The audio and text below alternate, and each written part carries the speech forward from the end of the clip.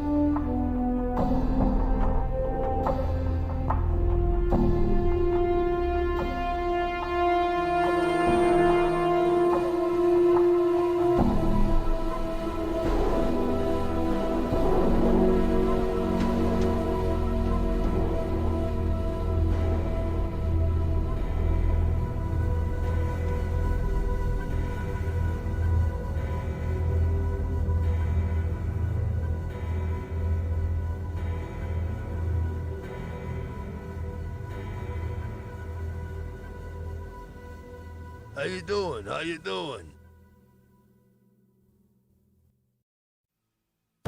Yoo-hoo.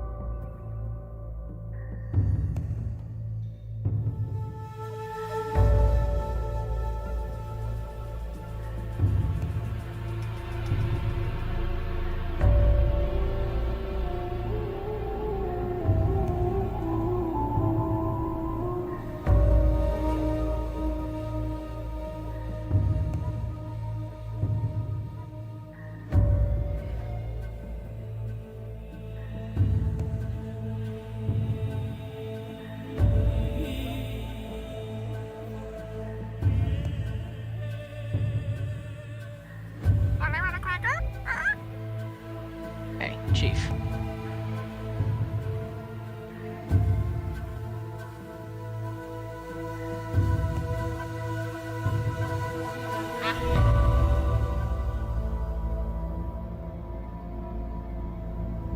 Hello, my friend. Stay a while and listen.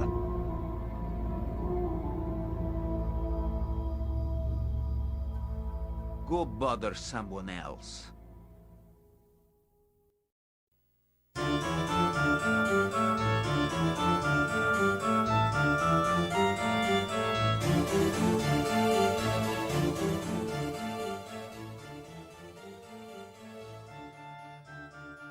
Hello everybody. Welcome, Miss Cinnamon. And thank you for the lurk. And welcome, We Did Fringe, XCOM JJ, and Parrotwise. Or should I say Farrodwise. It's good to have all of you here, and of course, anyone else who might be lurking in the chat. Great to have you here as well. Happy Friday. Hope you are having a fine day. Almost weekend. Weekend for some. Depends on the time zone, I guess. Civic Festival, I do not remember. I assume it's in the upper ward. I am expecting to leave Hive today. So we will probably see lower ward and upper ward, is my guess. But yeah, we will see. Yeah, Wuzo, we found Whoa, thee. that is a nice roll. That is actually a nice roll. Are you? Yes, you are in first place.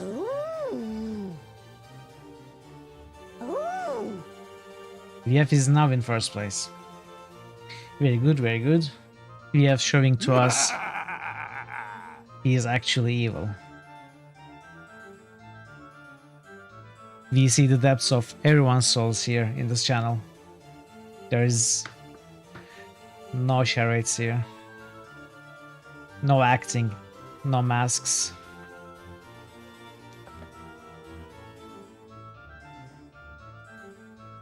I'm still surprised no one is rolling over 660. I'm really excited to see those characters, or for you to see them. I guess I know them since I chose them. We are prepared as a duality of man, that is true. VF is a whole range of characters. Anyway, since we don't have any early boosts or anything, I shall stop the timer and I shall jump right into the game. So, I almost missed somewhere where I assume is very important. So I will show you. So yesterday, after the stream, I told at the end of the stream that I was going to clear my inventory and make some coin basically by selling the trash in my inventory and buy those tattoos, right? That's where I left off. I did that. I bought the tattoos. I sold the stuff. I bought the tattoos, and I decided to go back to the Warrens of Thoth and Dead Nation's catacombs to kill the were-rats and the undead and the cranium rats that we left, right? For some extra experience and coins. And I noticed, I was also cleaning the ghouls here, and I noticed that even after seeing this door, I actually forgot about it, and I left the area after taking the bronze sphere, and we did what we did with Farrod and Anna and ended the stream. So when I came back here, I remembered this was a thing, and I actually saved here, and I left it like that to do it at the start of the stream. This is, I think, an important place. I just took a peek inside. I opened the doors and took a peek. I did not explore it or anything, so this is where we are going to start today. But only after these tattoos. So these are the 4 tattoos that became available after we brought the severed arm to Fel. However, to read 2 of them, we need... What's it called? It's called the Tomb. However, we need the Thief class for these 2 tattoos. And just like we can activate our Fighter Mage classes by talking to Dakon, we can activate our Thief class, which we acquired earlier, by talking to Anna. Hey, QP. Oh, it's you! Hi! Go away! Hello, QP. It's great to see you. Welcome. How are you today? Hey, Mary! The first time we see Meriadoc Brandybuck. Nice new character. Hey, Oh, it's you! Hi! Yes, you are good. You can be evil. See, we have rolled a 637. You can do it too. Don't give up, QP. Hey, Barden. The pain will only be passing. You should survive the process. Hello, Barden. Welcome. It's great to see you. Don't worry about being late at all. Oh, it's you! Hi! Maltea. Nice one. So yeah, we are actually the Squander it here. plan is we are going to talk to Anna, which we haven't done before, and then we are going to read the get the thief class. We are going to use the tattoos for experience, and then we are going to switch back to mage and explore the tomb.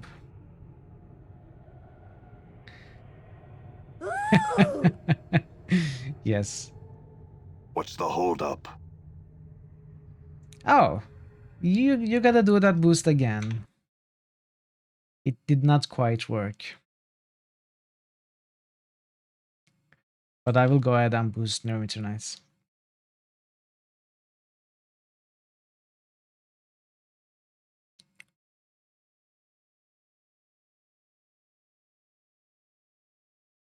New critical hits boost. Quiescent Pandemonium just boosted Coder 2. New critical hits boost. Quiescent Pandemonium just boosted Ooh. Kingdom. What is this? Did you New abandon critical Temple of hits Elements boost. level? Barden the Slayer just boosted NWN. No quote today. Dropped right into the complex work queries this morning. New critical hits boost. Quiescent Pandemonium just boosted Vampire. New critical hits boost. Vidiot Fringe just Wait. boosted Witcher. Oh, Witcher, yes, correct. New critical hits boost. Vidiot Fringe just boosted Ushtland. Wishland? What is Wishland?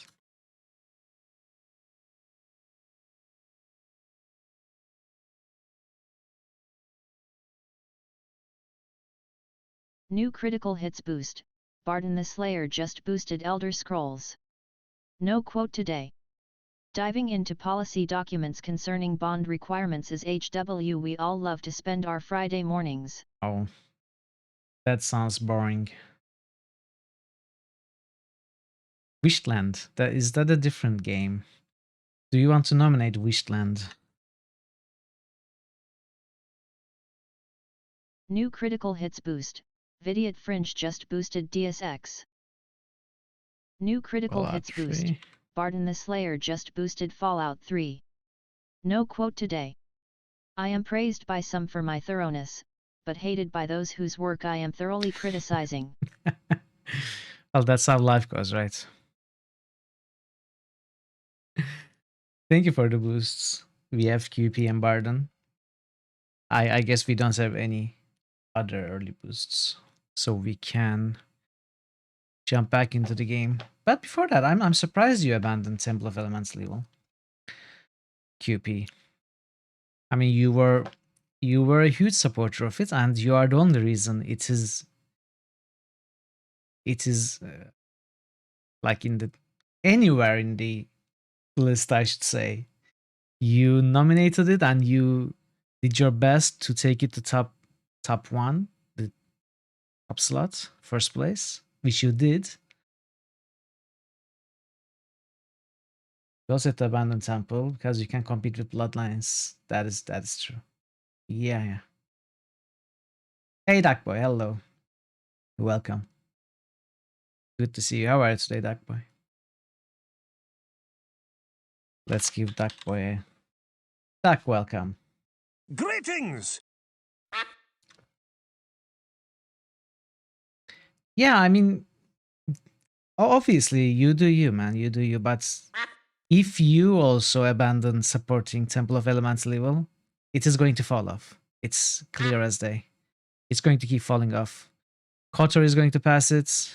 You yourself are boosting Kotor. Fallout 2 is going to pass it. Eventually, Kingdom Come and Dragon Age are going to pass it. And obviously, Elder Scrolls Arena will also pass it, because those are all games that are regularly and constantly boosted.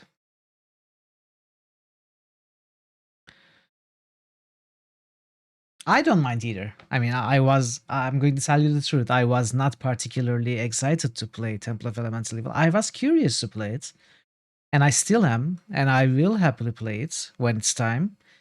But I was not particularly excited to play it, if that makes any sense to you. Alright, back to the game. So yeah, let's start. Let's start the timer and start the dialogue with Hannah. Aye. What is it you want then?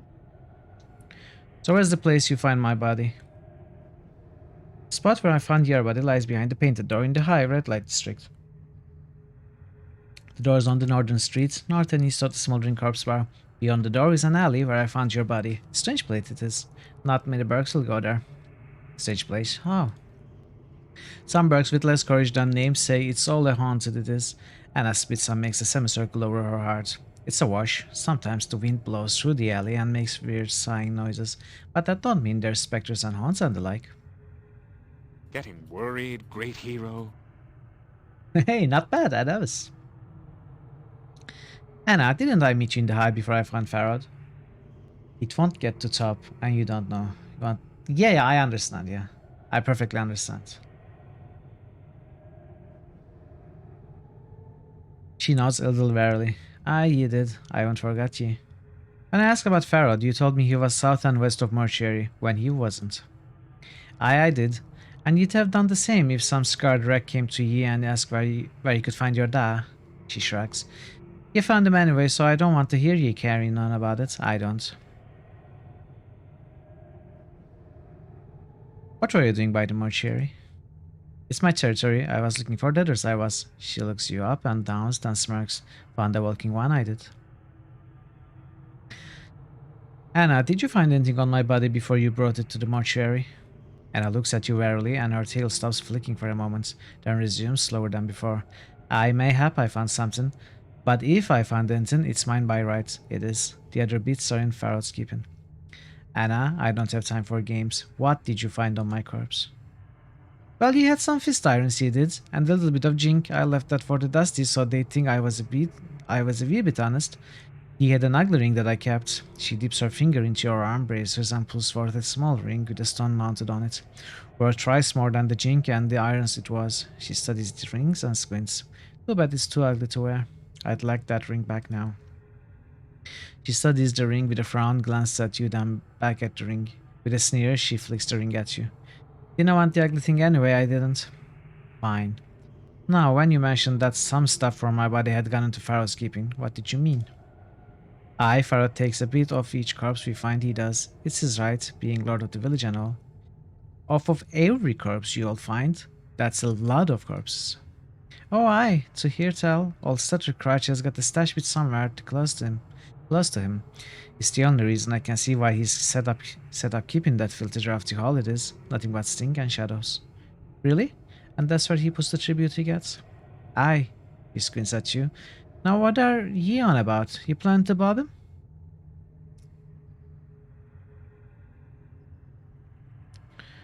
No, I've no cause to do such a thing. Pharaoh's done me no harm. Well, good. I'm warning ye against such a thing, I am.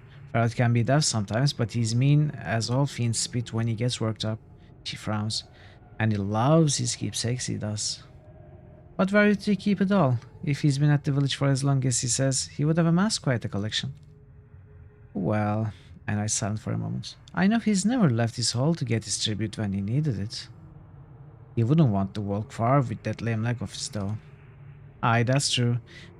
But only if you don't watch him careful. He isn't lame though, he puts on a fair show and be weak in the leg. So that crutch of his could be a portal key? Anna frowns in thought for a moment, then slowly nods her head. Aye, there's a thought. She shrugs. I wouldn't know how you'd use it though. Maybe you just need to have it. Maybe we'll find out. I had some other questions. Anna, when Pharaoh went to return the tribute he took from my day, he vanished for a while. Then he came back, but he never left Ilwind Court. Do you know where he went? You're hungry, alright. Enjoy your food and thank you for the lurk cube. Oh, aye, to hear tell such a crack.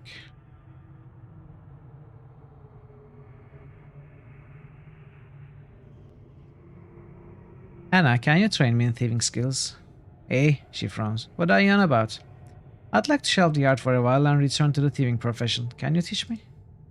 She looks skeptical, then rolls her eyes. Aye, I can. But to do it, you'll need to shut your trap and listen to me, and follow my lead, Jig.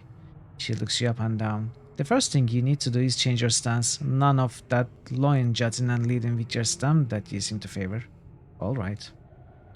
Anna puts you through your paces. At the end of a short while, she takes a step back and nods. She seems impressed. Aye, you got the hang of it. Quick to catch on, you are. I have some other questions. Nothing, Anna. Okay, so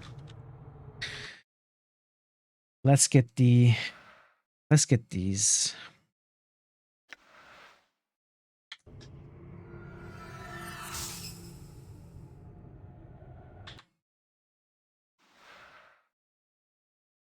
Oh, there was no dialogue, no nothing, no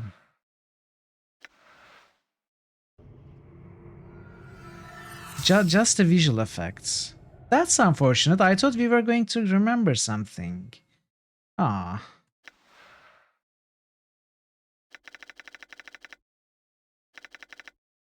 That kinda made me sad.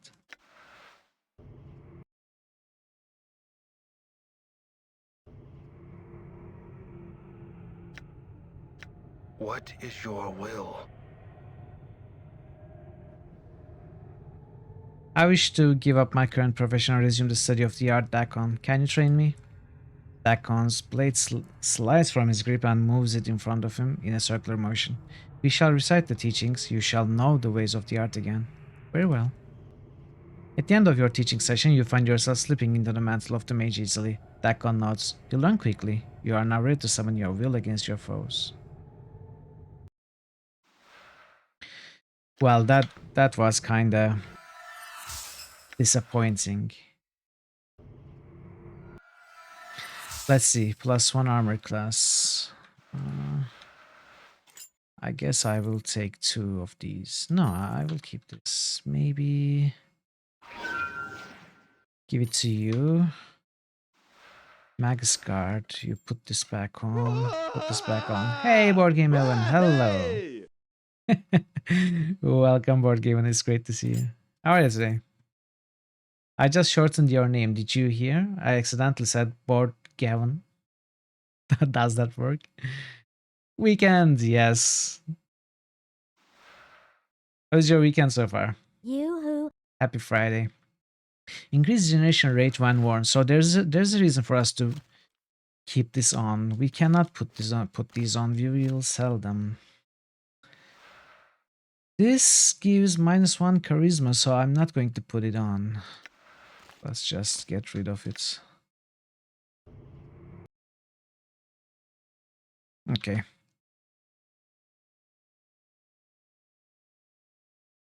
I also dropped Soego's skull somewhere yesterday. I need to pick it back up. I don't know why I dropped it. I don't know what I was thinking. I need to pick it back up. I don't remember where I dropped it, but I guess we can find it out. It's on just starting, so not much going on yet. At the few new interviews from Spiel. So that sounds good. So productive weekend. With a new review and a drop coming soon. That sounds good. Sounds great. For those who don't know, by the way, I assume everyone knows, but Board Game Evan runs a YouTube channel where he does board game reviews, you know, and there are videos of the convention he visited lately and interviews he made there. There are all sorts of very cool board game related videos, so if you are interested in any of them, I recommend you pay a visit. If you want to share your link, Board Game Evan, you are very welcome to. That's what we are talking about, chat, in case you are curious. So I guess I go to the tomb now. Sure, the least I can do. As you open the gate, a cold wind rushes forth. You begin to shiver as you hear the song of a voice whispering, although you cannot make out what it says. In a second, it's gone and all is silent. You realize that you have been here before, and you have a strong feeling that your companions must not follow you in. I'm going in alone. Wait out here for me. Let's make a hard save here.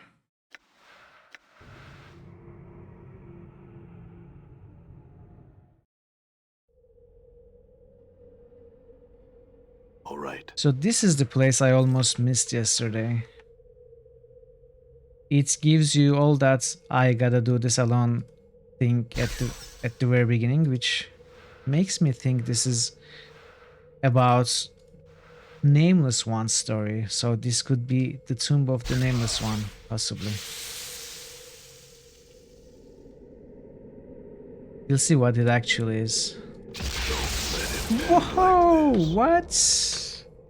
Your sound card works perfectly. Hey, Angry Chair X. Angry Chair X. Thank you for the follow and welcome to the channel. I hope you are enjoying the stream. You timed it almost perfectly. I mean, with the last one at least.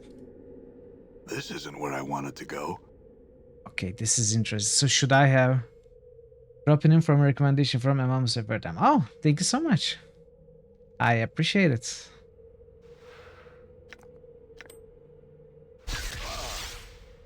Momus is a great guy. Good friend, great streamer. You know. Maybe we can give a shout out to Momus since it's a good opportunity to do so.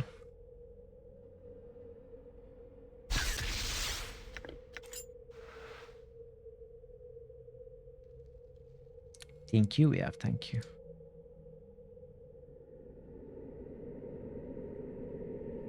So this will kill us. Yes. So whenever we step on the Torment symbol, this is the Torment symbol, right? Am I getting it right? Is this the Torment symbol? Whenever you step on it, we die. What am I doing here?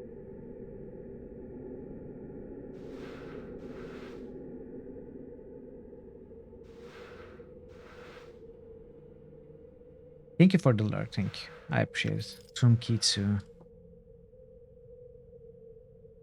So are we supposed to die? Maybe we are supposed to die. End like this. I mean, dying doesn't hurt, so I might as well. Why not? Feels like I've been strained through someone's bowels. This isn't where I wanted to go. Yes, it was. It's exactly where I wanted you to go. Maybe we don't have to die. Maybe we just have to pick up the key. What the hell happened? No, we have to die. Let it end like this. I'm gone. I think we have to Like I've die. been strained through someone's bowels. Heck yeah, we are not being teleported now that we have died in all of those places. Okay, let's see. Such a weird mechanic, right? You have to die to solve the puzzle. What little life there is in the world is draining out this hole in my body. The world can burn, the planes can burn, just give me life. I will destroy this life so badly, break it, smash it, and stain it in blood and feces, so you cannot live it either. Let all creation burn, for I cannot die. Examine the panel. The panel is crafted in such a way that it can recess into the wall. Push the panel. Push the panel, it slides easily into the wall. You hear a click from the sarcophagus behind you. This inscription looks like the directions on your back that Marte read to you in the mortuary. I know you feel like you've been drinking a few kegs of Styx wash, but you need to center yourself. Among your possessions is a journal that will shed some light on the dark of the matter. Barrett can fill you in on the rest of the chant if he is not in the dead book already. Continue and refresh your memory. Don't lose the journal or we'll be up Styx again. And whatever you do, do not tell anyone who you are or what happens to you, or they'll put you on a quick pilgrimage to the crematorium. Do what I tell you, read the journal, then find Farad. To your surprise, there is one more line, one that Morte didn't read to you in the mortuary. Don't trust the skull. I remembered there was an extra line, which Morte understandably does not read us. I did not remember where we would find it eventually. So it's apparently here. Push the panel.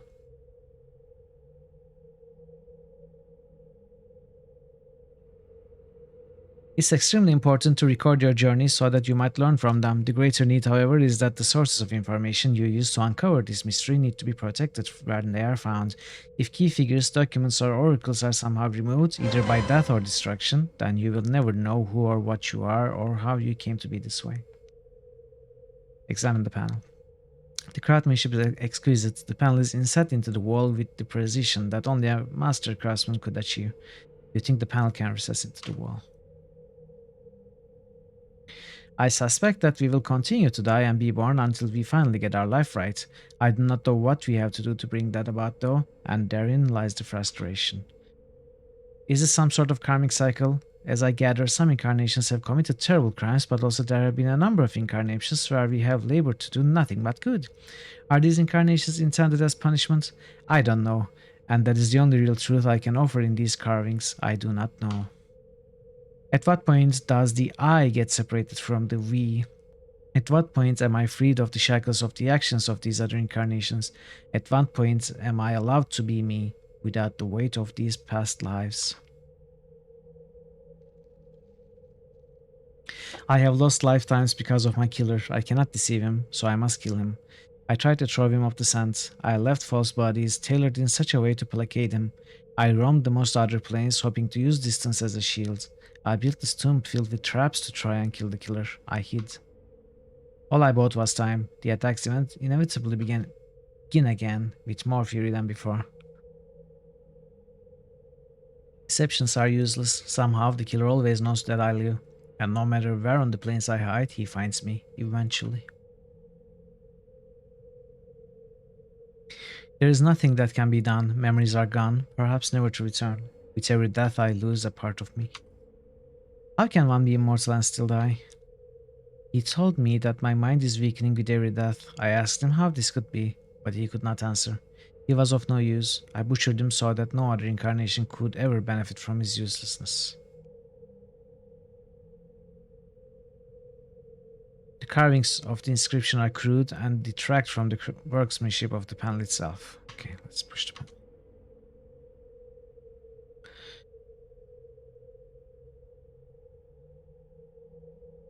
Oh. I just realized. See, this panel is well crafted. Craftsmanship is exquisite. The last one was crude. So I assume these are from different incarnations, made by different incarnations. It's not the one who made the tomb, but different incarnations came here and made the tablets. So they said you have been divided. You are one of many men. You bear many names, and each has left their scars on your flesh. Lost one, immortal one, incarnation's end, man of 1,000 deaths, the one doomed to life, restless one of many, the one whom life holds prisoner, the bringer of shadows, the wounded one, misery bringer, Yemeth. Yemeth? What? I grow weary. This spell is finely crafted. Fear names. Names have power in identity. Others can use names as weapons. Names are a hook that can be used to track you across the plains. Remain nameless, and you shall be safe. I am the nameless one.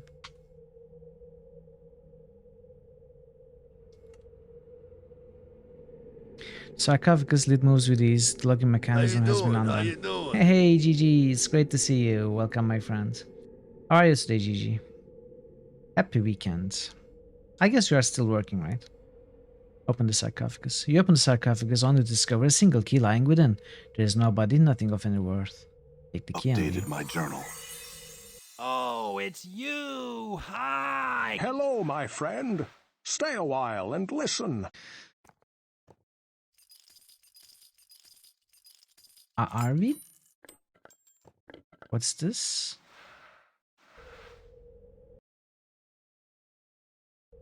I mean, are we still missing something? Food break, but yes, working. Happy Friday, gang. Enjoy your food. Oh.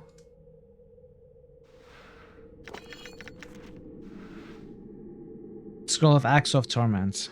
Happy Friday! Allows the user to cast Axe of Torment. I am the swarm. Hey, Kerrigan. This spell summons a mystical giant battle axe. As a final blow, axe will cause a magical effect to occur.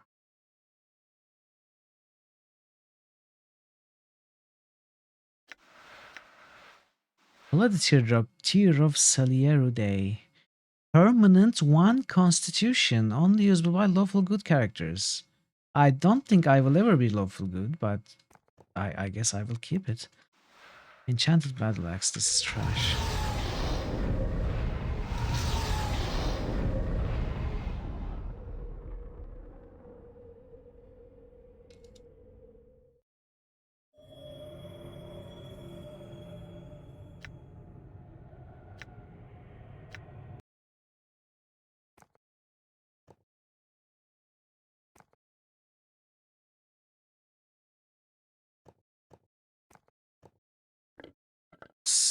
Oh, wait. They don't stack, why not? Not Charm. I thought we had another Not Charm. Invoke Strength.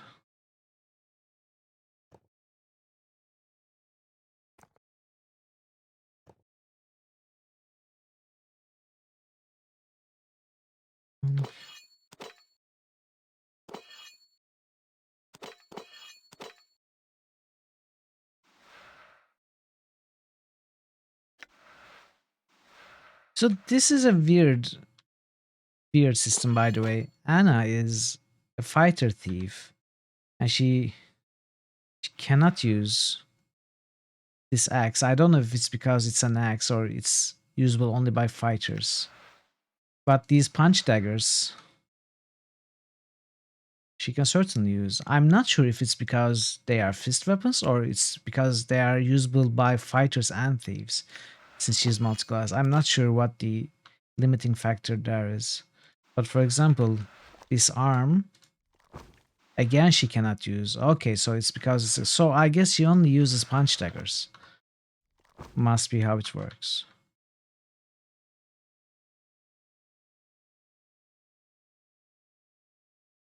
So we are keeping this hammer. I don't know for what reason. Are we even going to get a companion who can use hammers? Might not be the case at all. Well, we are done here. This was what we almost missed yesterday, and I think it's kind of important. So let's talk to Marte. Hey, what's eating you, Chief?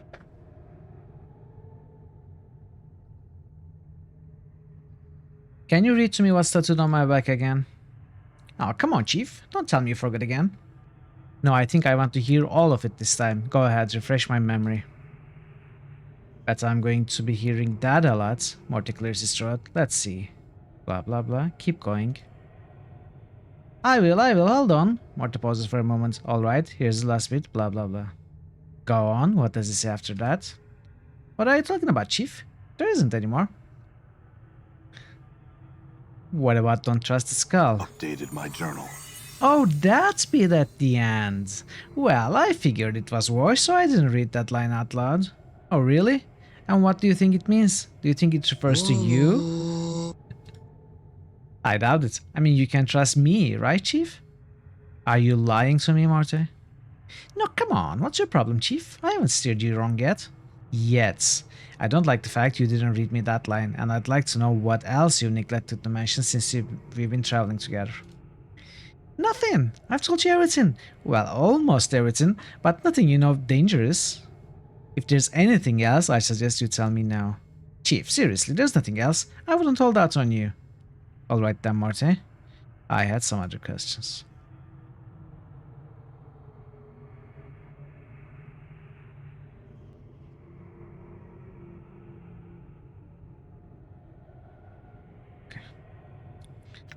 Let's see if there's What anything is your will? with these. Probably not. Aye. What is it you want then? I wonder if we can kill Pharaohs and rob his stash. Obviously, I'm not going to do that as a permanent thing, but I'd be curious to see how it works, like as a temporary thing to reload back from. Hey, old fashions. Hello, it's great to see you. Welcome in. How are you today?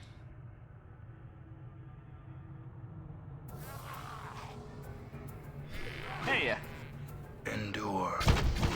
In enduring, grow strong.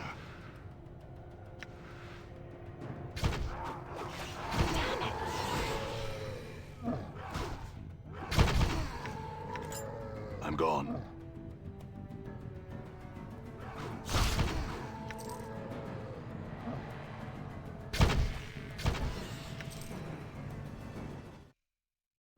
I'm gone.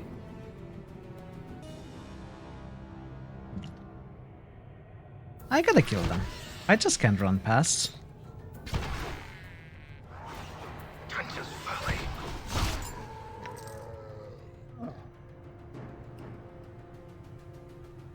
Trenches Valley. The clock sings true. Oh, another thing I did and forgot to tell you, I bought all the spells from Old Mabeth. Go for the eyes! So we are not missing any spells sold in the Hive, I think, unless I'm mistaken, which I might be. I might be forgetting something, but if I'm not, I think I bought all the spells in the Hive. Damn. All right. Another thing I did is, by the way... Oh wait, I'm in the... I mean, I guess it's not very important, but I killed some thugs who were guarding the gates to these catacombs. They were asking for coin when I tried to exit the area. So I bashed the door open and killed them. Can you blame me? You would do the same. I'm gone. See these. Forced it. Then they respawn. Damn it.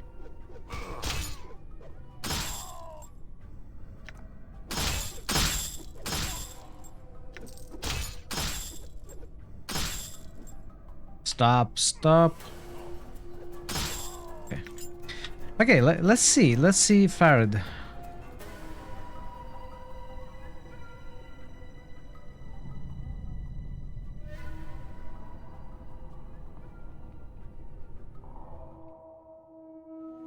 I'm gone.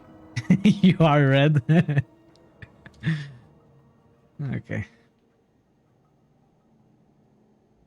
I had some questions.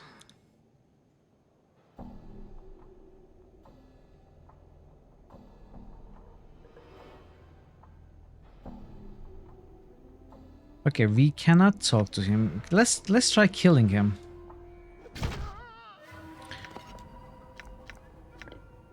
Well, Anna had no trouble or no problems killing Farad. As you approach the archway, it begins to shimmer faintly. You notice that Farad's crutch emits a similar glow. Touch the archway with the crutch. Farad's Vault. All right.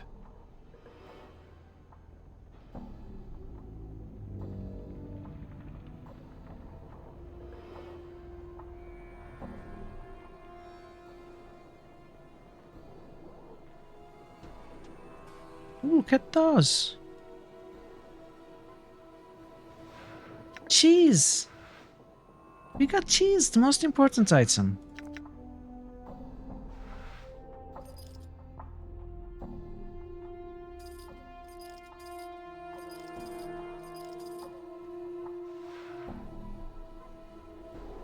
Hmm.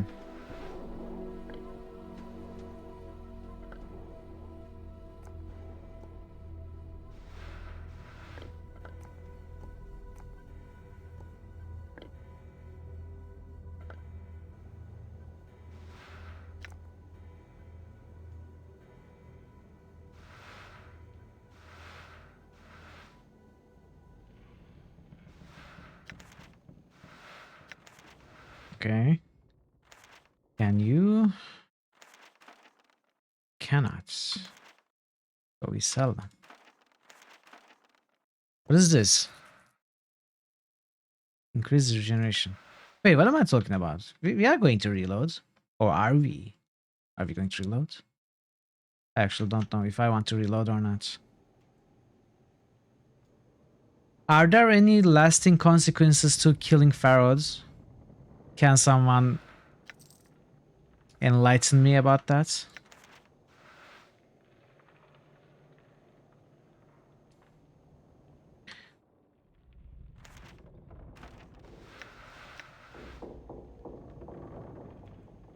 You would recommend not killing him now. Alright.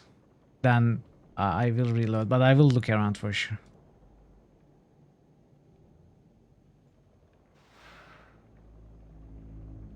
You know, I want to loot. I will just look around. Then we will reload.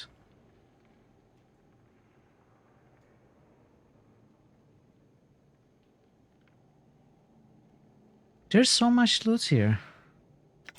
Let's check what this is. Angelus eye.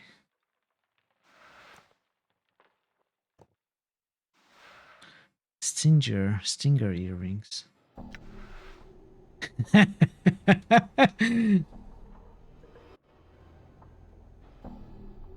All right, let's load. I just wanted to see his world and how we would open it. You don't know what else a good hero man means? Okay, so that's a joke from Quest Regular 5. There is a character in Quest Regular series which appears in Quest Regular 1 and 5. In 1 it's not really interactable, but in 5 it's a main character called Toro. It's a Minotaur. So this Toro has been the protector of Elsa, a princess, a brigand princess, since the first game. And he talks just like that, like hero man good. We are the hero man, the character, the main character. He calls us hero man, and he says Elsa good, Elsa good, hunter, stuff like that.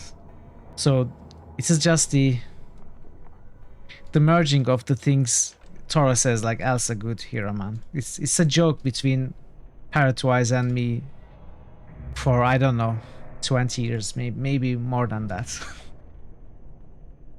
So it's a very inside joke, but since we played the game, I put it there.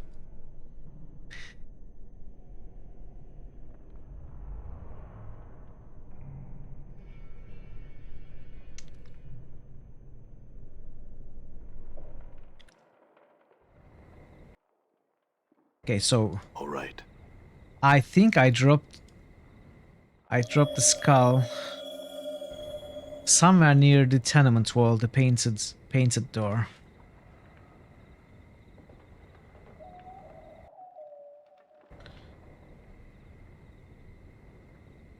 If I don't find it, then I'm not going to bother looking for it for a long time. But I'd like to find it.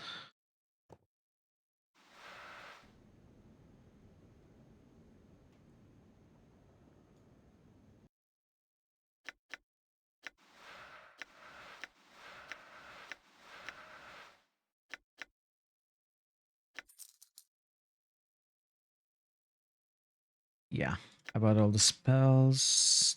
These I have to find somewhere to sell, I guess. 1, 2, 4. Do I even have to keep these? Probably not.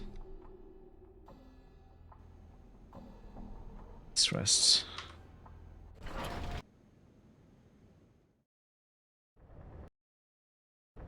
I'm gone.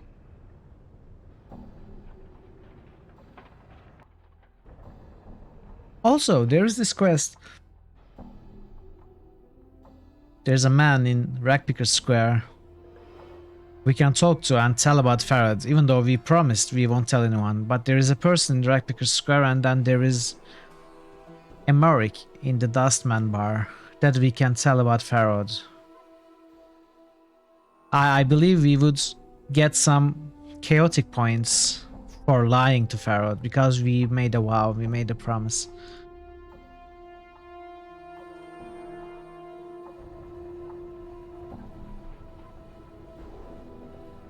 Is it rat spawn?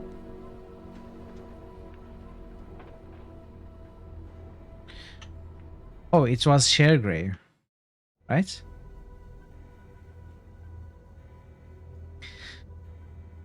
Have you done what I asked of you? Found out what he's up to? Yes, Pharaoh's supply of dead bodies is coming from the catacombs beneath Sigil. He makes a lot of jinx selling corpses to dustmen already buried back to him. Updated my journal.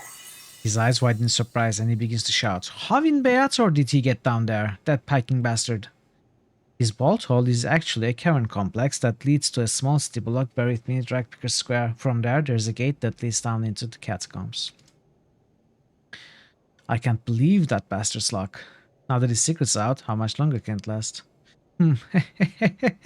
Soon the man is laughing merrily. You're right, you are. Here's your gin cutter. Enjoy it. They're still neutral good.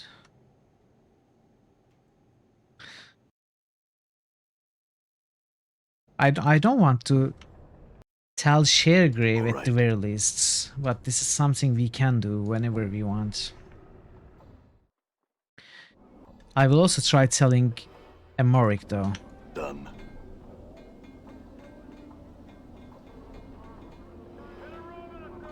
Oh, a Black Abshai. I mean a free XP. Oh, what's this? A lot of corpses have something. Oh, right. You dog's What the heck? What happened there?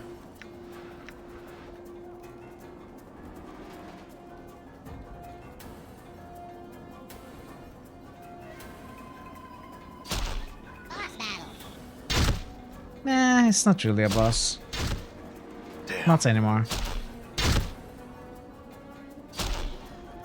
Trell is a dusty. Maybe I should join the Dustman faction. Not really though.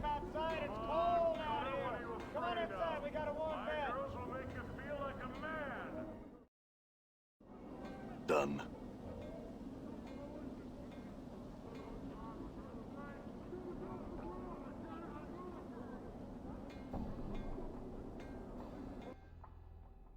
Oh, yeah.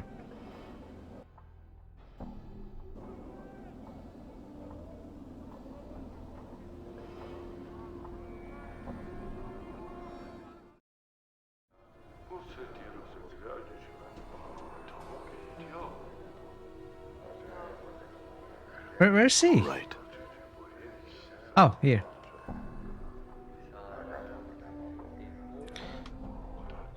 I spoke to Pharaoh and discovered where Pharaoh is getting the bodies he brings to you. Oops.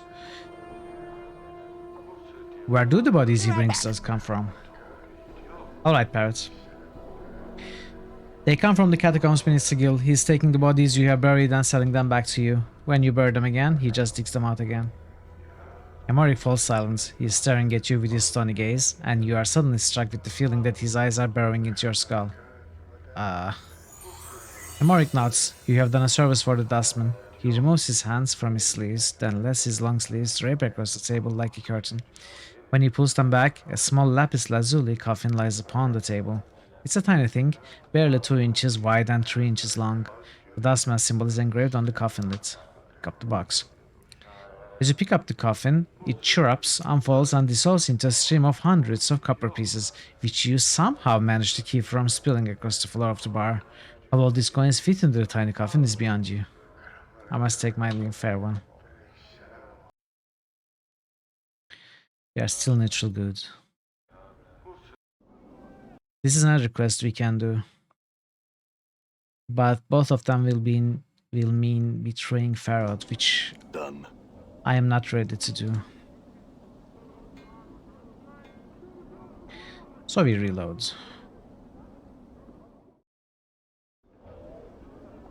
Done.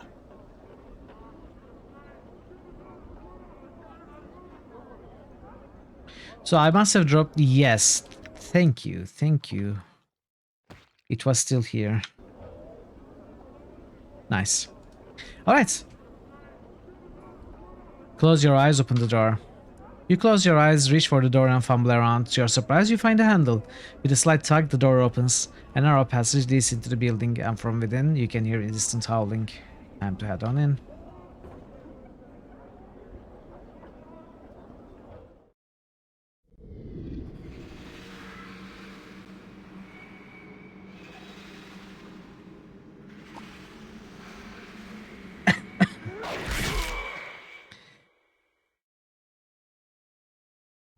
Well,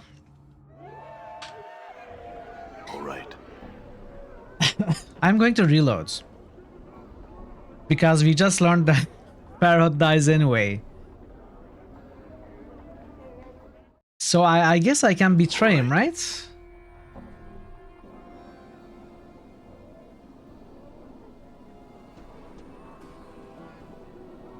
I can at least get some experience. He dies anyway, who cares? I was going to betray him anyway.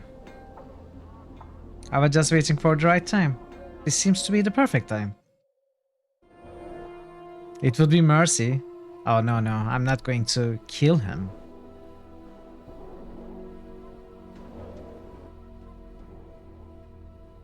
I went to the wrong place. By the way, I think those are the shadows. From what I understand, we encountered one shadow in Lady of Pain's maze. And you might remember in one of the panels we read in our tomb, it was said, the killers come eventually. Whatever we do, even if we hide, even if we run, Updated my journal. they come. So it must be the shadows, because when we first left Mortuary, in the short cutscene, a lot of those shadows had gathered around the slab that we woke up on. And now, again, a lot of shadows have gathered around Farod, so they are chasing us. They are right after us. I'm curious to see what will happen next.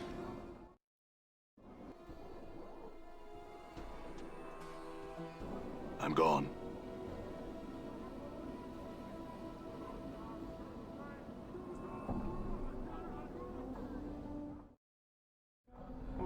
I'm gone.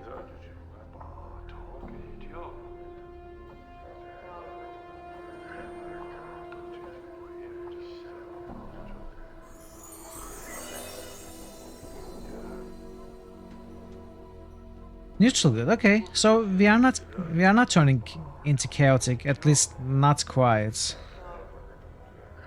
Not yet. All right.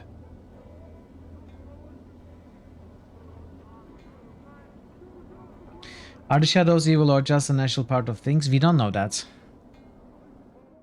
We don't know what the shadows actually are.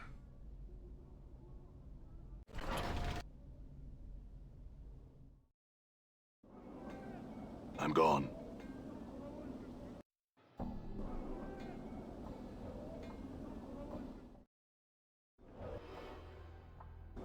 All right.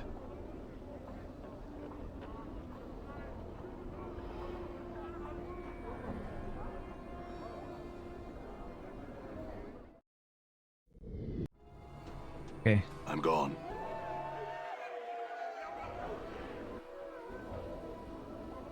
All right. I'm going to try and loot Parrot's leg before we go in there.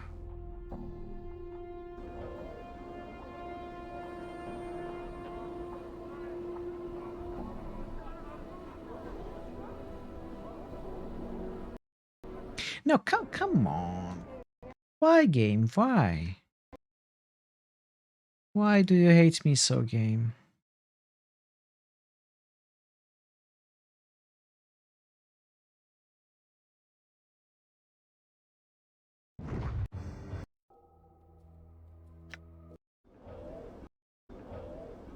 I'm gone.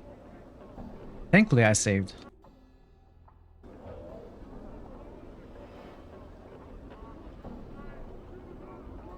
It crashed 3 times yesterday. It's not a lot, but it's more than Baldur's Gate 2. I'm gone.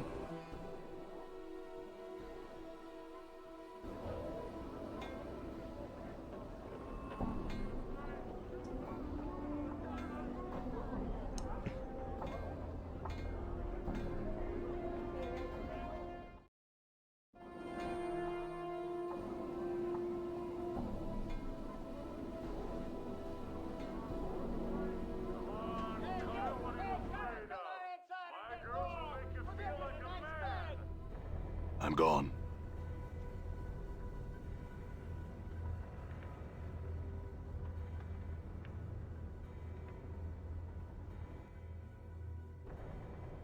By the way, anyone who is interested in the Worms Armageddon tournament that we are planning, I have made some decisions about it. First of all, it's happening. I'm going to be making a new channel in Discord today to discuss the details. And I'm going to make a community events announcement on Discord for anyone who somehow still have not heard that we are organizing it. So I will give it a week. Right now 6 people are interested in playing. I will give it a week to see if anyone else is interested, and also to flesh out the details. So at the end of the week, meaning in 2 weeks, we might start playing the games. And I am thinking, although these are going to be discussed on Discord, but I am thinking it's going to be off stream, and it's going to be everyone playing against everyone at least once, best of 3. Done. And then some are eliminated. Then we have finals, etc., something like that. But yeah, we will talk about it on Discord. I will make a channel to talk about it. Have I tested remote connections? No, I have not. But we will find a way. I'm not worried about that. I think we can easily find a way to do it.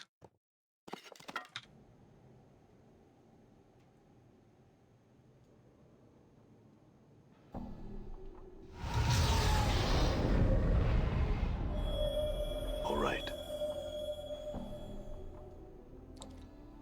This lantern sheds a soft yellow radiance. It doesn't flicker like a torch or candle flame. This looks like it was a gallows pole. Now only a lantern hangs from it. Done. You know what? I don't need all of you.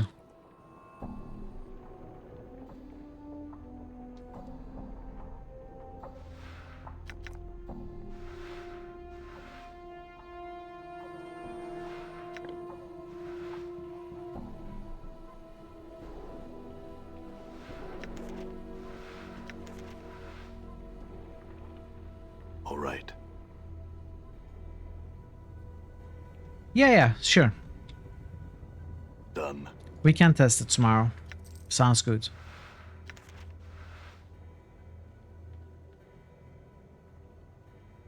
Done.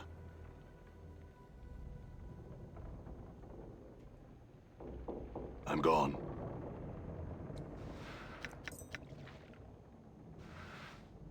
The edges of these shelves used to be covered with symbols, but they have faded away. Perhaps this was once a library? Perhaps? These beams look centuries old and look hard as stone. Done.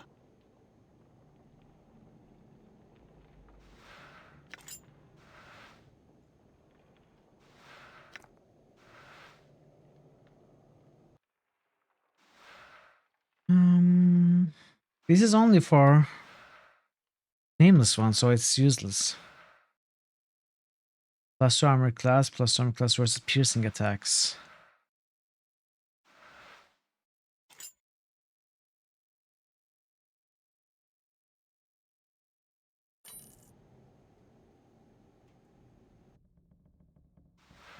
I will keep that one. 10 stealth, 5 open locks. Let's get rid of this.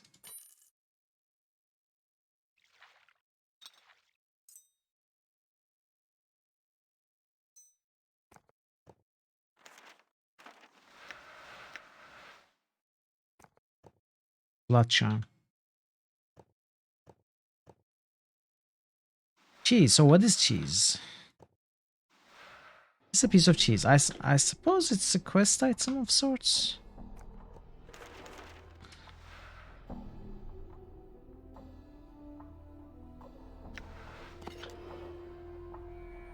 I think I should keep this also, since it's a portal thing.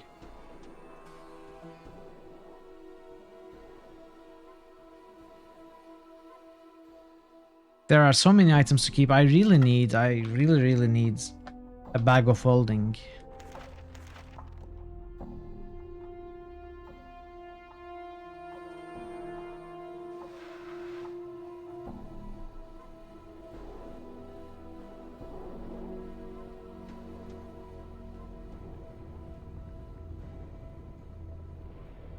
Portal back to Farrod's Court.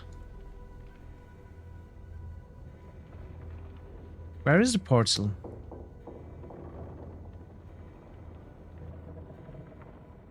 What?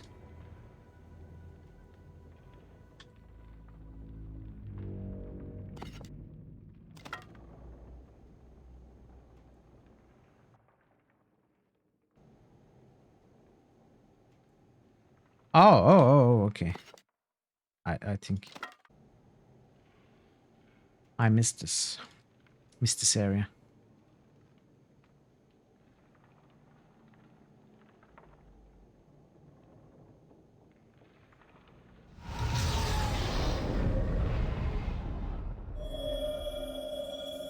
I'm gone. All right. This worked well.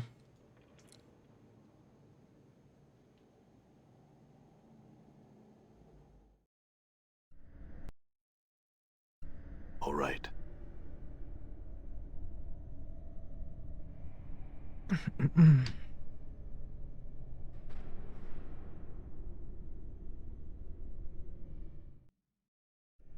Done.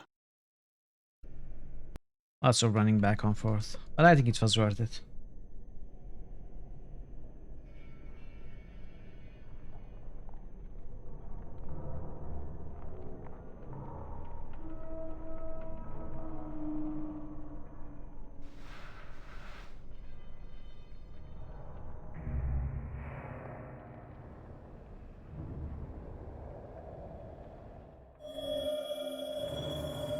I'm gone.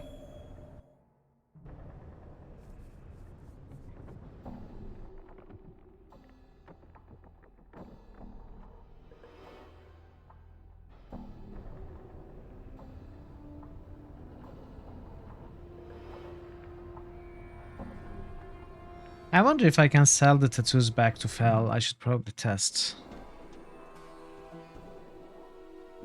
Done.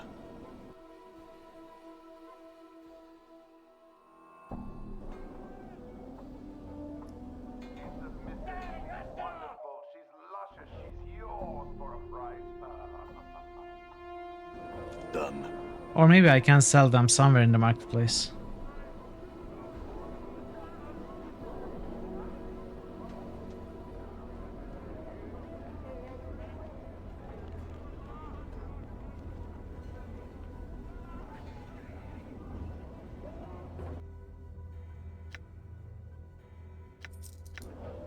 Come in, Basher.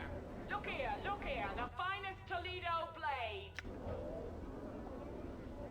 No, not this one. This one?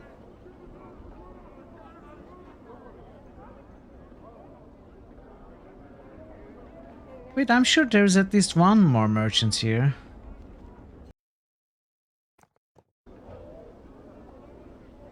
Actually, I'm not sure of that at all. Maybe there isn't.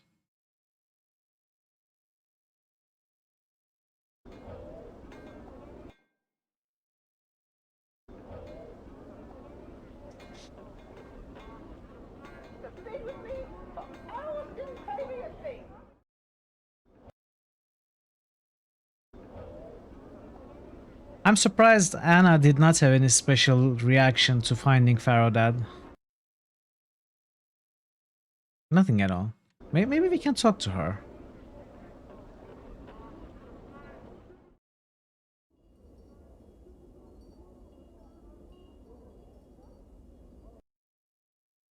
Oh, we cannot sell. I guess I could have sold the scrolls to Mabeth, but I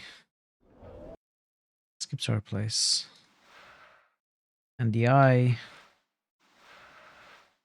Oh, I also bought this set of teeth from Martha, the seamstress, at the buried village. Done.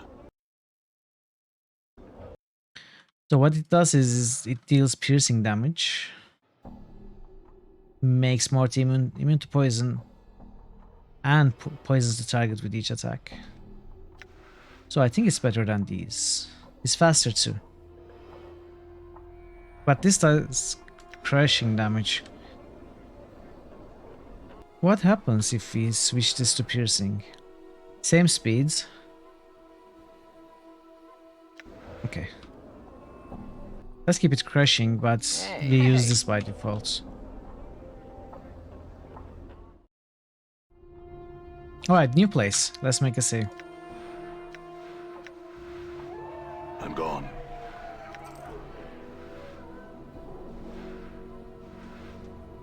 You see a slender tiefling girl standing with her back to you. You notice that both her hands are and the appended table in front of her are smeared with a fresh coat of what appears to be pink paint. She seems oblivious to your approach. Greetings. At sound of your voice, the girl turns her head to regard you. Her face, though somewhat dirty and spattered with drops of pink, is strikingly beautiful. She flashes you a wide, mischievous smile, then returns her attention to the makeshift canvas. I had some questions. The tiefling girl seems totally immersed in her artwork. She ignores you entirely. Aye. What is it you want then? Oh, Anna, do you know how Farrod died? Aye, she shakes her head. I dunno. No one with half a mind would.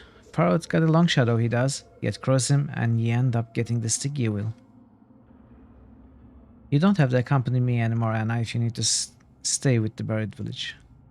Nay, Anna interrupts you. I don't need to be in the village, and I was wondering what I'd do if Farrod got penned in the dead book I was. She snorts. Oh well, he's probably mounting someone's wall in the hells he is. But he's your father, don't you? Not me real dad, he wasn't. Her eyes take on a hard look. He was greedy and he was stupid and he was selfish and he was weak. She frowns. And now he's dead. And that's all. That's cold. He's probably in denial stage.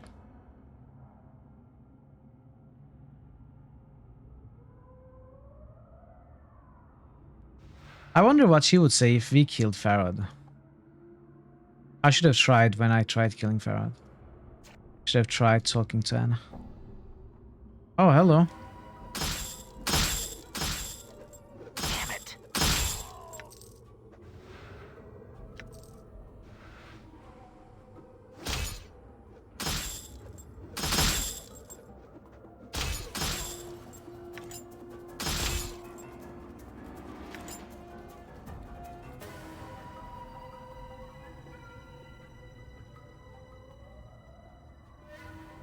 Stand away from me, Mort. I think I know what's happening. I can't stand anywhere. It's this leg thing, you know? Find a way, skull. Oh. Can I make Mort talk to... Oh, by the way, she said Mort, not Marte. So Mort. Okay. We are learning all the correct words. First, Sigil to Sigil. Then Farrod to Farrod. Now Marte to Mort. Okay. Aye. What is it you want then? All right.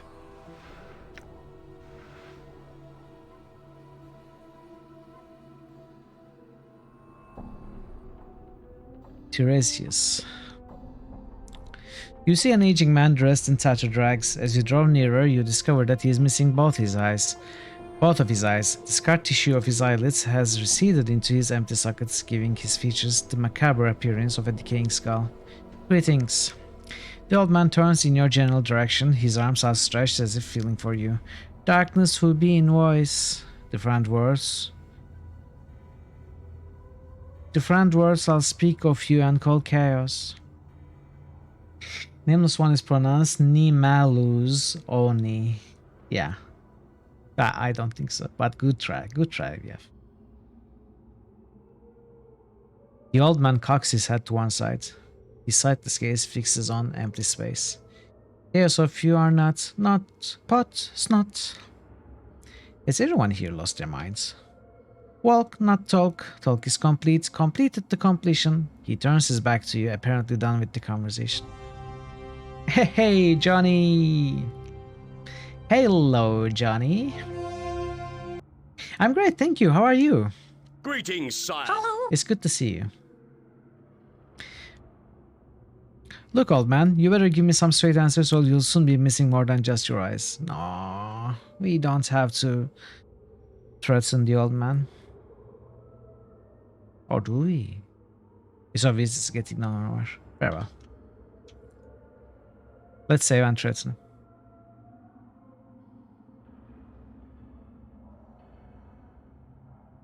Speak the words of chaos and you'll call me friends.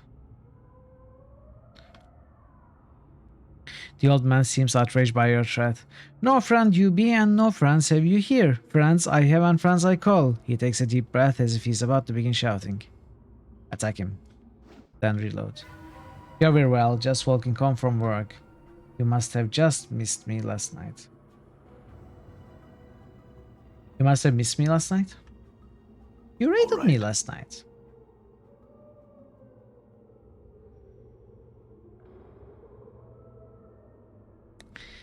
You see a figure hidden amid the shadows in the corner of the room. As you draw near, a young woman steps out to reveal herself. She is dressed in a loose-fitting tunic, which together with her short-cropped hair and slender frame gives her a rather boyish appearance. I wouldn't go in there if I were you. She nods in the direction of the door on the south wall. You want to get food? I don't know. Yeah. Yeah, I remember now. You said you were going to get food. Yeah, that's true. Ah, well. I think I ended a little early yesterday, right? Did I? Actually, I don't remember. No worries though. It's perfectly fine. Are you streaming today? Return to my account maybe? Why? Who is beyond the door? She winces at the sound of your voice, putting a finger to her lips to indicate silence. She pauses for a moment, then answers in a hushed voice. A whole mess of them howling lunatics, that's what. Looks like they are having some sort of gathering, won't be able to get through to the alley until they clear out. Howling lunatics? Lunatics? Is there an echo in here? Yes, howling lunatics. They belong to the Starved Dogs barking gang. A band of barmy Saustects. Cowstacks. Xao. Zao, I don't know.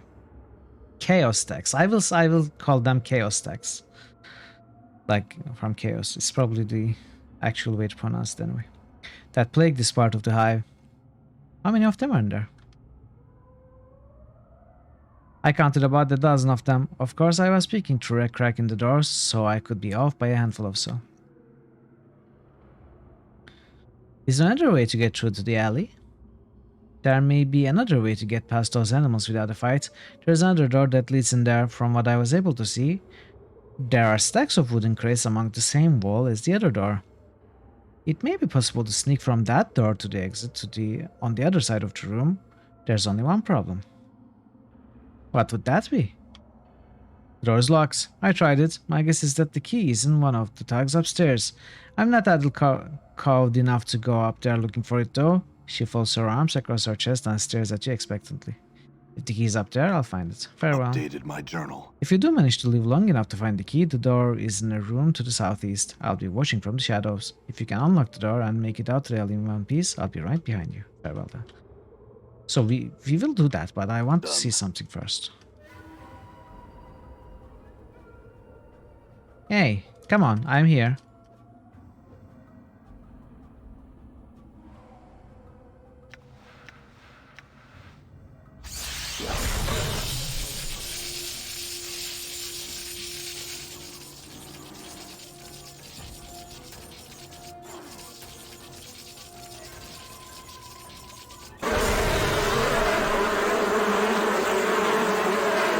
Okay.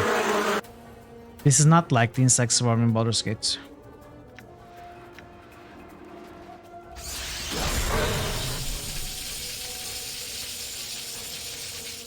I'm gone.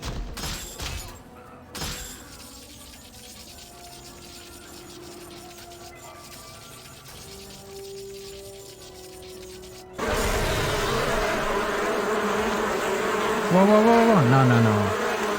I'm stuck.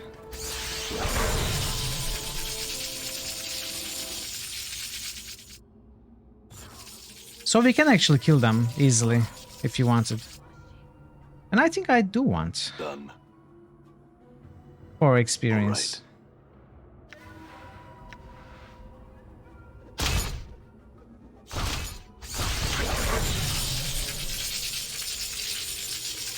I am wounded. Do they stack, I wonder?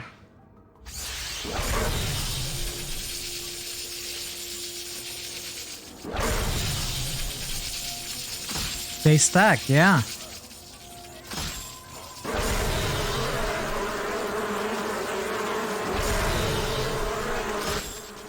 Done. Okay. Sure, why not? I'm gone. So we can do it without a fight.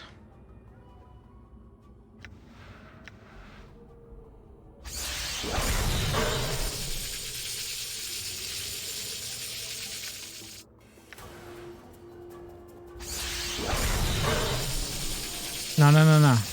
Am I stuck? How do I manage to get stuck every time?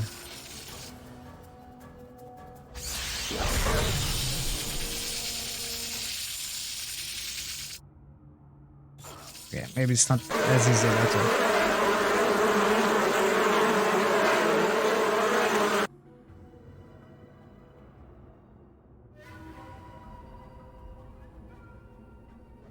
One more try.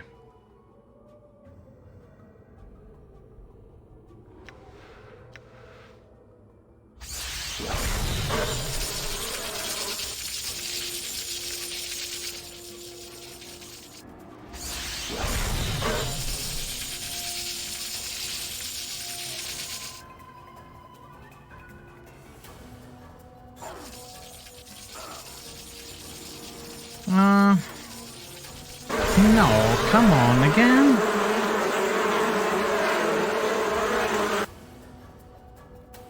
Okay, we are fine.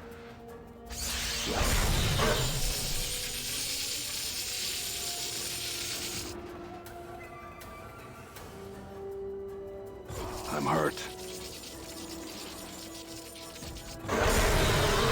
Nice.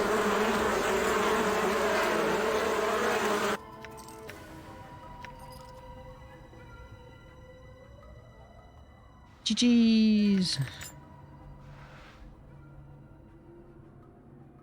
Leveled up too. Nice. Spell memorization abilities has increased. So what stat do I want? I think I want charisma. I'm not worried about getting 25 intelligence. And we might end up getting 25 intelligence anyways. We are going to get +2 from level 13 mage. Then, I mean, tattoos and such, we can easily get to 25 if you want to. So I think charisma is the better one.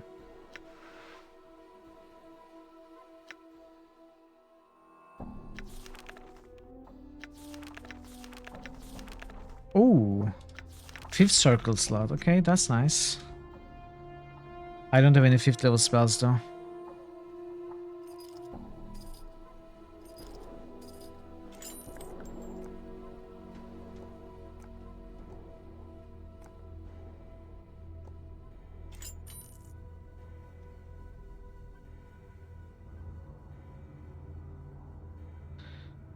So the exit is here. Obviously, we are not going to exit. The key that we were told to find upstairs should open this door. From the other side, obviously. Then we would sneak without being seen. What's troubling you? Hey, point and click. You got Princess Leia. You are not nearly as evil as yesterday. Welcome, it's great to see you. How are you today, PTC?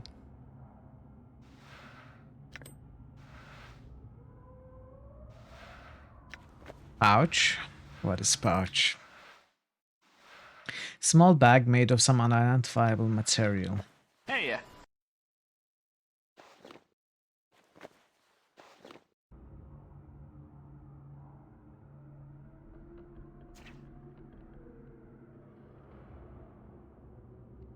Okay, upstairs is here. Iron pry bar. I do have a pry bar, don't I? I do, yeah. Oh, maybe I should do something like this.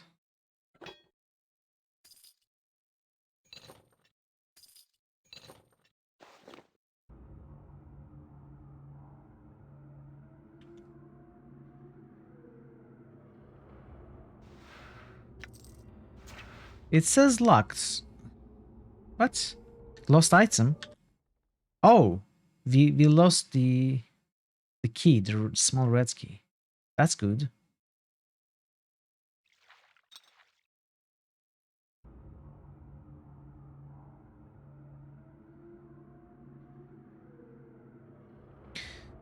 PTC, have you played Gabriel Knight 3? I'm curious what you think about that game if you have played it.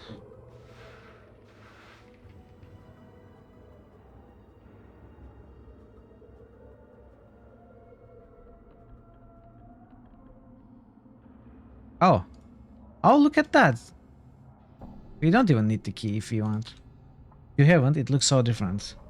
Yeah, it looks different and the controls are different, but that's not what I was going to ask your opinion about. I was going to ask your opinion about the puzzles.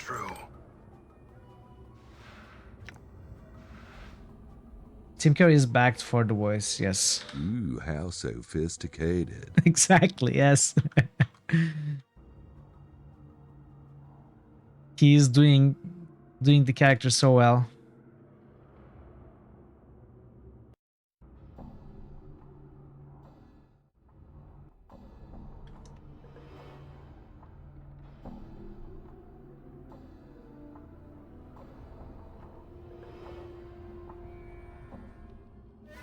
There's even further up. I'm hurt. How did I like it? Well, I didn't finish it yet. I think I'm nearing the ends. I might be able to finish it this Sunday. But so far, it is much better and much more difficult than I imagined it would be. It's definitely, at least some parts of it are definitely much more difficult than any other Gabriel Knight game.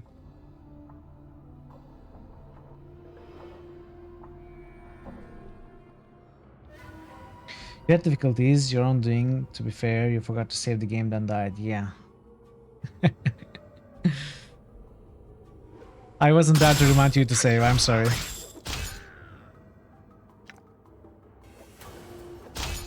I'm hurt. No, what? What? Oh, we barely survived that. Okay, I don't want to die, so I'm going to use a few of these.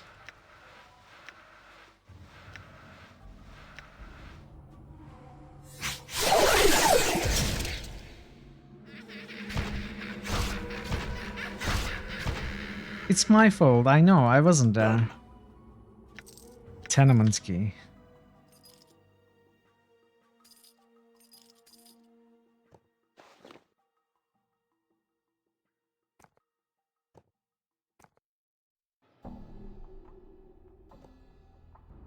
Look at it beat, yeah.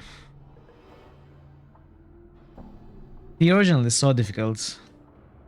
I'm gone. Compared to the remake. The remake and the original are pretty much the same. I mean, 99% it's the same game. Story and puzzle-wise. I'm gone. Let's say 95%. But the convenience tweaks, the hotspot highlighting and stuff, and the better graphics make all the difference.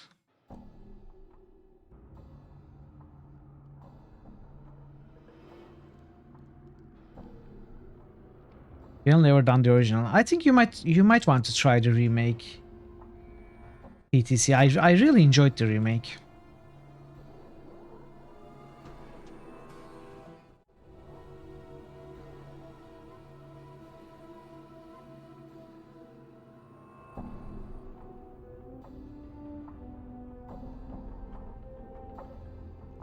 Alright. I think we did everything here. I don't think I missed anything, hopefully.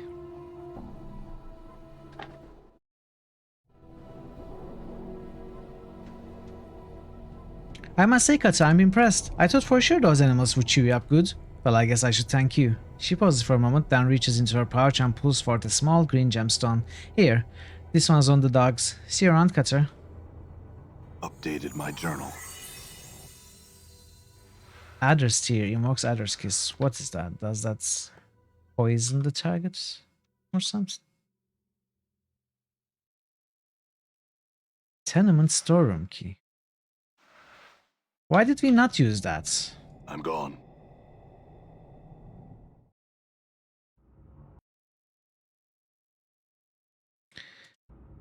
There is nowhere we have not been able to get in, right? We have pretty much been able to enter every room.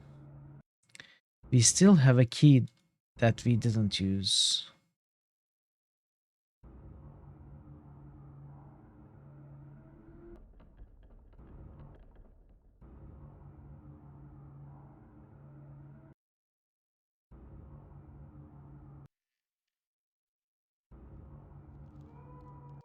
Oh well.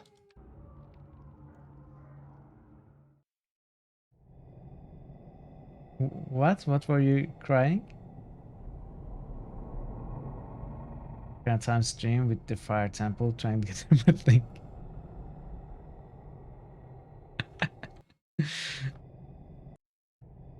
I'm gone. Okay. Massive iron gate is rusted shut. There's no way it'll open. Okay, there is a interaction there.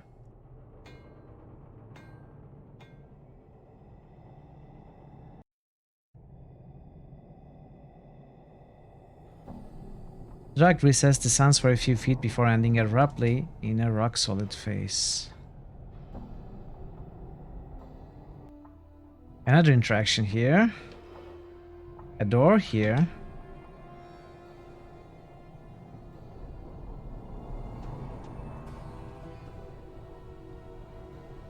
We seem to be stuck. Maybe we can't come from this way? Let's see what is here.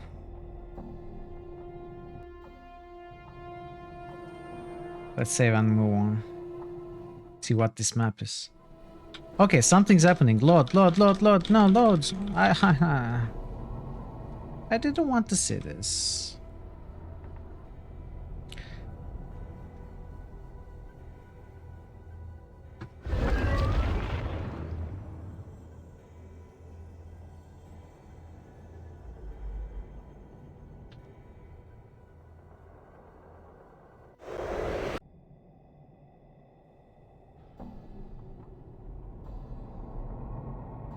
Come on, I want to load.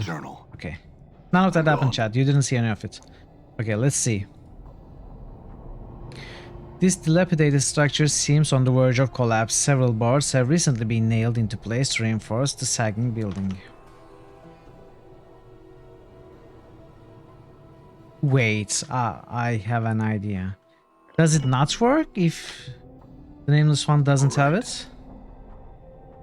Oh, okay, my idea was wrong.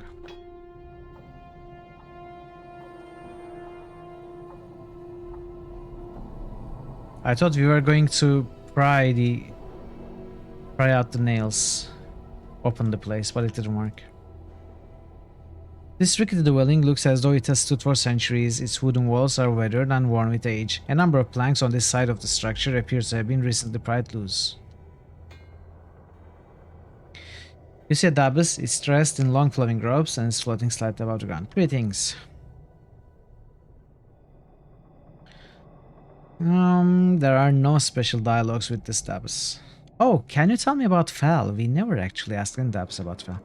A lone symbol appears over the Dabus's head. It's a white oval split by a black lightning bolt. The Dabus floats the symbol for a few seconds, then turns away, ignoring you. Farewell then.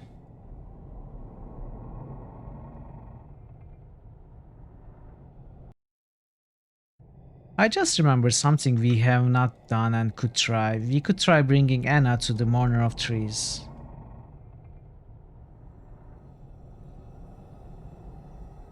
Okay, so we cannot pass from here.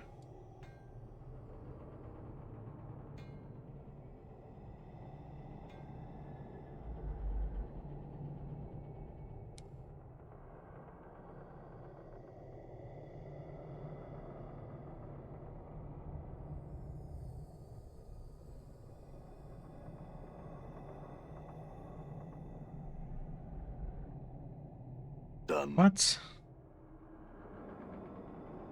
I'm gone.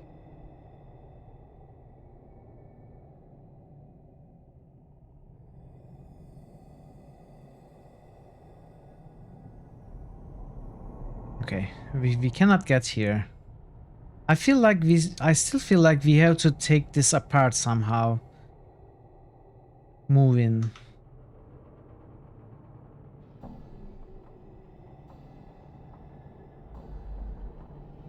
I mean, it gives us the clue here where the description says some planks have been pried off. It's an interaction. Maybe it's not. We also found the pry bar inside the tenements.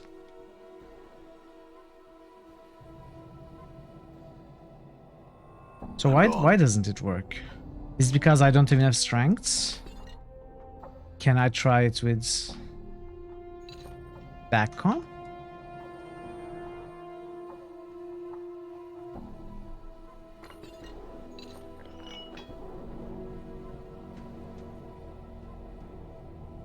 Your path is mine. No, cannot even try it with that. Okay, maybe I'm making stuff up.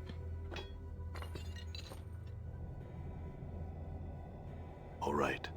Oh, Babs is coming here.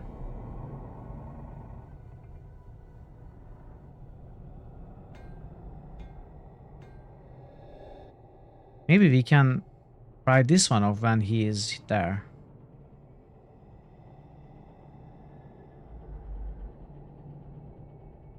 Your will be done. Done. Nah. It's not working.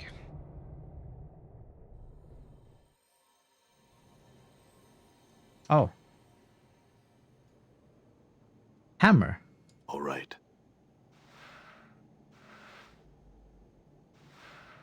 First we were given a pry bar, now we are given a hammer.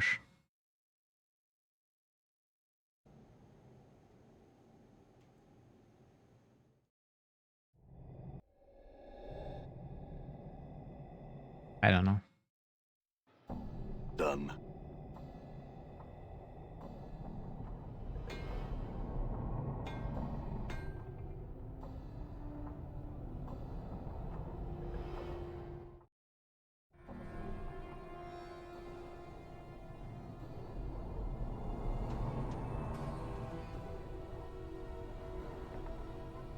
This is the place. FNG line right where we stand.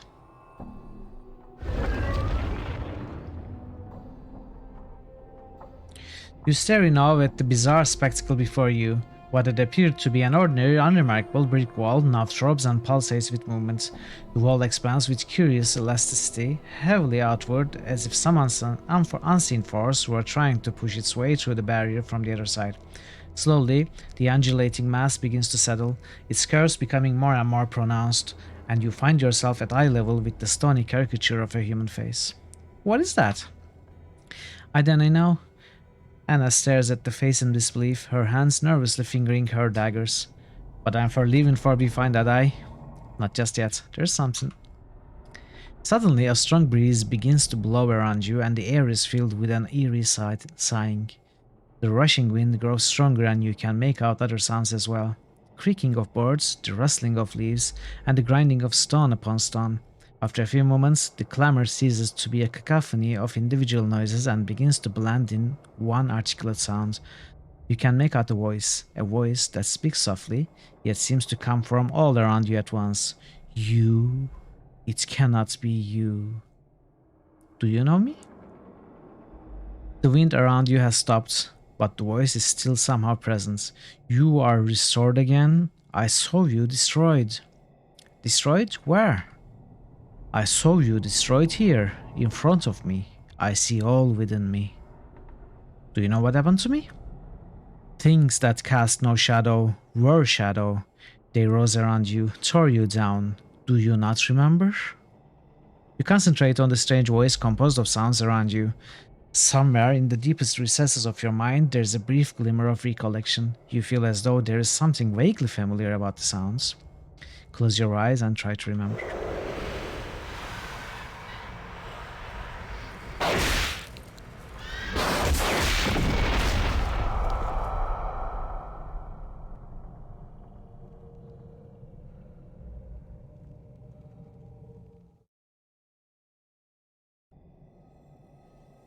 Yes, you remember.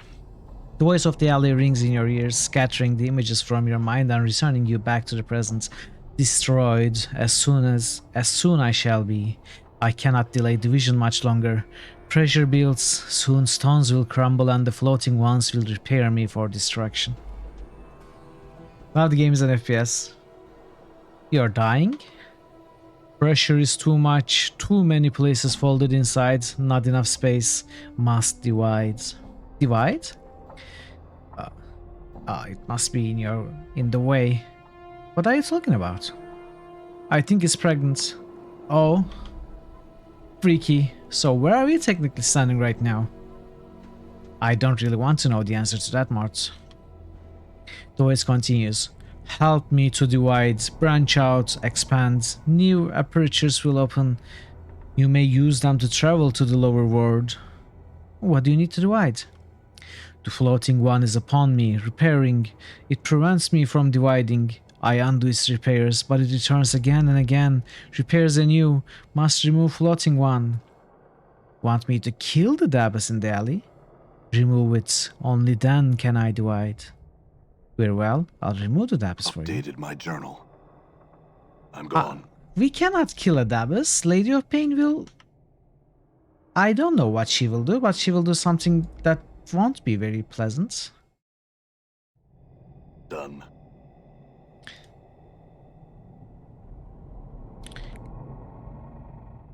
It turns to face you and a series of symbols appear around his head. I must attend to my duties, no time to speak.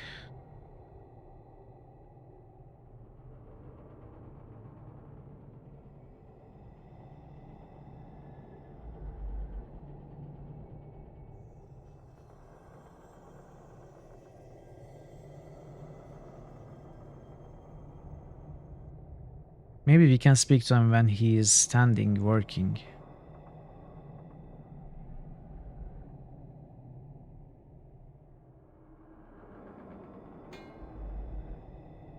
No. Do we have to kill the Davos?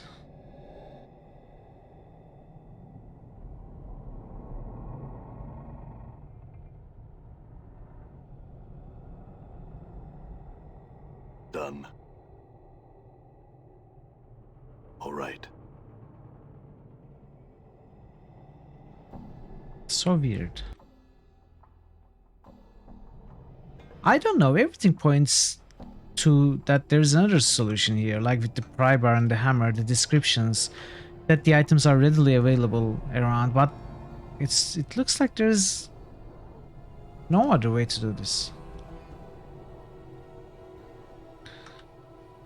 Is there? Does anyone know? Because I think I will kill Davos.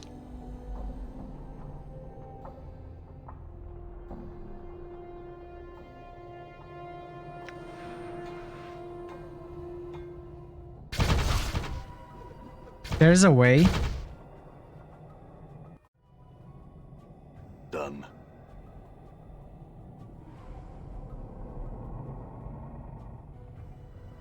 I mean, you probably saw me try everything I can think of. What else can there be? All right. What am I doing wrong? Am I doing something wrong here? I'm gone.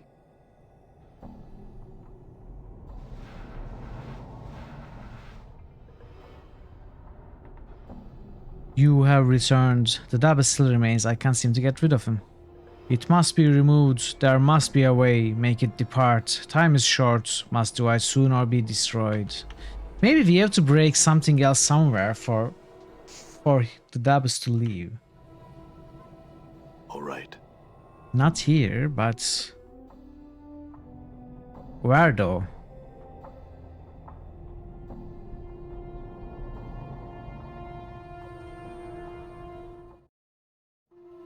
All right.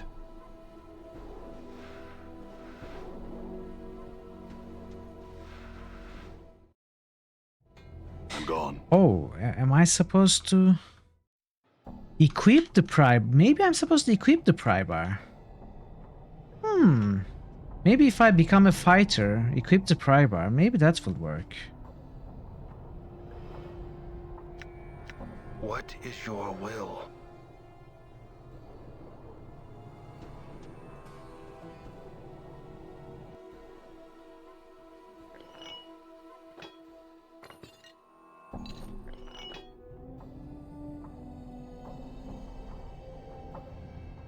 All right.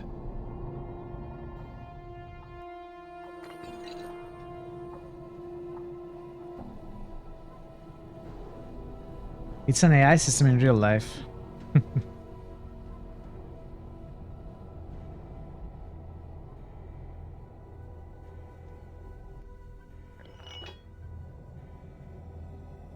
Can I attack? I cannot attack.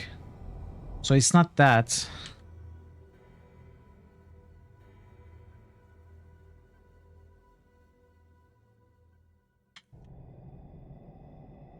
All right. We cannot talk to the devs. Oh. Oh.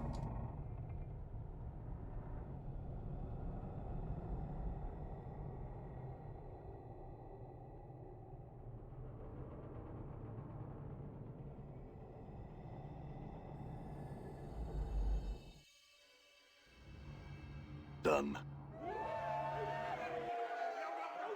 Sure.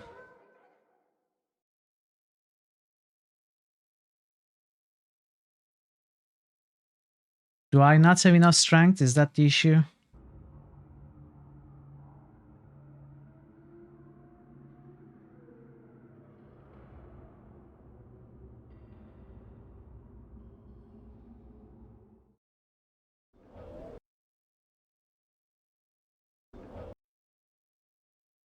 Because if that is the issue... Oh, you are looking at visible intelligence. Okay.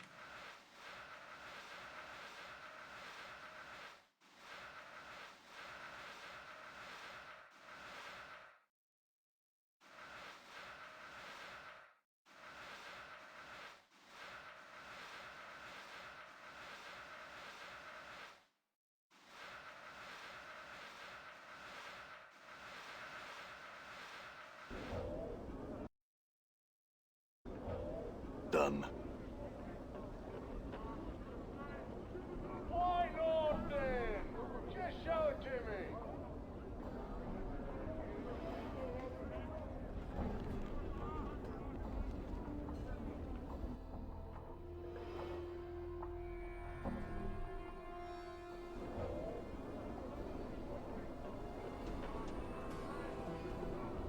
Maybe I can talk to Fal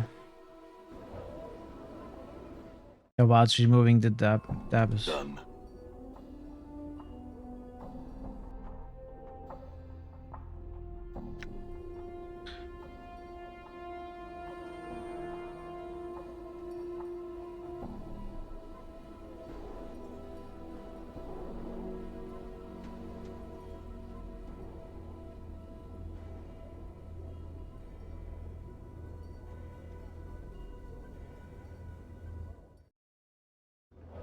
All right.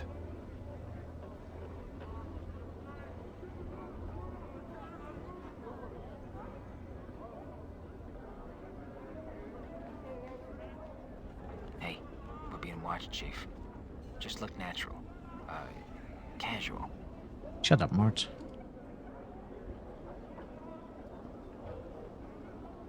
Done.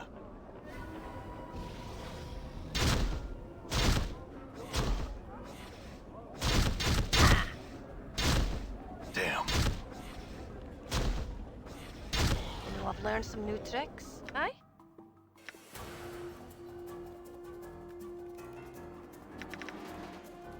Oh, fighter level?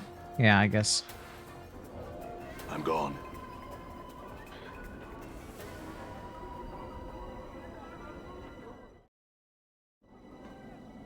I'm gone.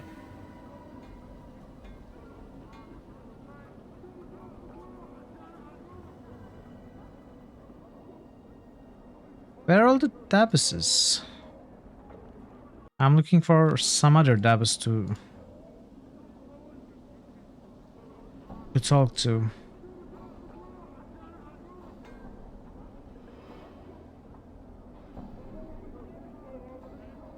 No.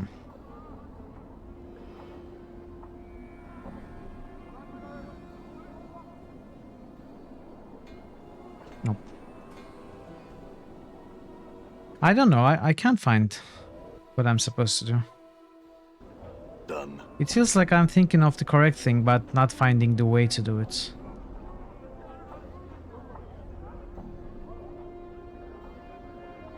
Yeah, I guess I might want a hint.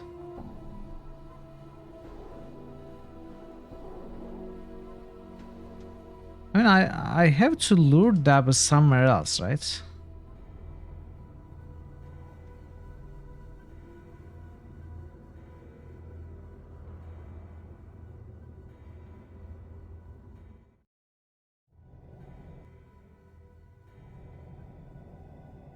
Yes. I'm gone. There is.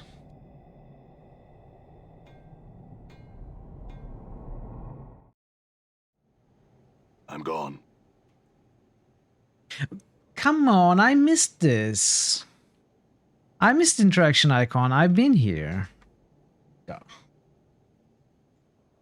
I'm stupid. You see the dead body of a Dabus. The stench of its decay is overpowering, and from the looks of its rigid, unnatural posture, extreme rigor mortis has long since set in. Use your story's bones tell on the corpse. As you reach out with your power, there's a faint stirring in the air, and the Dabus's body blurs for a moment. You feel a strange, wrenching pain in your skull as if someone is hammering on it, sharply, desperately. Try and focus. Your vision goes black for a moment, and the hammering pain fades until it sounds like it is coming from outside your skull. The darkness clears, and you hear the hammering coming from outside the building. The entire building seems hazy somehow, confused, as if you are seeing it through a mist. Keep focusing on the vision. The hammering dies, and you suddenly see a spectral version of the Dabus entering the building. As it does, the windows and the doors become like water, suddenly sealing over the entrance the Dabus came through. The Dabus turns, pauses, and then begins a slow circuit of the room, examining the walls and hammers on each one once, as if testing it. The Dabus completes its circuit of the room, then pauses by the door it once entered. It begins hammering, chipping away the stone, but with every blow, the wall repairs itself. The vision fades to black, and the hammering continues, first at a steady pace, then slower, then slower. Your vision clears as the hammering ends, and you are once again standing beside the corpse of the Dabus. It looks as if it withered away here, trapped in the building. So this icon, see, it gets lost under the corpse. Unless we look at from far above, then we see a part of it. That is why I missed it. See, it's invisible when we are close. It's only partly visible when we are far away and it's small. I imagine the solution has to be something about that. Check the corpse, see if you can determine what killed it. As you touch the corpse, a sudden shock passes through your body, and there is a stirring in the air, like a wind has found its way into the building, as if fighting to get free. You feel a strange wrenching pain in your skull as if someone is... okay, same thing, so... Can we take the hammer?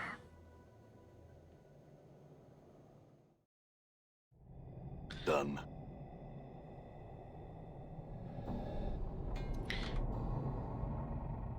I understand, I just thought you should know that I discovered the body of a Dabus in this alley. Dabus cocks its head slightly to one side. A number of symbols stream above its head, most of which indicate surprise and distress rather than words. Dead? Where? If you tell the truth, okay, it lies in the abandoned building not far from here. It looks as though it got trapped inside somehow. The Dabba stares at you briefly, then bows slightly and floats off in the direction of the abandoned building.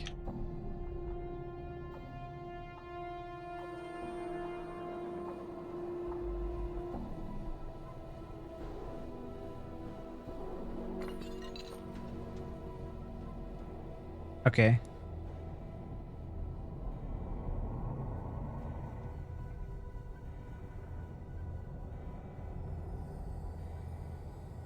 We still can't do anything with these, which is interesting. All right.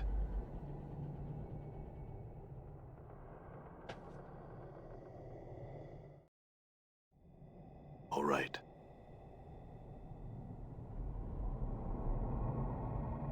You have returned. I spoke with the Dabbas. I told him about his dead brethren and he left to investigate. Updated my journal. Yes, the floating one no longer repairs. It is now with the other. I have closed myself around it. It remains inside me forever. I see. Now that it's trapped, you can divide without interference, right? Still cannot divide.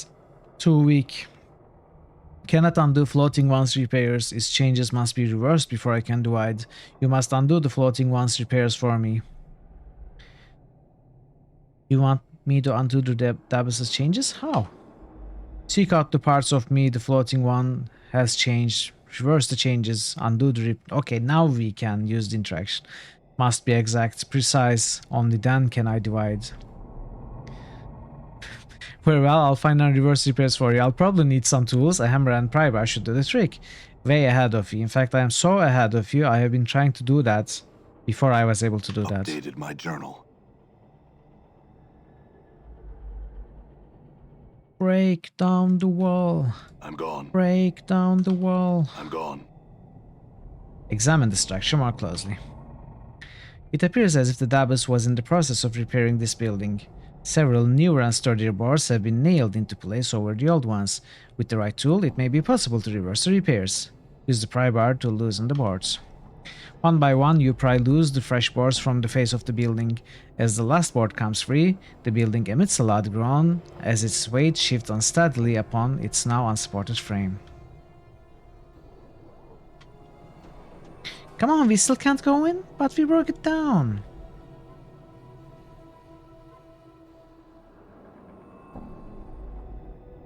I'm gone.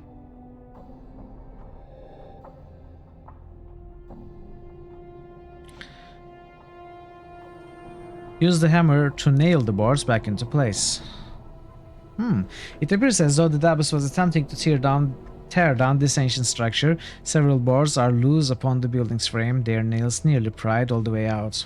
Use the hammer to nail the boards back into place. You hammer the boards neatly back into place. Taking a step back to examine your handiwork, you notice that, strangely enough, the building no longer appears quite as old as it did at the first glance. No, it still looks pretty old.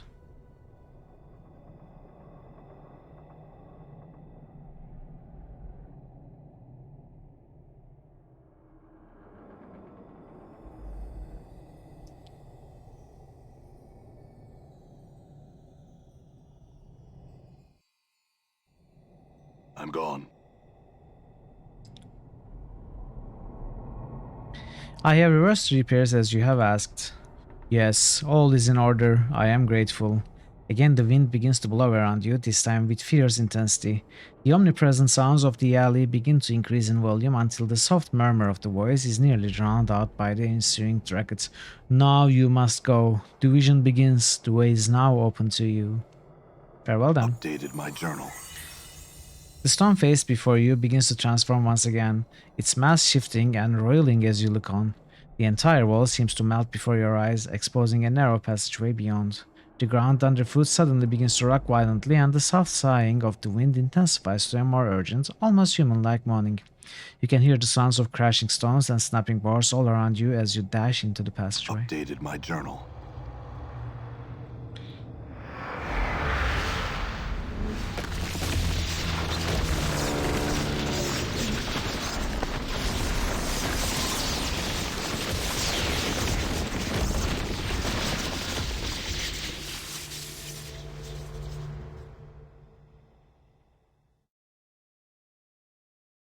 Knowing the teachings of Zerthamon, I have become stronger.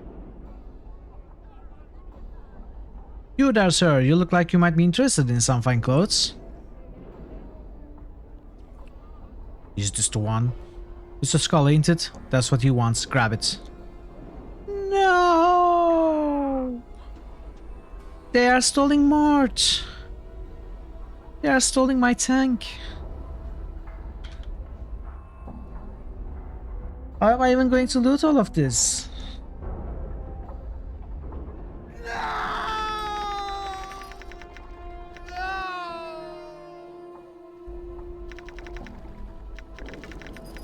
Endure. In enduring, grow strong. This is messed up.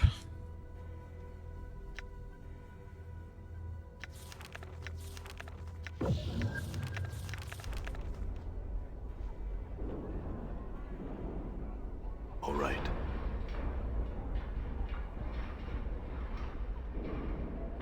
Let's start.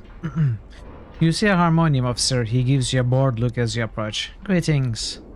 He gives a bored look. Greetings, citizen. Measure 3 Wharton at your service. I have some questions. I don't mean to be rude, but I'm on duty and no time for questions. If you'd like some information, go talk to Eb Creekneys. Who is Eb Creekneys? He is an old friend of mine. I think he considers himself to be a tout now, so he can give you the chant concerning just about anything. Where do I find him?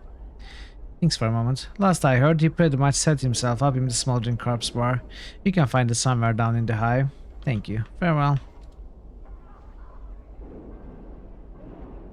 You see a middle-aged man wearing dusty clothes. He does not appear to be in best of health.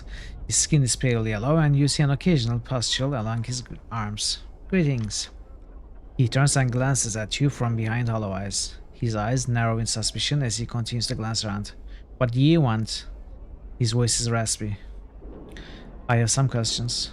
He turns his attention to you. Why are you bothering me for? I'll look the part of it out.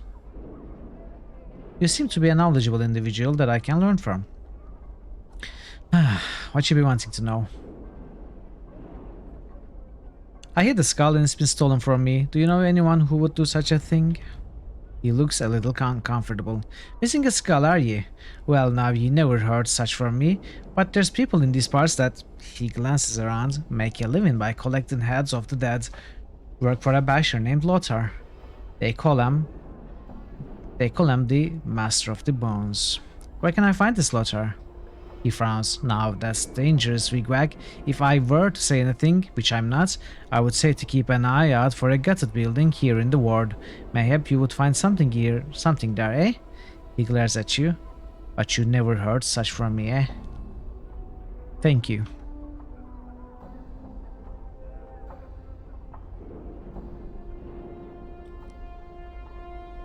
Is there anything interesting to see around here?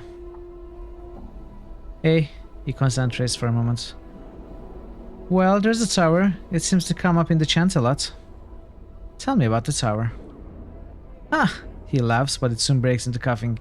One of the more damnable mysteries of this world. Hear tell, it simply dumped itself in Sigil one day many years ago. No idea where it came from, how it got there, or how to get it in the damn thing. Takes up space and looks like a sight. All damn acid burns, weapon scars. Looks like it's seen a few hundred wars, it does. Anything else come to mind? He thinks for a moment, then shrugs. Can't think of anything of interest. What can you tell me about this world? Hey, he looks at you like you're crazy. You clueless. Craftsmen, shops, warehouses, all have their keep here. He squints at you, his eyes somewhat bleary. You looking for something in particular? What's there to do around here? He studies you for a moment, then looks at you knowingly. You looking to get your iron tempered, maybe? He laughs, which breaks into coughing. None of them places near. Might try some of the keeps in the other wards, if that's what you be after. Excuse me? He laughs again, which breaks into an even greater fit of coughing. Sorry, Cutter, never you mind. You looking for something in particular? I'd like to buy some things. If you are looking to buy an item or two, or peddle some higher merchandise, then I would make one's way to the open air market. He starts coughing again. What can you tell me about the market? He gives you a wicked smile. You can buy and sell there, Burke. It be a market. What else is there to say about it? I could use some jink.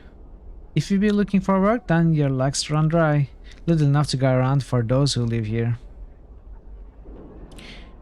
Who are you? He gives you a slight bow. Name's Corer. In my day, I was a pretty good warrior. He paused and sighs. Well, them days is over, but I still know a trick or two. Can you teach me the warrior's way? Well, why not? You sure you want to give up your current profession? No, let me think about it. Farewell. Be right back. See you in a bit, VF. Are you feeling alright? Not in a few years of death won't cure, he coughs and looks up. It has been getting worse if in the war all late. By my reckon, it should level out once the Great Foundry settles, or a wind blows through from the spire. What is with the air here? It's mostly because of all the portals. He has a coughing fit and then returns his attention to you. What do you mean? Lots of doors to the lower planes here, letting bad air and fumes and such from who knows what layer of the abyss. That's why this here is the lower ward. He laughs. A jaunt through this area is like breathing in a meal, salt, smoke, pipe weed. It's all yellow blankets of smoke and stinging sulfurous gas that this ward spits out. He gives you a gap-toothed smile. Pretty, hey? Ah yes, you mentioned the foundry? Center of the ward pretty much. Look for the stacks. Them godsmen make a bunch of things out of iron. Nothing fancy, but they work. Add to the bad air too. Godsmen? The believers have their keep in the great foundry, banging and singing and chanting their bar miscellaneous on being powers in the next 10 upon 10 and a bunch other 10 lifetimes. He rolls his eyes, then spits a brown mass from his mouth. All they do is suffer and slave and work. I slave twice as hard, and no way am I going to be any sort of power. You understand me, Bark? He laughs hollowly. You said something about the winds earlier. At times, the winds blow in from Sigil's spire, drive the smog out. He glances up and coughs. For a while. Can we kill Abishai without Mort?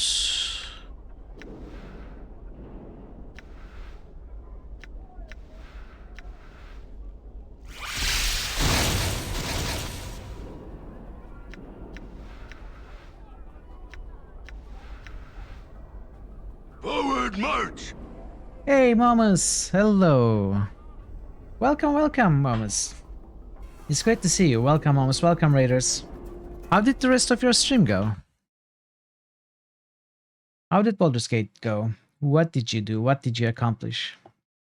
Hey, Nori. No Rhythm. Hello. Welcome in.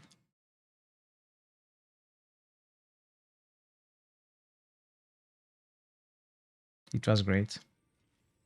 If there's one thing that dying to Godskin Duo for 12 hours taught me, it's that people will watch any old shit.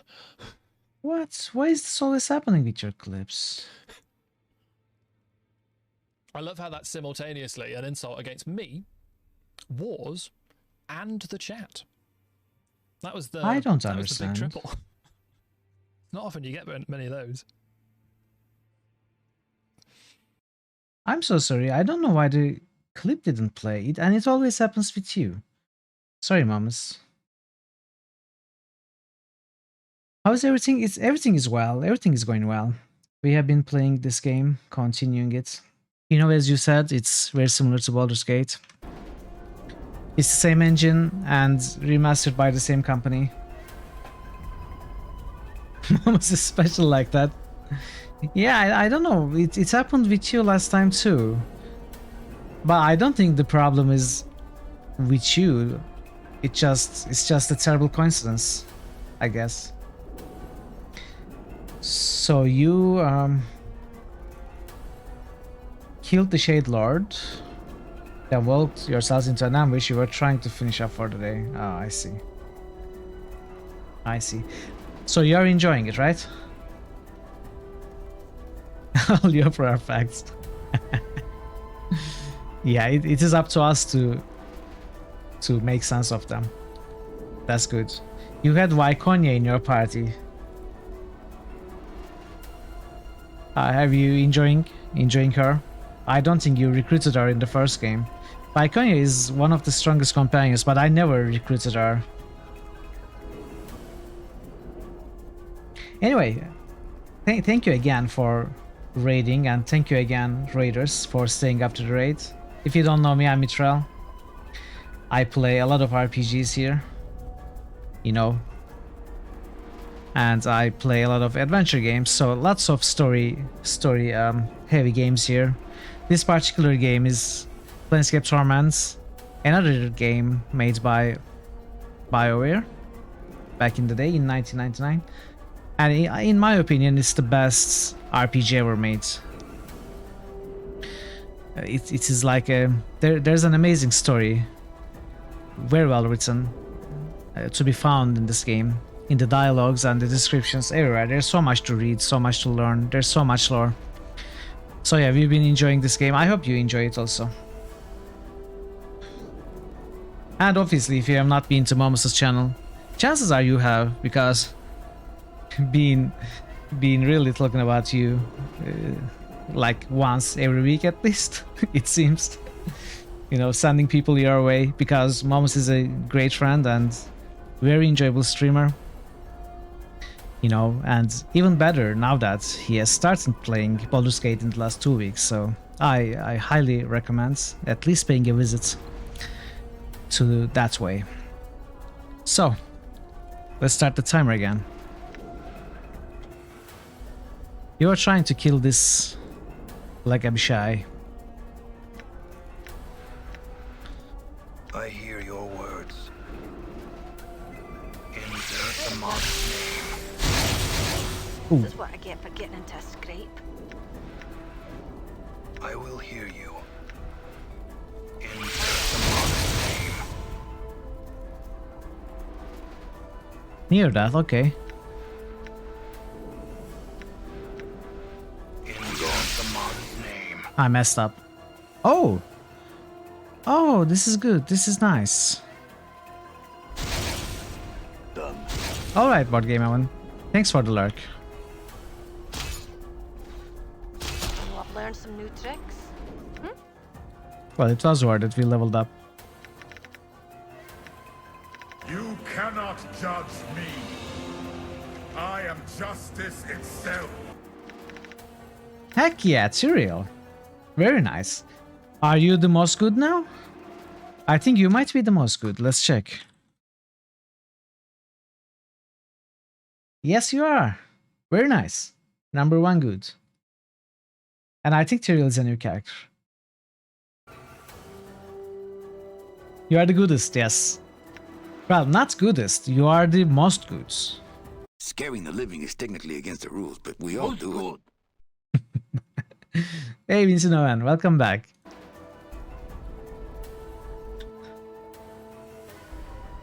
Done. Okay, I have to find... Wait, why... Why are you hostile now?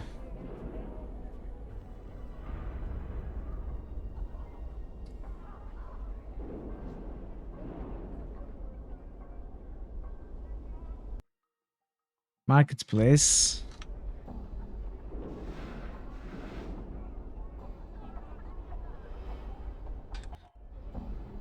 Done. Let's try making this hostile by hissing.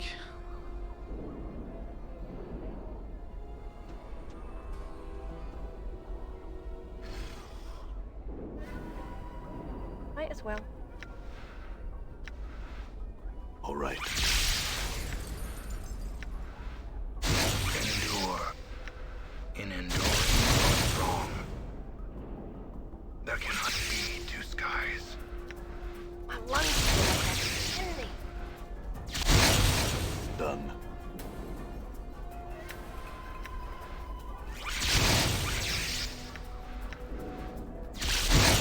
Okay. Tricks. And we don't have any angry villagers, right?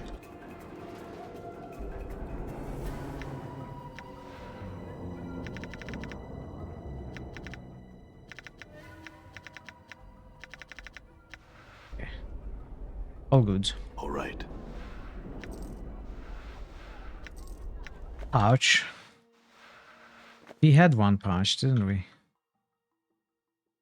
Yeah. They don't stack. I need to get Mort first.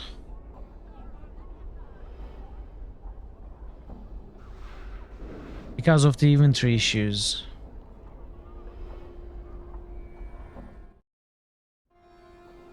Done.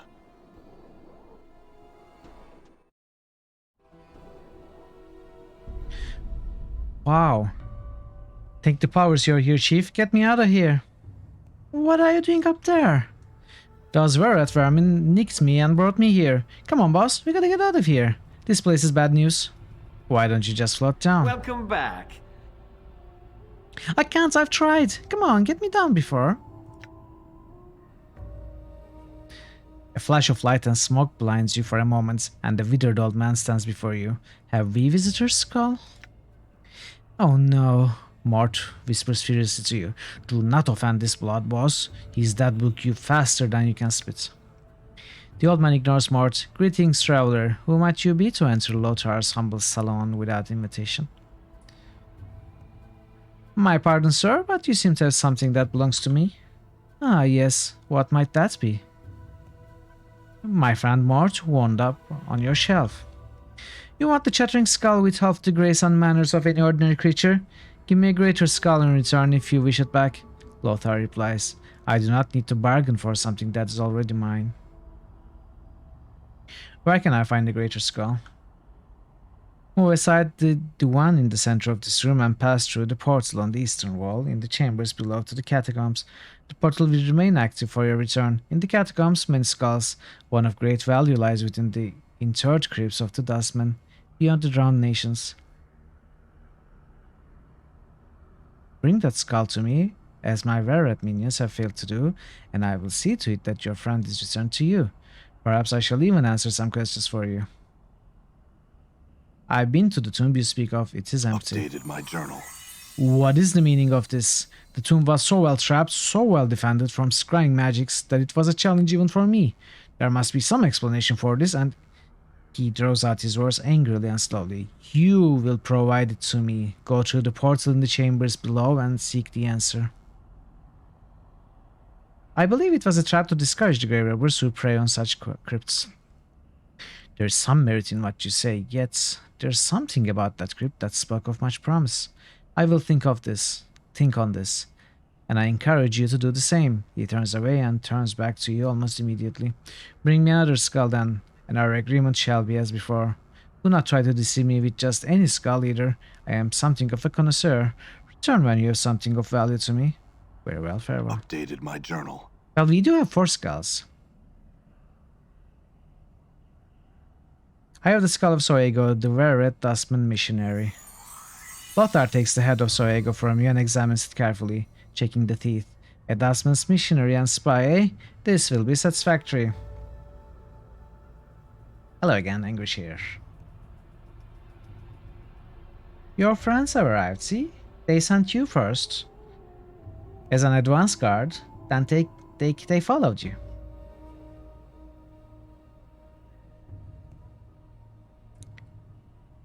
Your friend will be waiting for you above grounds where you came in. Have your answers from me? I have many questions. Why am I immortal? Keep it quick, Scarred One. I cannot tarry all day. Why am I immortal? Updated my journal. Your mortality, your soul, if you will, that which allows you to live and die, is gone from you. It was stripped from you by magical means, by the night hag Ravel puzzle well. Your mortality is the key to your existence. When you find it, you will find your answers.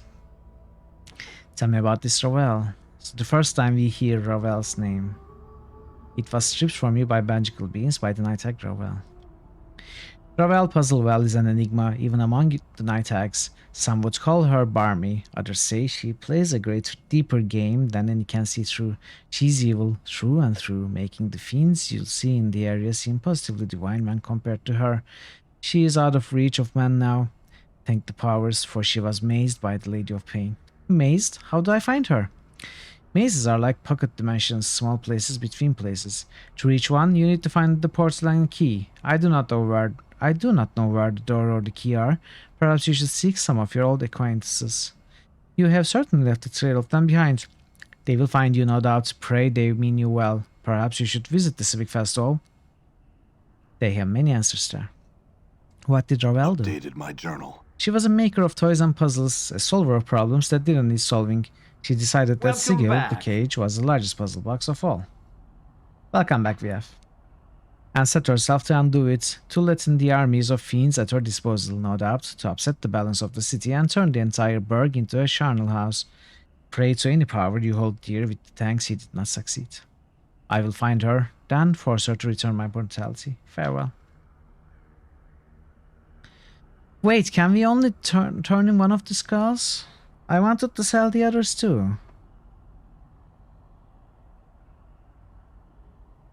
I would like some more questions answered. Why am I immortal? We asked this, right?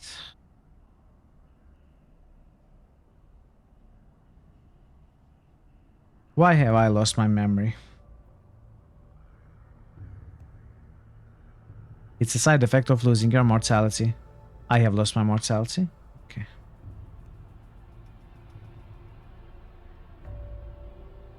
I just wanted to talk to you some more. He says that you coolly makes a small motion and you'll find yourself gone. Wait a minute. What's up?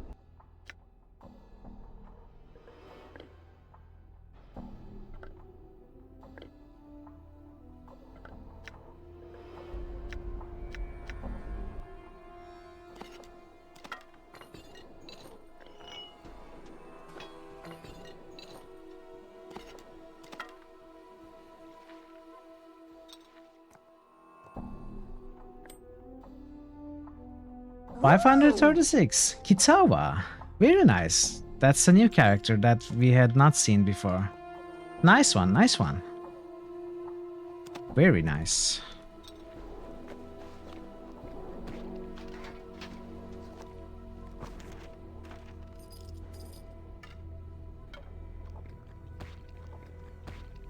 I wonder if one of these skulls would give more XP than Soego. I was hoping to sell all of them, honestly. That's what I imagined would happen. Hey, come on. Hey, hey, hey, hey. Hey, hey, hey.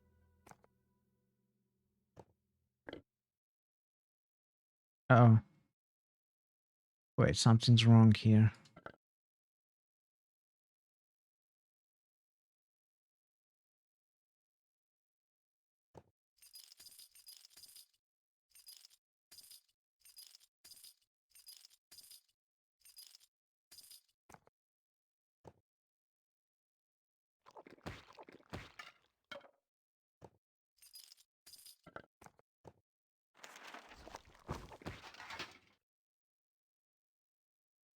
We didn't do anything with the cheese.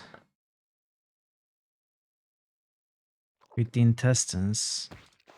With the decanter of endless water. We have...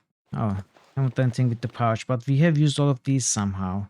Well, we haven't done anything with the skulls, but I think they were alternatives to Soego's skull.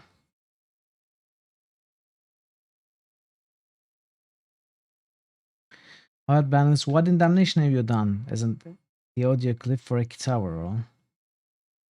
But balance says that when we kill innocence, how is it related to Kitawa? New critical hits boost. Xov just boosted NWN. New critical hits boost. Xov just boosted Bloodlines. Bloodlines. New critical hits boost.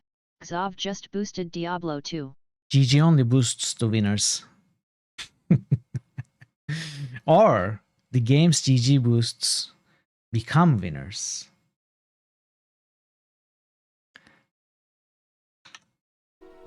Thank you for the boost, GG.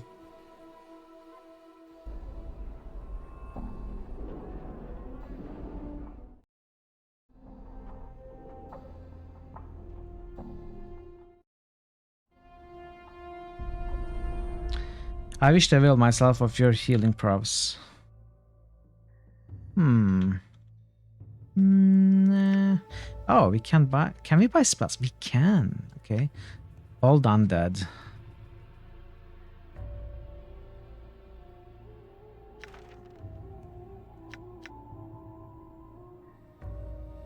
When we kill an instance and incite a riot in a riot, which allows the Kitawa cultists to take over.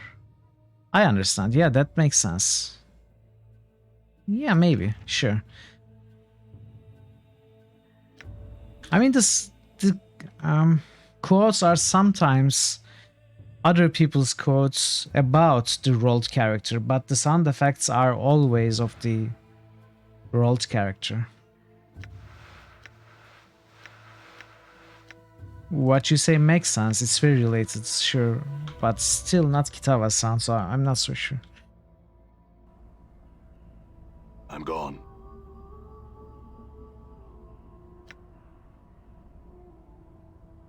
Right. Got it. I'm gone. That is true. That is true. That is the problem. That's why we don't we don't have a sound for Kitawa.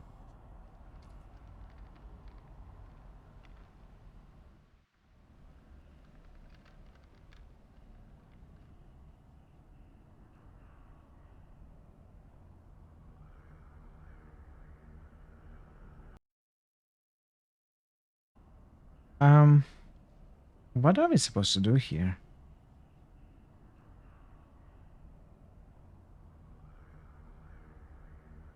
Manchok is here. You see a half-man, half-rat hybrid. Its red eyes gleam with a certain cunning, and the voice that issues from his mouth is oily and insinuating.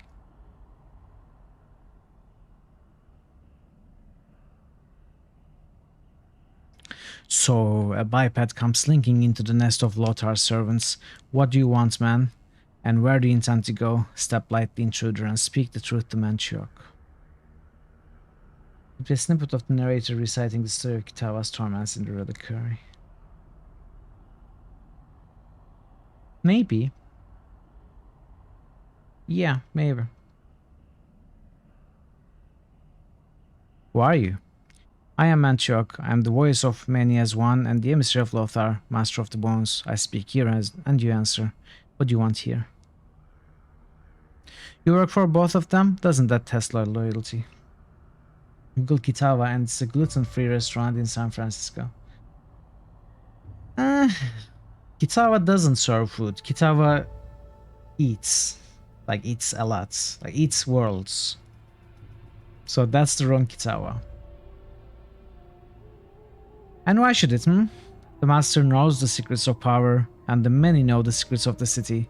Perhaps someday I shall play them against each other and become the greater for it. Many as one sees many advantages in such an arrangement, and the conversion of the buried village dwellers can help to extend the reach of Lothar and many as one. All benefit, yes?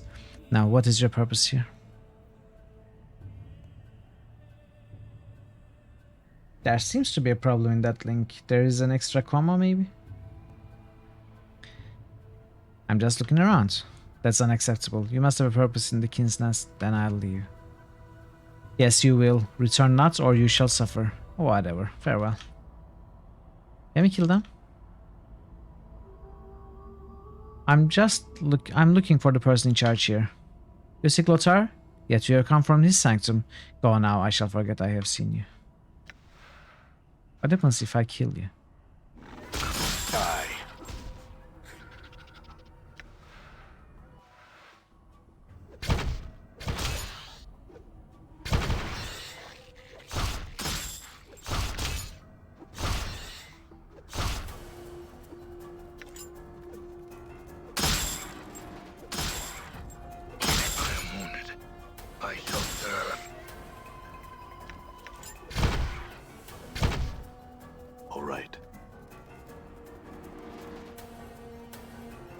Done. Sure, why not? Your will be done.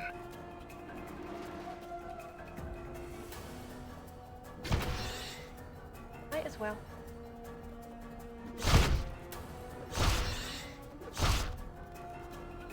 Just folly. All right.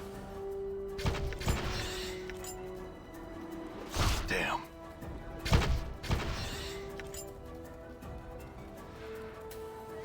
This black-bound tomb seems to radiate a slight rotting smell, and the covers are unpleasant to the touch. Like uncured human flesh left out in the sun, rusted buckles on the sealed covers steeled against the elements. It's the grimoire of pestilential thoughts, an arcane tome created ages ago for purposes unknown, the purpose of which is to teach mortals the nature of evil. Some sages warn against its use, while others urge it. It's said to grant mighty magical powers when services are performed for it.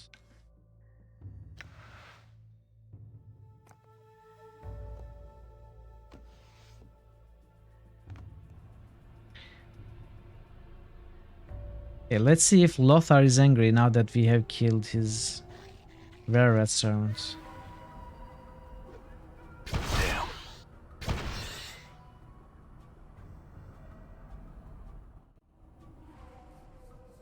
Are we still friends? Yes, we are.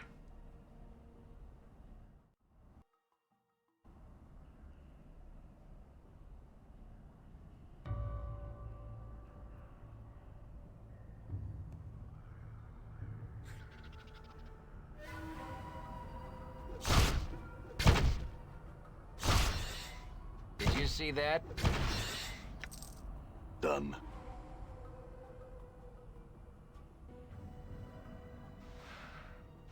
Oh, there's a portal. Maybe Kitave is insatiable because all of his food is good.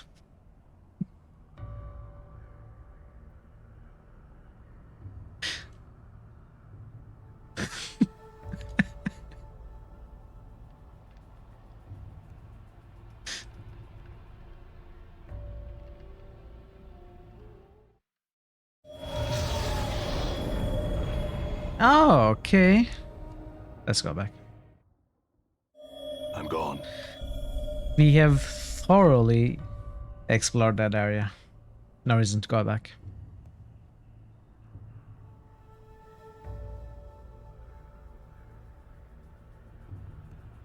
We can go back to exploring the lower world. Let's check these first. All right. Skull exhales languorously and speaks in a sultry voice. Why do you disturb my rest? There has been so much happening of late, and while I welcome the sensation, I must confess to desiring the sense of quiet. Tell me about yourself. I was, ocean before the storm, a sensate. Now, alas, I am merely decoration. A sensate? What's that?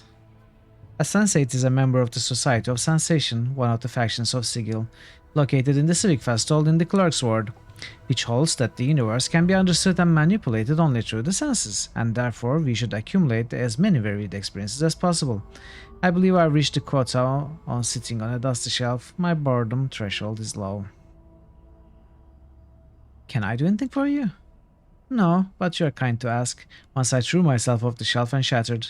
Next thing I knew, I was back on the shelf and we were all glued here. When Lothar tires of me, he'll dispose of me.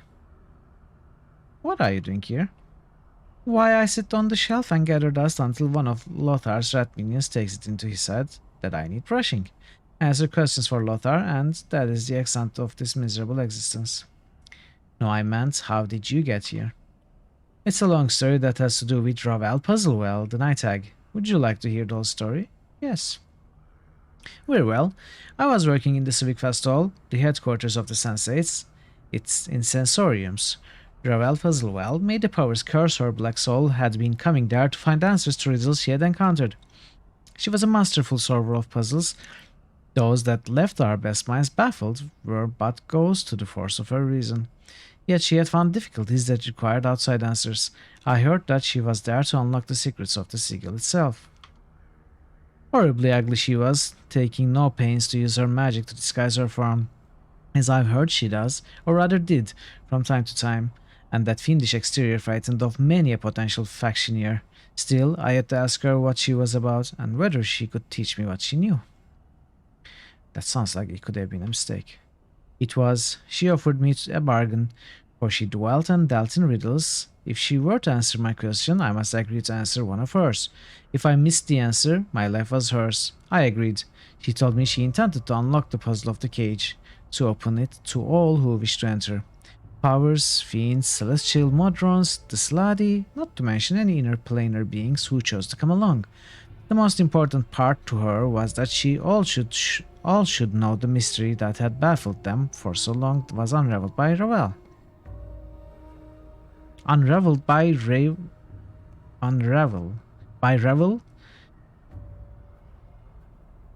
Maybe it's not Ravel. Maybe it's Revel.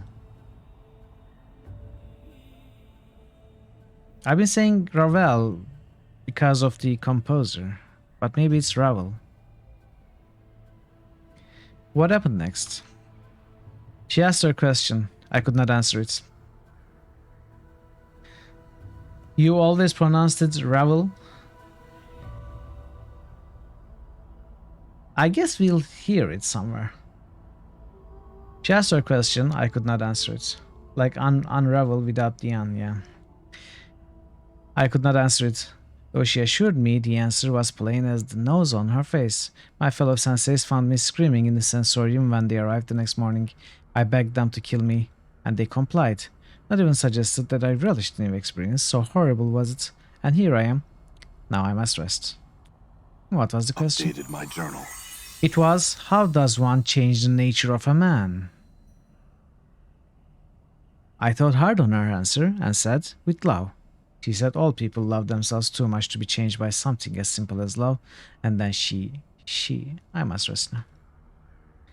In the back of your mind, you seem to see a hook-nosed figure with ebon skin asking you a similar question, but you cannot remember your answer.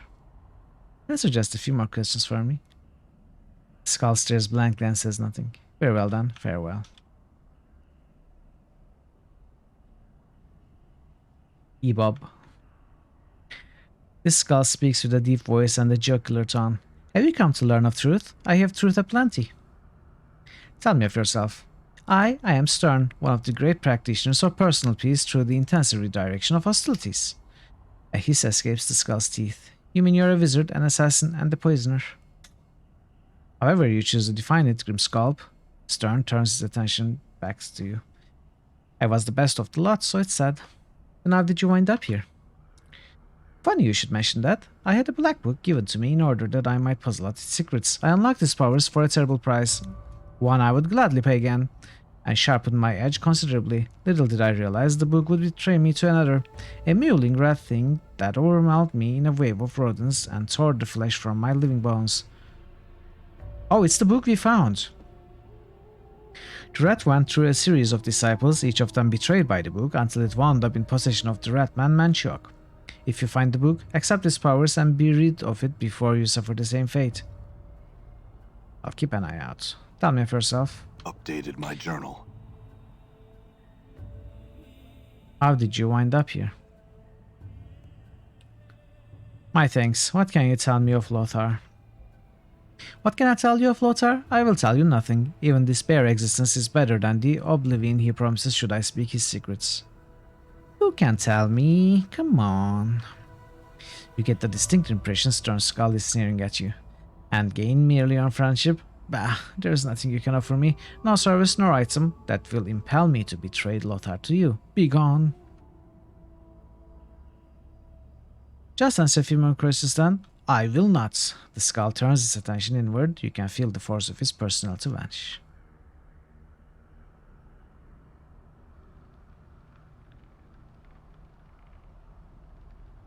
The skull's voice is low and raspy, the sound of flint and steel. I think I've seen you before, stranger. Where have you seen me? Cursed, Gate Town to Carcery. Cursed, Gate Town, Carcery. What, are you clueless? It's a gate town on the rim of the Outlands, the doorway to the prison plane of Carcery. It's a place of backstabbers and traitors, and it's full of schemes as a Beatizu's undergarments. Being right next door to Carcery is apt to charge a burg's nature. I wouldn't be... Oh. So being right next door to Carcery can change the nature of a man. We found the answer. Well, nature of a burg, but you know. I wouldn't be surprised if the town were about to slide over. Slide over? What do you mean? When a Gaetan's beliefs get too much like the planet borders, the force of that belief is enough to make its bordering plane swallow it all. Happens all the time, at least when the anarchists are involved. He speaks this last with a kind of grim pride. Yes, after 23 years I sold it. Tell me about the anarchists. We are a secret society, cells of members who work alone or through directives passed through the network of informants and leaders who remain hidden. Our goal is to tear down the power structure, to free people from the lies of politicians and powers, to let all lead their own lives of their own volition. We work in secrecy, worked in secrecy, and changed our routines constantly to avoid infiltration. My time was decades ago, and so all the secrets I knew are no longer valid, except for the faces I can remember, and even those must have been changed by now. You sound like a paranoid bunch. If a society you belong to thrived on intrigue, infiltration, and the hatred of the established powermongers, you'd be careful too. It's not paranoia when they really are out to get you. In our line of belief, someone involved in a triple cross is an amateur. Skull regards you only for a moment. I think I'm not speaking with you. Very well.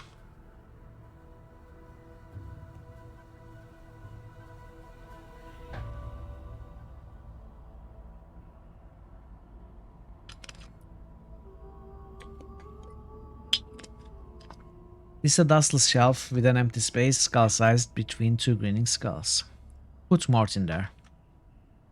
Maybe not. This strangely shaped skull emits a high-pitched chitter before it speaks to you. Can I help you? Is this Khalid? No, it's Khalid's skull. Who are you? I'm God's comp. I was a were-rat. Were-rat? How many were-beasts are there anyway? Oh, a great number. Red ravens, wolves, bears, badgers, even crocodiles.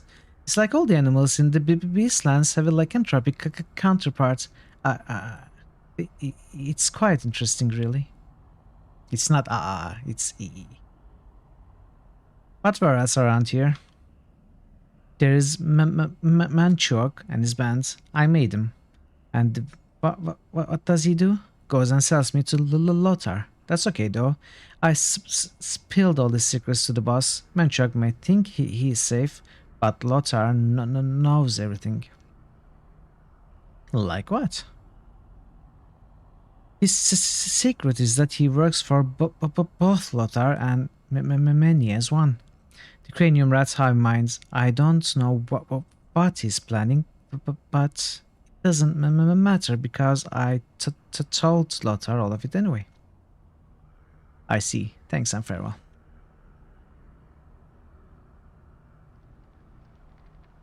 Might as well. I'm gone.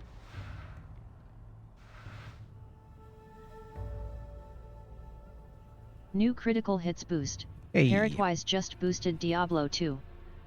New critical hits boost. Parrotwise just boosted Disco Elysium. New critical hits boost. Parrotwise just boosted Might and Magic 7.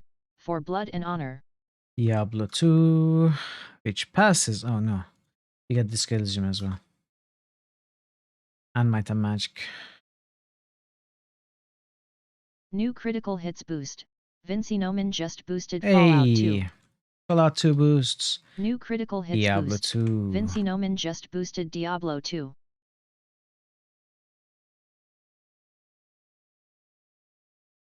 Thank you, folks.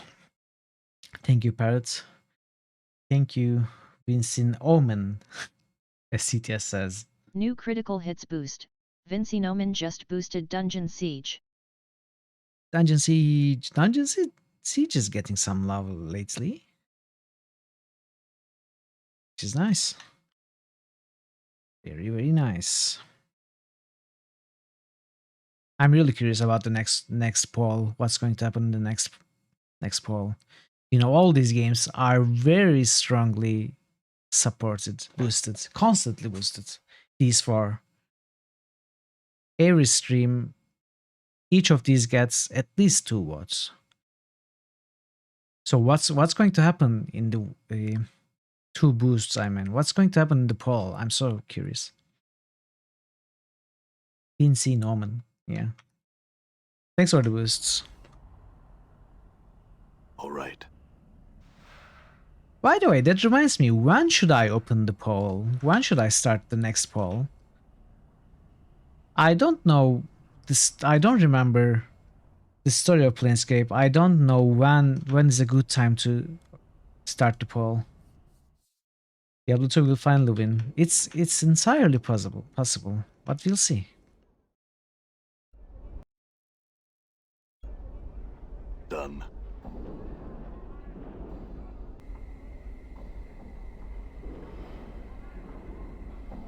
You see a florid, boisterous man. He's shouting and carrying on like there's a war that's about to come true.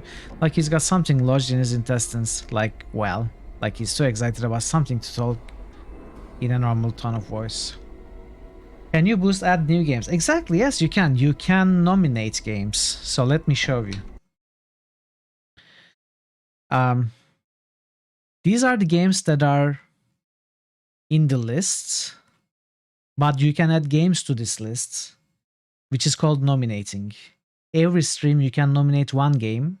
Obviously it has to be an RPG, and I have to approve the nomination.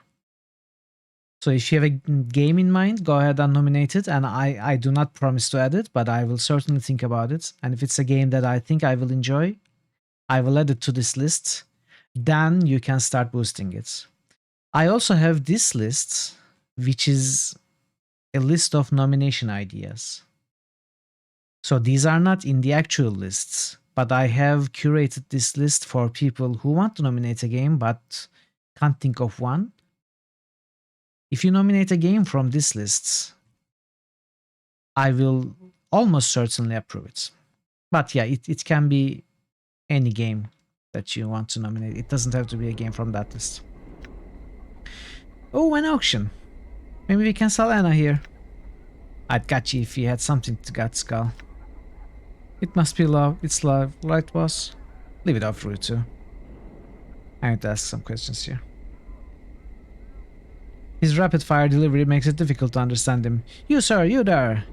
You look like you could use something. I'm not quite sure what it is yet, but give me time, and I'll have it figured out on the spot. You need rooms? I've got rooms. You need supplies? I've got supplies. What are you selling? Oh.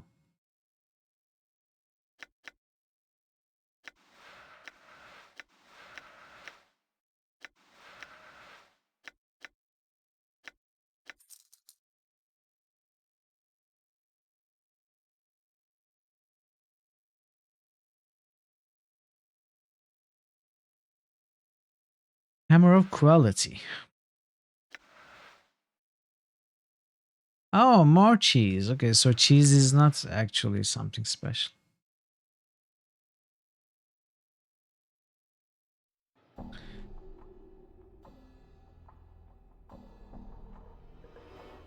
I wonder if I should sell the cheese. I cannot.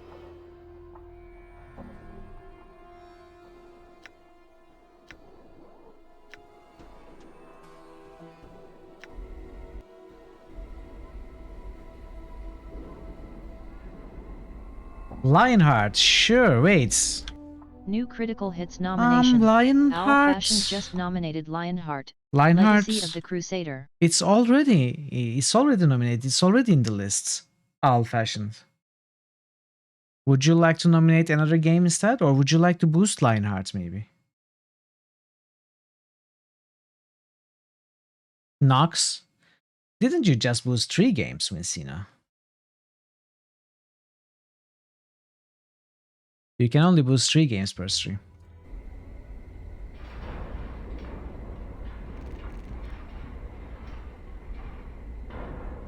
Okay, so Kina and the slots here we will talk to later. Let's go inside the marketplace. No worries. Okay. Drixel.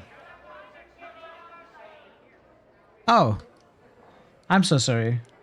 Thanks, VF. Thanks for reminding me. We see a tall man in plate armor. We are in the marketplace.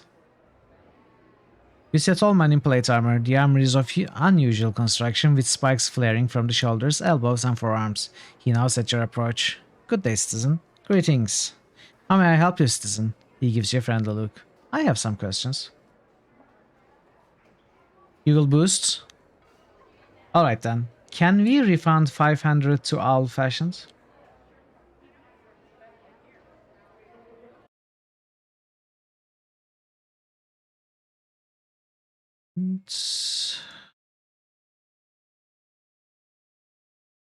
Alright. Thank you, Parrot. I had some questions. Certainly, citizen. Who are you? He gives you a slight bow. I am Harmonium Guard Drixel, citizen. I keep the peace here at the market. Tell me about the Harmonium. He snaps to attention. Our belief is simple. We are the light. We are the way. We are order. We are truth. He steals his expression. There wasn't even a question of me joining them. You see, some Bergs talk about doing battle with chaos to restore order and harmony, but they haven't got the stones to do anything about it. The Harmonium, we take action. We keep order on single streets and on the plains. He nods at you matter-of-factly. Go on. He looks even bolder as he speaks. And we don't keep order with words, we fight and fight hard to maintain and enforce order. Cross-traders, Knights of the Past, Indepts, Anarchists, Chaos Texts, Tanari Fiends, all had best beware the Harmonium's shadow. Chaos can only exist in an air of tolerance. What can you tell me of the other factions? He looks rather bored, then shrugs his shoulders. Nothing.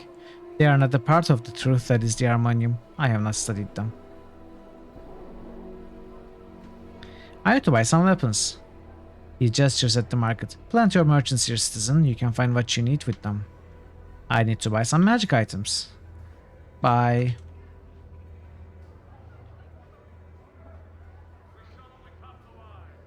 You see an older man with long white hair and weathered seal of skin. He stands tall despite his obvious age. He smiles and gives you a slight bow. Greetings. And to you as well, Cutter. How may I serve you? He raises his eyebrows as he awaits your answer. I have some questions. He frowns. Forgive me, Cutter, but I sell items of magical nature, not information. If it's information you need, then you must acquire it elsewhere. I'm interested in some spells. He nods and glances about the market. Forgive me, Cutter, I only sell magical items. You should talk to Cinder. His stall is over by the furnace toward the exit. Show me what you have for sale. Magus shields. Oh, it's New upgraded critical version. hits boost. Owl fashioned just boosted Lion Perfect. Heart. Legacy of the Crusader. Perfect. Come back when I have replenished my stock. Thank you, Owl Fashioned. If you want to boost more games, you can boost 3 different games per stream.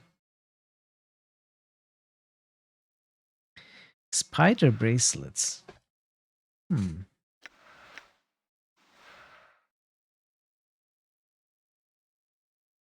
This is good for Anna. Serpent's ring. Immune to poison. This is also good. Displacer ring. +2 armor class.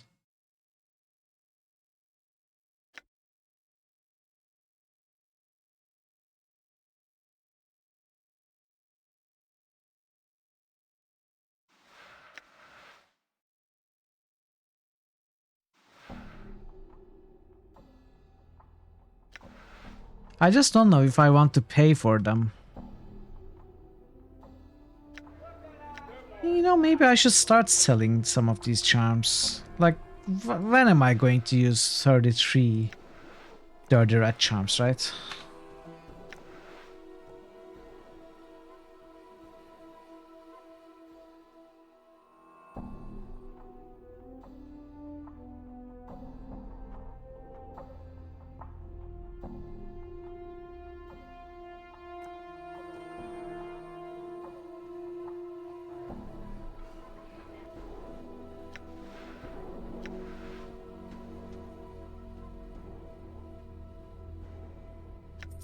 Yep, thank you, Parrot.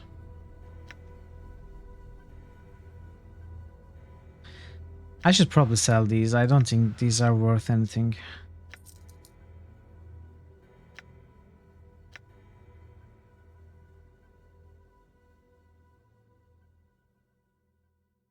The abyssal pipes are worth a lot.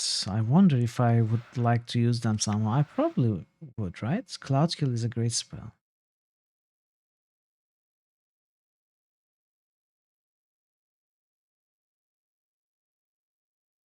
Oh, interesting. That is certainly wrong. Alright, I will fix that. Thanks for finding it. No, it won't work.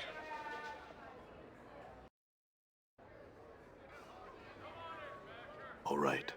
It's just a message. It must be checking my old system. I will take a look at it.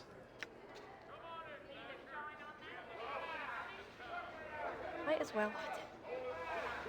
Oh. Done.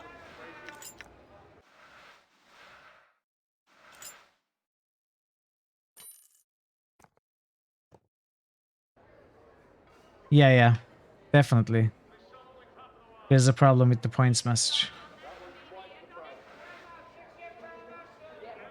Can you send me the message on Discord? Reminds me that it's broken.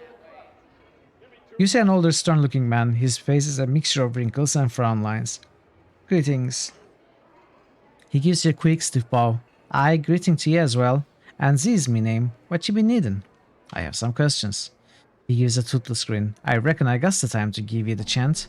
What you be needing to know? What's that furnace used for? He glances at the furnace and then lowers his voice. The furnace does nothing other than teach me, lazy boy's responsibility. That boy is always yapping and talking and such. Reckons himself a scholar and don't know the value of real work.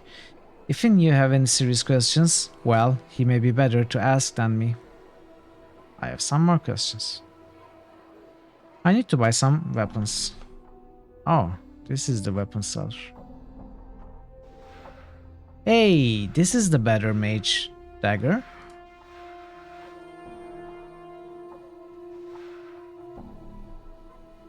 +1 enchanted. So there are no weapons for Mort or Dakon, right? We know that. I need your strongest weapons. You can't handle my strongest weapons. My strongest weapons will kill you. Weapon seller. So you could get the notch dagger for the nameless one, but I don't think it's necessary.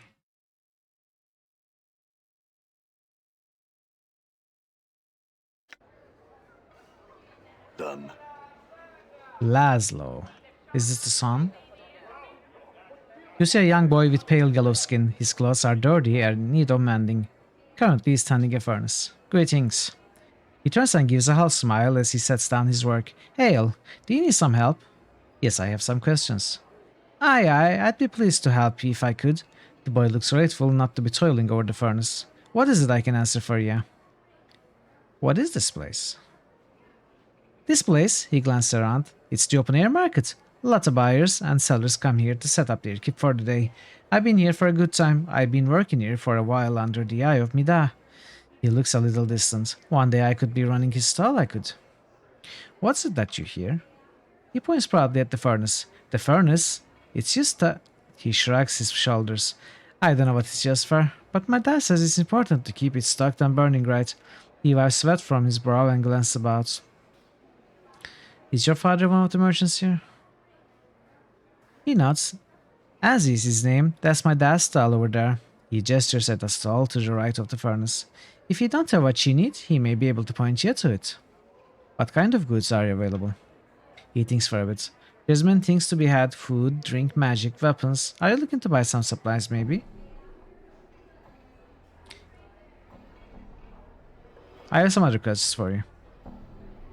Can you tell me about this ward? He nods. Oh aye, this here's the lower ward. Common folk live here, like me and Mida. His eyes widen a bit and he looks excited.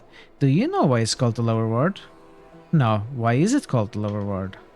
Well, as it's reckoned, the ward's got a mess of portals to the lower planes, all riddled through it like cheese, so it does, and I suppose that's why the name is stuck. He smiles proudly. Why are there so many lower plane portals here? He shrugs. It's a mystery to me as it's to you, Kata. Not sure if there is a reason for the portals as much as just circumstance. Could be the lady's will. Could be a chance, suppose. He shrugs again. Do any creatures ever come out of these portals? His eyes grow a little wider. Aye, they do. Most of them just stopping through. He swallows nervously and looks worried.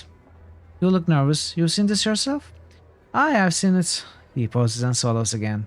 It was just last week or so. I saw a couple Abishai come through a portal. They talked a good bit and then one of them went back through. The one that stayed is still here. He frowns. What were they talking about? I don't know for sure. To me it was just hissing and such, but I think they was talking about the tower. He shrugs. The tower? Updated my journal. Aye, that's one of the strangest sights to be had in the world. No one really knows how long that scarred old tower has been around. You can't get into it, you know. Bolted up tighter than a chastity belt. I'd be curious to know what's in there. He thinks for a moment. The Abishai was gesturing at the tower and the portal. They was looking for the key, I bet.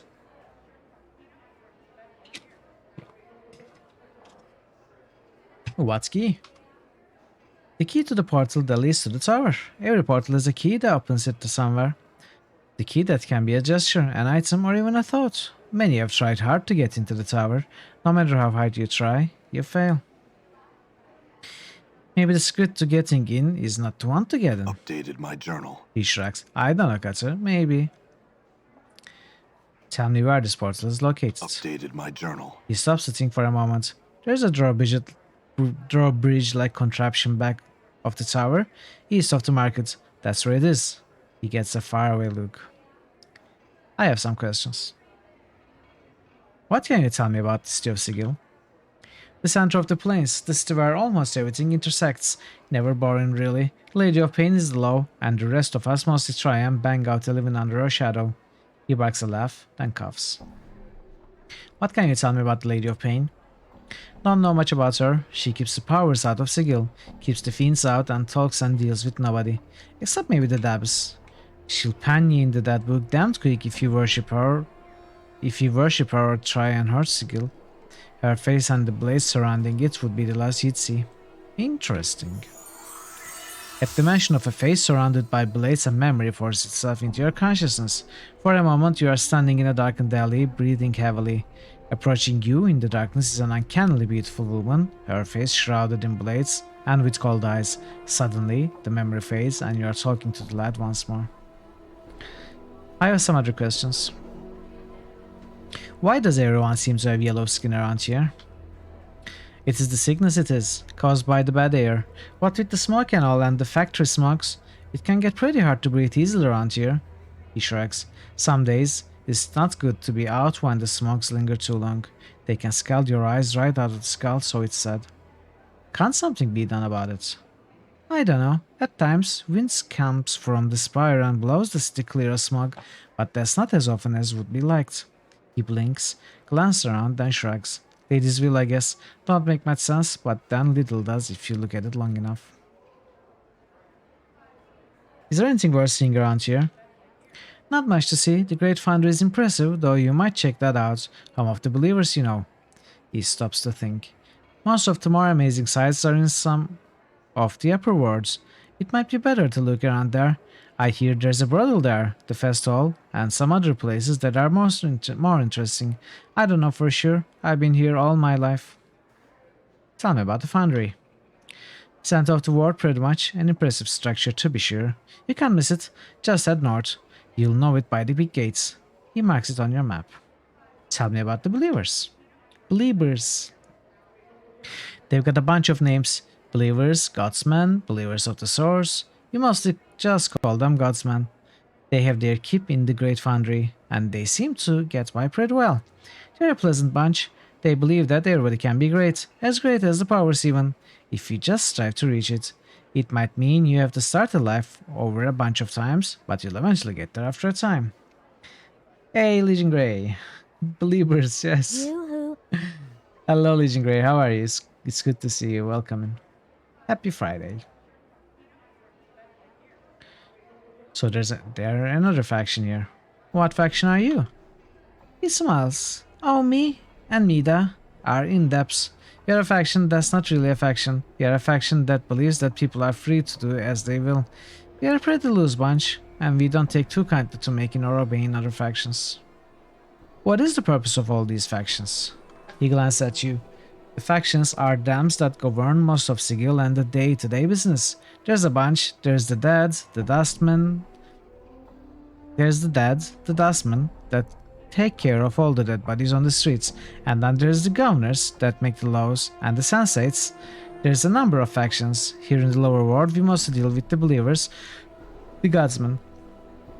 He nods in the distance. They have their keep in the Great Foundry, and they are a pleasant enough bunch.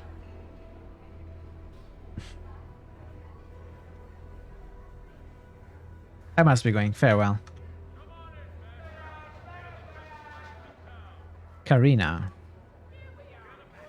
You see a pretty young woman wearing simple clothes. She wanders about the market and examines everything, but does not make any purchases. You notice that people seem to be avoiding her, but they try not to make it obvious. She flashes you a warm smile as you approach.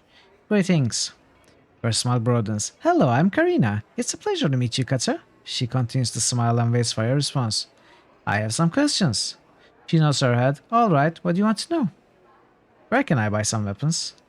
She smiles and points to one of the counters. Anzi over there sells weapons, all kinds of weapons. Are you a warrior? How silly of me, of course you are. I mean, how could you not be with all those scars? Oh, I'm sorry, I shouldn't mention those. You're not sensitive about them, are you? No, I've gotten used to them. She looks relieved. Oh good, I didn't mean to hurt your feelings or anyone else's for that matter. You just have to be careful what you say to someone, you know? I mean, people are different and you never know. What may offend one person may not offend another. So anyway, she pauses for a breath and smiles at you. Where can I buy some magic? She smiles and points to one of the counters. Alec over there sells magic things. Are you a mage? You don't look like one, but I guess looks can be rather deceiving. I don't know what a mage really looks like, now that I think about it. Do you? No, not really. She gets excited and points a finger at you. See? That's just what I mean. They have all this awesome power and can do really incredible things, but you can't tell just by looking at them. They can sneak up on you that way. I mean, priests and warriors and whatnot, they have all this obvious stuff that they run around with, and you can just tell what they are, so you just know to be careful. But not mages. She gives you a matter-of-fact look. I have some questions. She nods her head. Alright, what do you want to know? You really like to talk, don't you? She shuffles her feet and looks embarrassed. Well, I've been told that I probably talk a bit too much, and, well, people tend to avoid me. And I don't really have any friends or male friends courting me. Sometimes I get lonely. Her voice gets lower and lower until she is finally silent. She stares at the ground at her feet. I don't think you're a bad person, Karina. I happen to like you. Updated my journal. She gives you a hopeful look. Really? Thank you so much. I don't know your name. I don't remember my name. She frowns, starts to say something, then thinks better of it. She shrugs her shoulders. What's in a name? It's just nice to know that I have a friend. She smiles. Farewell, Karina.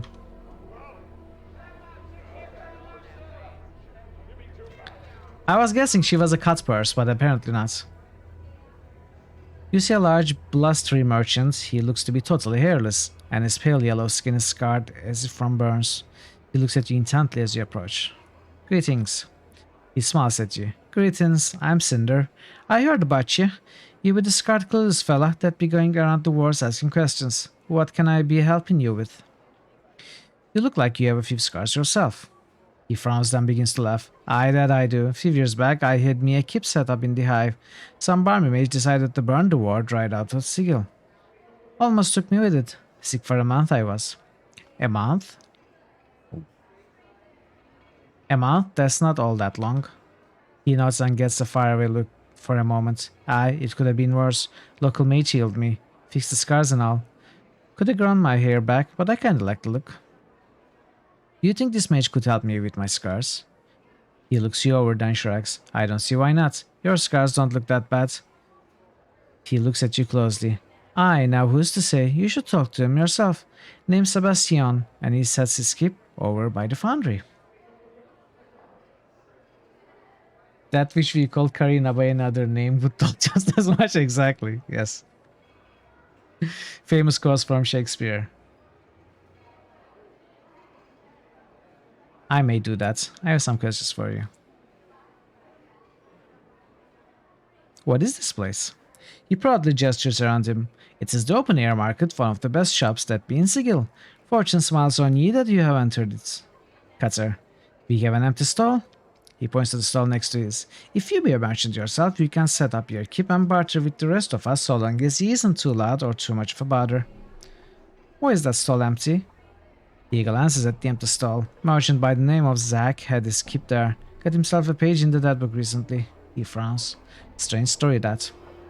Strange in what way? He thinks for a moment. Well, I don't know the dark of it all, but Zack had a bit of business trouble and needed some coin. He got himself a loan from Byron Pickett, the moneylender. After that, Pickett started trying to take the business from him, but Zack refused. He pauses. Go on. He sighs and shakes his head. Not long after that, Zack was a debtor.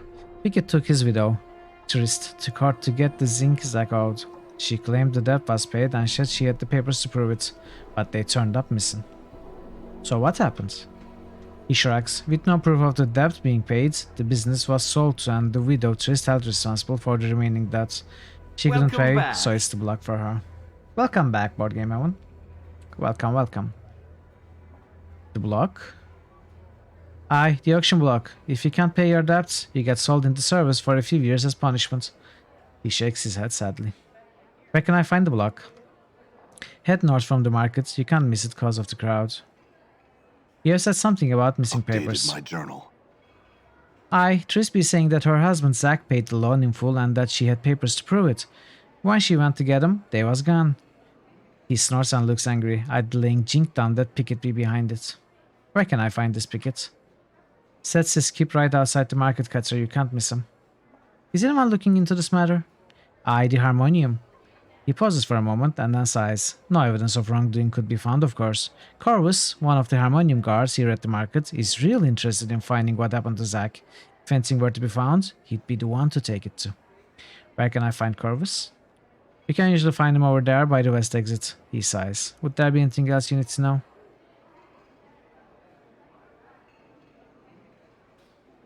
I'm interested in spells. I think I can help you. Let me show you my wares. Let's see. Ooh, plenty of high-level spells that we cannot pay for. Tasha's unbearable derisive.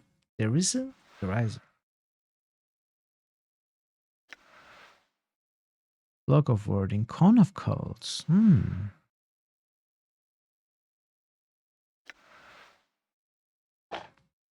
Shadow of shadows. Yes?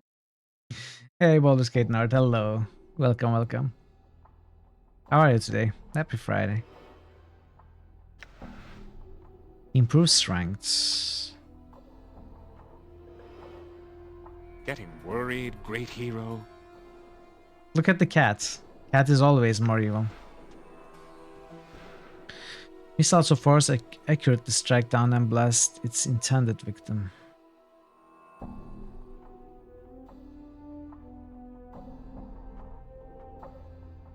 Oh, it does area damage.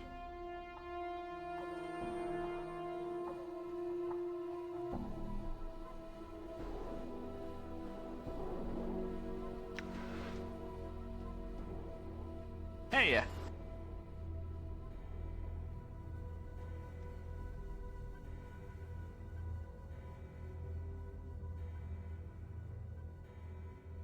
Can we steal maybe?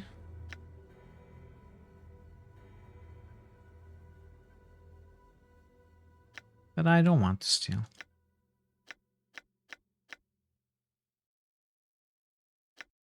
Let's get Cone of Cold.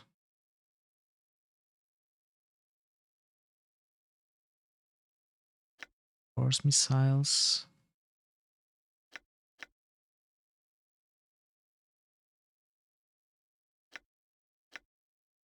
Improve strength.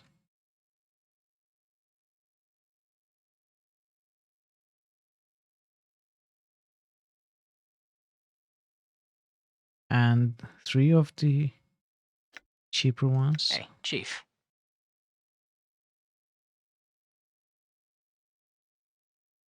So we spell all our gold.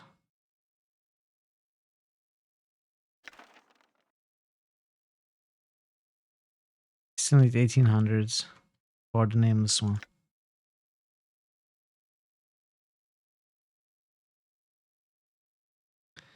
And 1800 for DACCON.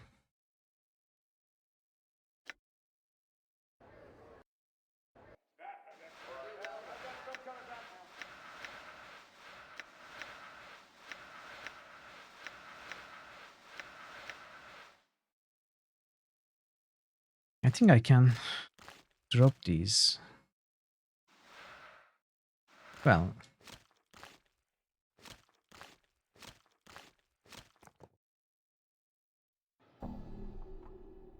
I still need to examine this thing. I'm just kind of scared that it's evil.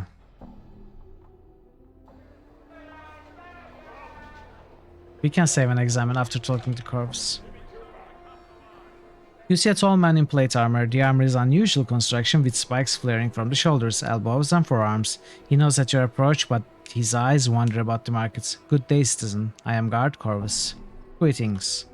How may I help you, citizen? He gives you a friendly look, but glances over your shoulder. I had some questions. He nods to you. I will help if I can, citizen. He looks about the market expectantly. Try to see what he's looking at. You glance over your shoulder and see Karina wandering nearby. Corvus seems to have his eyes locked on her as she wanders about. Her name is Karina. She snaps his attention back to you. I beg your pardon, you know her, citizen? He looks at Karina again, voice of an angel and such a pretty young thing. Yes, and she is also lonely. I'm certain she would welcome the company of a gentleman. Updated my journal. He glances at you, then back at Karina. Excuse me a moment, citizen. He glances around you and heads towards Karina. Corvus turns to you and is smiling brightly. Thank you, friends. A wonderful young lady. He looks a little glassy-eyed. My pleasure. I have some questions. I will help you if I can, citizen. He looks about the market expectantly. I wanted to talk to you about the merchant Zack. Updated my journal. Anything I know about that is Harmonium business, citizen. I cannot discuss such matters. He pauses. All I can say is that Zack was murdered and an investigation is being conducted. If you discover anything that will further that investigation, please bring it to my attention. Do you know someone named Byron Pickett? Or Pikett? I guess Pikett. He frowns and nods his head. Yes, I'm familiar with Byron. What can you tell me about him? Updated my journal. Officially, nothing. He pauses for a moment before answering. Unofficially, he is suspected of being behind most of the criminal activity here at the market. We believe him to be responsible for the murder of a merchant named Zack. His list of suspected crimes is quite long. Anything else? Updated my journal. Yes, I would not turn my back to him, and I would think twice about being anywhere alone with him. That is all, friends. I have some questions. Who are you? He gives you a slight bow. I am Harmonium Guard Corvus, citizen. I help keep the peace here at the market. He glances about for a moment, then looks at you. Tell me about the Harmonium. Our belief is simple. We are the light, we are the way, we are the order, we are the truth. We maintain and enforce order here in Sigil. We police the city. He looks about again. What can you tell me about other factions? I know little about them, citizen. I'm sorry, but you will have to take your questions to a representative of their order for answers. He smiles, then looks about. I need to buy weapons. I need to buy magic items. Thank you, farewell. Let's talk to Karina.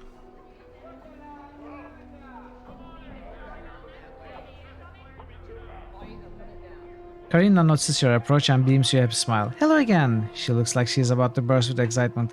Thank you so much, Cutter. I'm so grateful for what you did. What did I do, Karina? She laughs. You sent Corvus my way. I know because he told me so. He was afraid to approach me. Thought I had a list of suitors. Well, what I mean to say is thank you. She gives you a hug. You're welcome, Karina. I wish the two of you happiness. Thank you, Cutter. I hope you find happiness in your life as well. Farewell.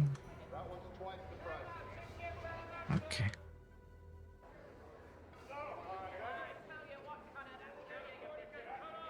Well, let's examine this.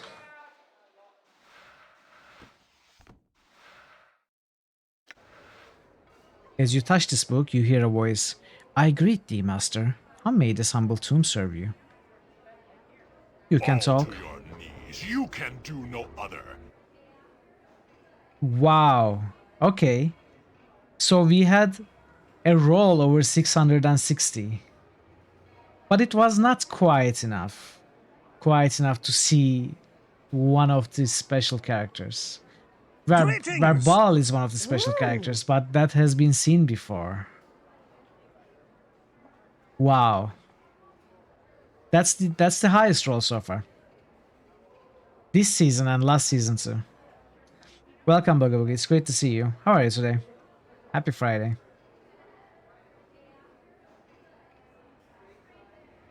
This season's yours. Yeah, probably. Probably, but you never know. You never know. You can talk.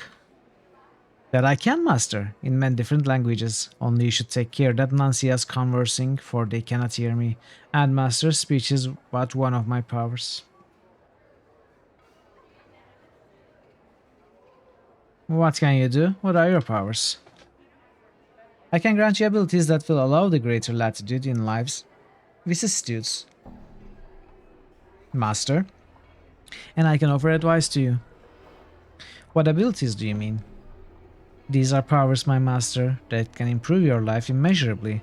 Unfortunately, the laws that bind me, they demand a small service in recompense for these powers. Small service? Like what? The service required is a trifling one, my master. I would barely mention it if it were not for the sake of the laws that bind me to these pages. Hey, Bennett. Hello, hello. Happy Pizza Friday to everyone. Oh, it's you! Hi! I wish I had some pizza to go with the Pizza Friday. How are you, Bennett? It's great to see you. Welcome in.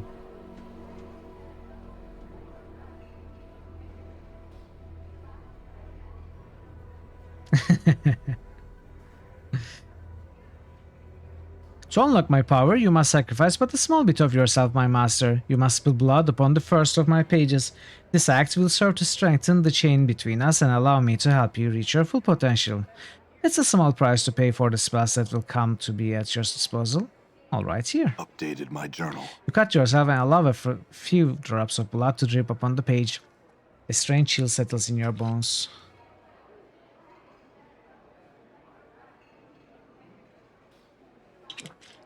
Unfollow, unsub. Well, maybe if people subbed, I would have money to buy pizza.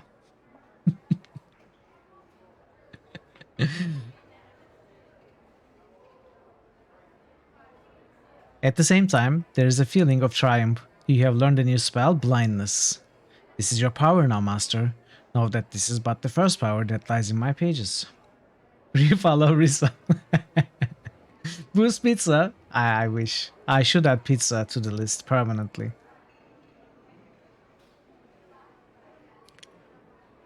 Tell me of these other powers. Hey, Geronimus. That's a good one. Geronimus has just subbed. Geronimus, thank you so much for the pizza budget. Your sound card works perfectly. How you doing? How you doing? Thank you for the follow. I thought you were already following. Thank you for the follow and thank you for the sub. I really appreciate it. Geronimus contributing to the pizza funds. Thank you, thank you. How are you today? Good to see you.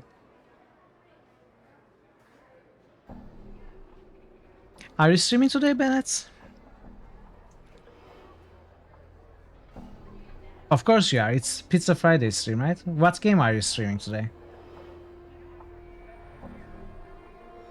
This is your power now, master. Know that this is but the first power that lies in my pages. Tell me of these other powers. The voice of the book seems saddened. Unfortunately, master, the laws that bind me demand a greater sacrifice in return for greater power. I would grant these powers to you freely, but as you can see, I am bound. What is the sacrifice? Second sacrifice is that you sell one of your companions into durance, bondage, slavery. This will signify the binding between you and the power. Your companion represents the power placed at your disposal. There are those in the clerk's ward, I am given to understand, who will aid you in this quest.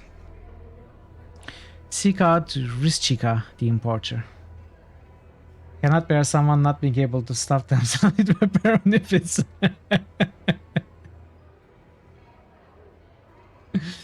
Exactly. Exactly. I deserve better. I deserve pepperoni in my life. More pepperoni, damn it. Bring me all the pizzas. I'm going to eat them now.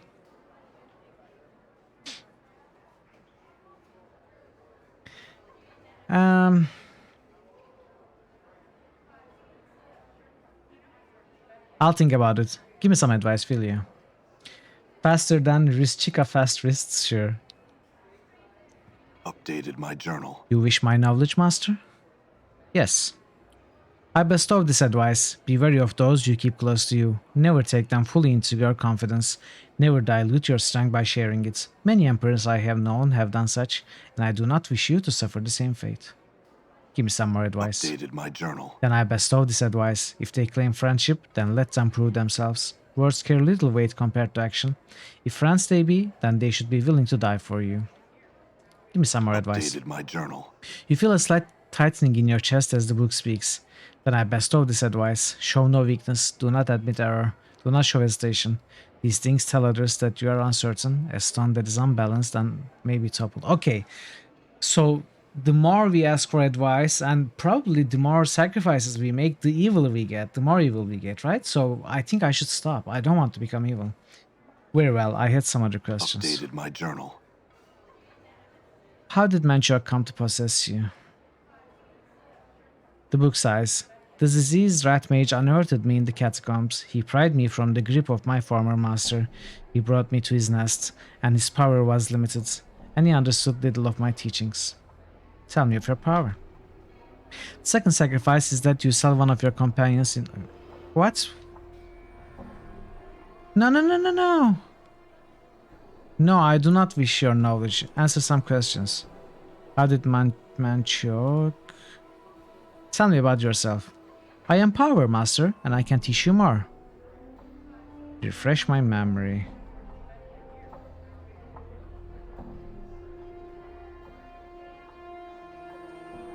No more farewell. Okay. We are still good? We are good. Fine. That's enough. We are not dabbling with this book anymore.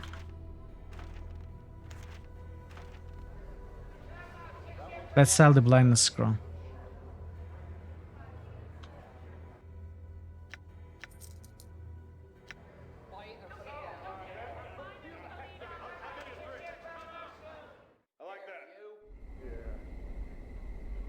All right.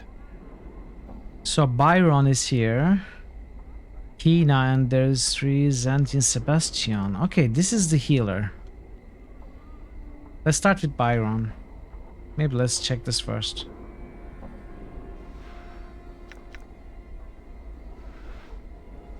Save game. Make a hard save. Alright.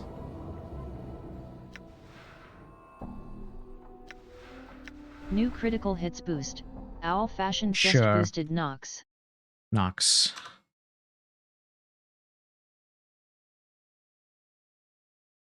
You like action adventures, Owl Fashions?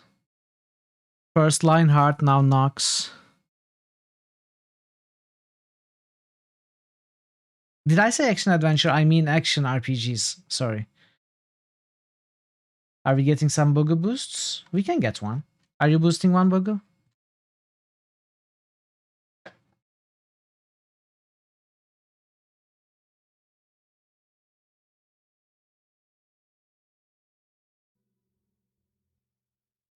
Oh, yes. True. Board game. Board game even New has not critical boosted hits today either. boost. Board game heaven Prob just mines. boosted Revenant. New critical hits boost.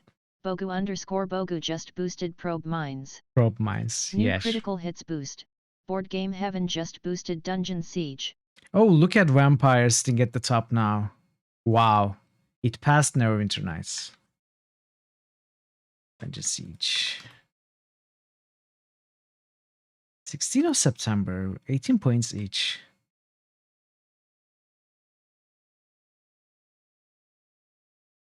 Cool. And Manzo, do we get a Manzo boost? Possibly.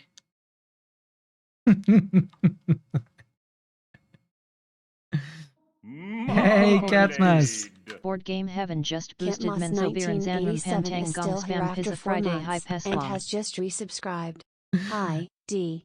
That was a great boost for Game Evan. Catmas, welcome. Thank you so much for the resub. 4 months. Wow. Hello. How are you, Catmas?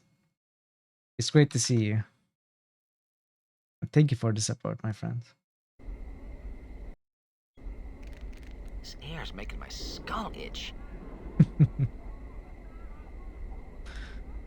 right back. See you in a bit, VF.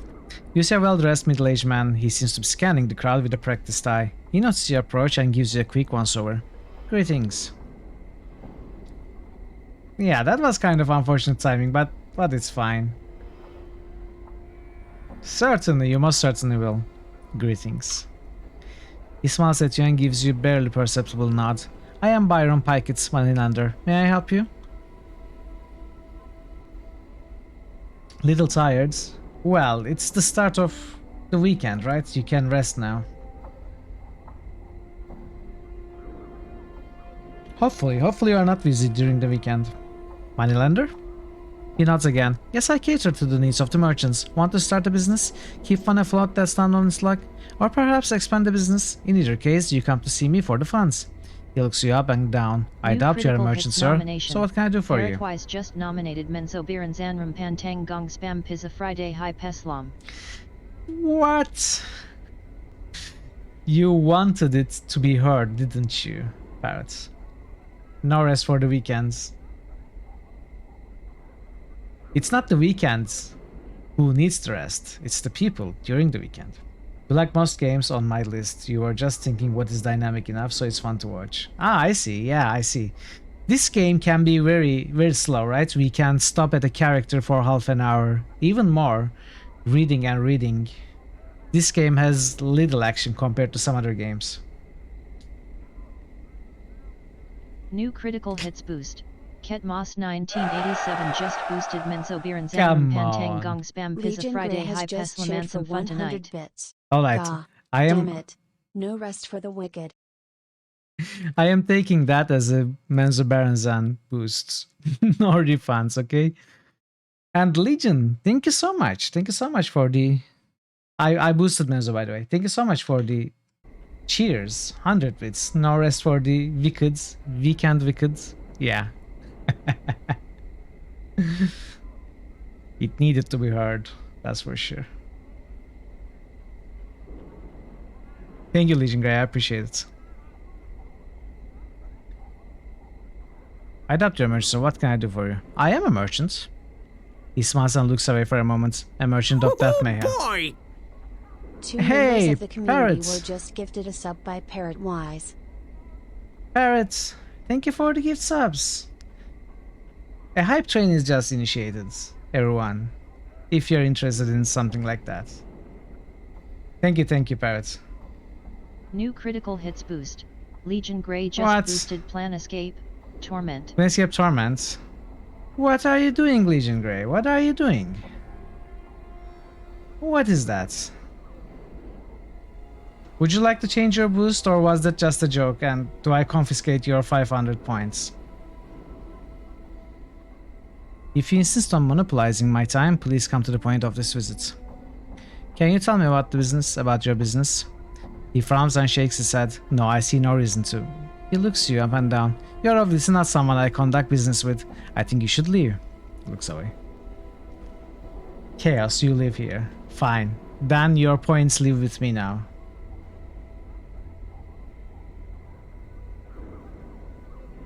I have some questions. Very well, make it quick. What is this place? If you mean the ward in general, it's called the lower ward. If you mean this particular locale, it's the open air market. Tell me about the open air market. Welcome back, VF. He gestures at the building behind them. An excellent market that caters to just about every need. He pauses to think for a moment before continuing. Nothing exotic is available. These slots cannot afford such items, but a good market nonetheless. Board Game Heaven! Board Game Heaven has just cheered for 100 bits. Menza Barons and Orangutan Hype Islam Pizza Friday Fun Tonight Zombicide out Off Site Oh Babe We're Gonna Love Tonight Limelight Neon Light Disco Time. What? What is this? What is this madness? Disco time? Well, if it's disco time, you should maybe start boosting Disco Elysium. Thank you so much for the bits, Board Game Evan. Thank you so much for the cheers. Chat is out of control indeed, yeah. Chat is going crazy. Tell me about the lower world. Disco will be winning the next pool? Well, I secretly hope so. He looks bored. It is the home of common people. He gestures around him. Look about you and you will see all that there is to see. Nothing. Nothing of any interest. Then why are you here? He smiles. The one thing these mindless thoughts are good for is spending their money. It gives them the feeling that they are actually accomplishing something with their otherwise meaningless lives. He pauses and looks about with disdain. Go on.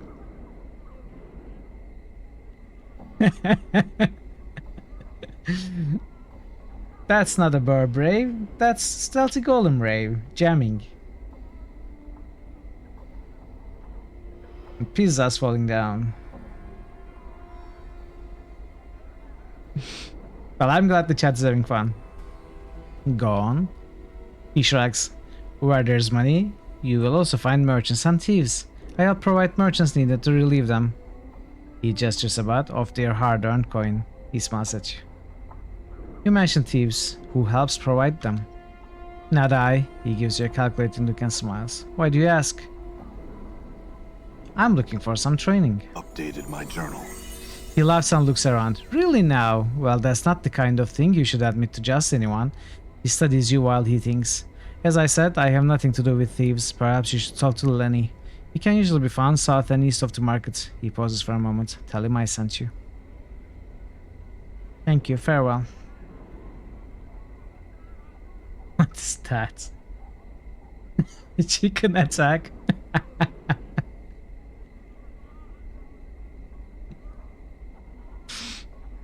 Thank you. Farewell.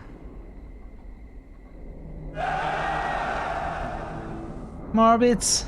Board Game Heaven has just cheered for 10 bits.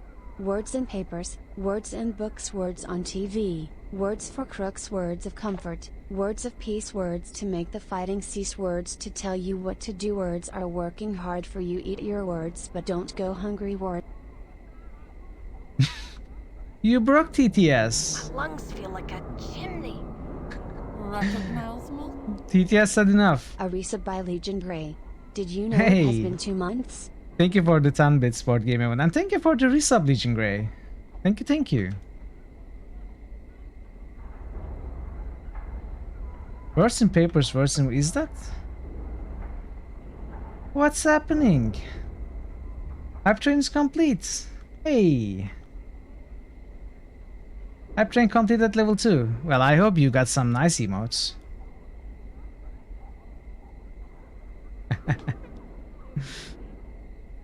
It sounds familiar. I can't quite place it, but it does sound familiar. Like, it's like I should know it, but I don't remember. Oh yes, it's the initiator, right? The conductor.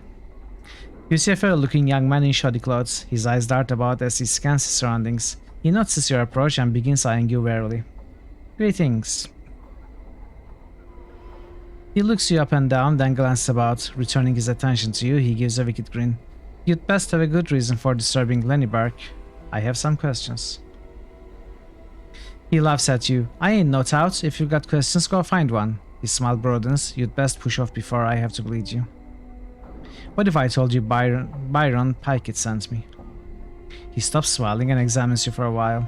His eyes linger on your scars, and he swallows slightly. After a moment, a frown settles on his face, and he appears to be nervous. Pikett sent you? Why? You're only missing 2 or 3 extra hard hype train emotes. Yeah, I think I'm only missing some.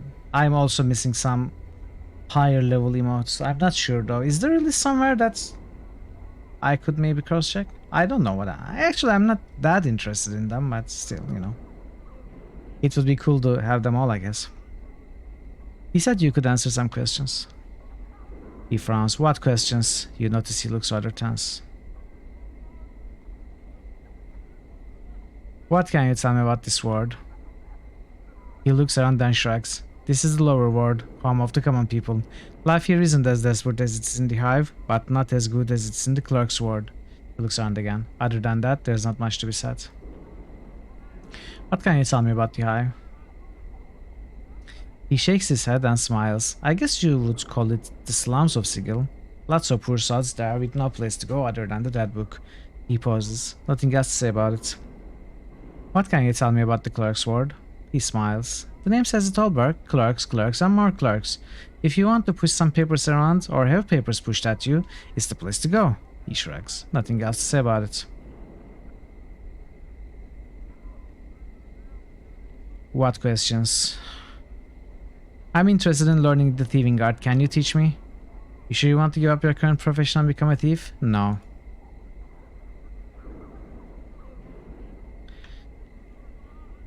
Okay, I feel that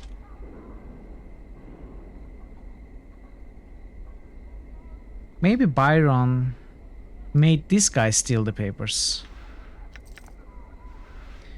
But we are not getting anything from this guy or from Byron.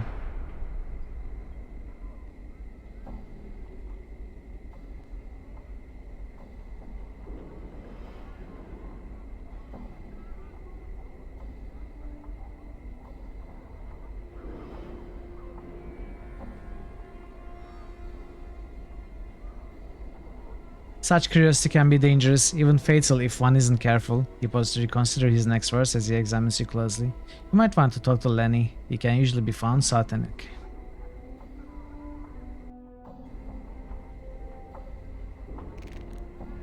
Well, let's talk to these people first. This woman has a yellow cast to her skin and severe features. Tattoos cover her body and she wears a long blade at her side. His eyes are like two small black pearls. As you approach her, they follow Dakon's movements. Before you reach her, Dakon breaks in. I would have you hear me. What is it, Dakon? It is my will that we do not speak to this woman. Why not? She is as earth. Our wills are cross blades. We have no common ground. Then do not speak to her. Why do you insult the unbroken circle of Zertman by continuing to wear it against your heart? You are not numbered among the people, betrayer of Shraktalor. The Anarchs and the Zords have spoken and their words shall be obeyed. You are not to speak your mind to me or to any Zorth. Will you hear this human when he speaks? His words carry the weight of yours and have the shape of Limbo's form. I will not hear you, Dakon. He travels with me, Kiina, disciple of Zertimon. He comes to you to hear the words of Zertimon which you as a Zorth must impart. Will you hear him? The words of Zertimon are not for the eyes of a human to be heard. Their minds are not as one, and they bring division wherever they travel. This one wears a shirt of scars and blood, and he travels with a traitor. Vilquar's heart beats within your chest if you ask if I will hear him. Will you close your mind to his word? Know your words before you speak your mind, Kiina, Zorth of Zertimon. I will not hear him. He will hear me. That is sufficient. Dakon turns to you and speaks in your language. She will teach you. The gift woman turns to you. Her black pearl eyes glint dangerously. You are not known to me, but your trappings speak ill of you, human. Your body is a book written in scars and blood, and you walk in the shadow of a pariah that claims to speak for Zertimon himself. Speak your mind. Can you teach me the way of Zertimon? His eyes harden. Her eyes harden. You travel with one who calls himself a Zorth and lectures me on my morality, and yet you ask if I can teach you the way? Ask him to teach you, for I will not. Calm down and answer me some more questions. What did you mean when you said I walk in the shadow of a pariah? You walk with a pariah and you know not his history?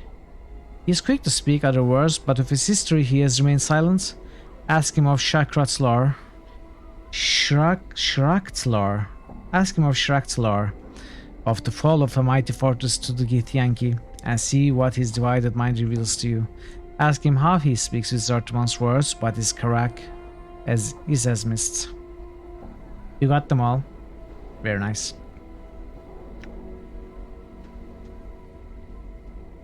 It's not Zertimon's words that lack conviction, it's their echoes that have been distorted.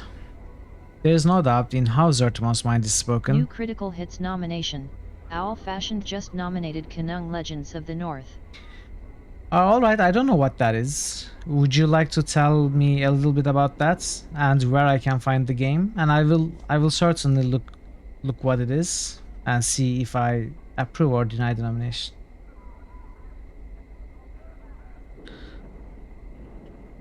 Generations of Zerth are of Rakma's jewel, of one mind on this matter. Your stance carries with it a divided mind. The doubt is yours, an echo cast from your own faithlessness. Your words speak not the mind of Zerthmon, they are shaped of angles and hate, as if molded by Gith's mind itself.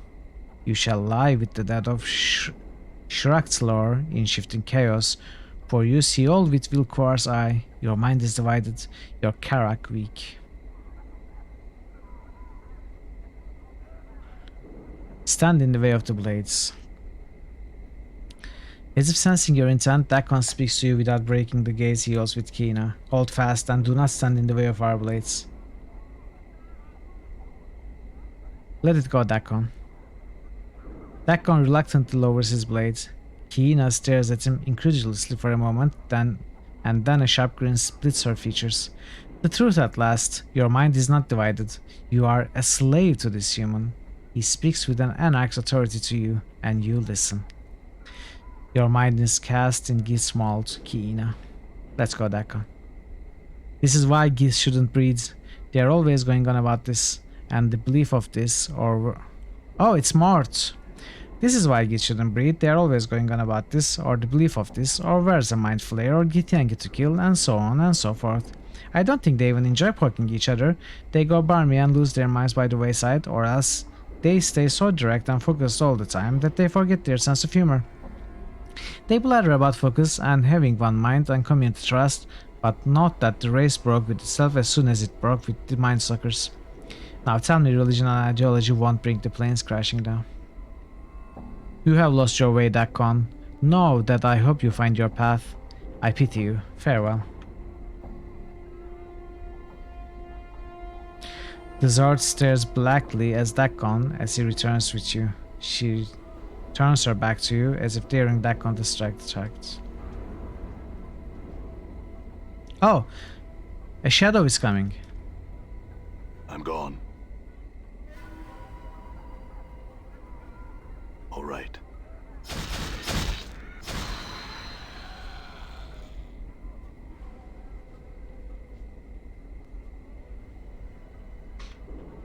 Dakon, cut her down. Dakon's voice falters. It's not my will that I do this. Do it, Dakon. She looks amused and dismayed at the same time. Yes, strike, Dakon, and let your treachery overflow from your Githyanki heart. She bares her throat to him. Dakon's blade slashes her, and she falls bleeding to the ground. The blood boils on the edge of his blade, then steams away, leaving black stains upon its surface. Let's reload. I wanted to see what would happen, but I don't want to kill her. Let's talk to Sebastian. You see an older man in elegant robes. He has bright eyes and a warm smile.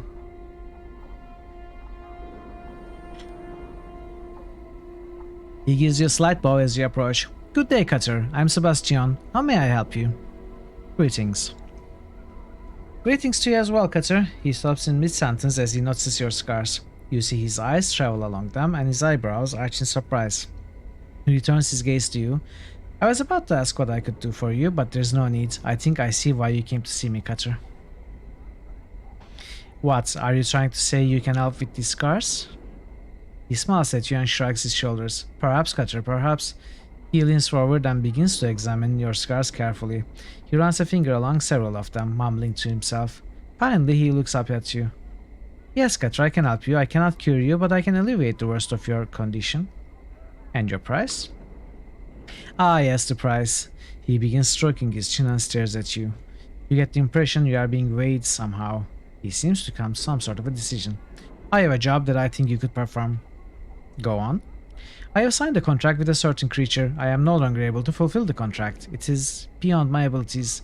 However, the creature will not release me from the contract. Instead, it has threatened me with death unless I fulfill the contract. Let me guess, you want me to solve this problem for you.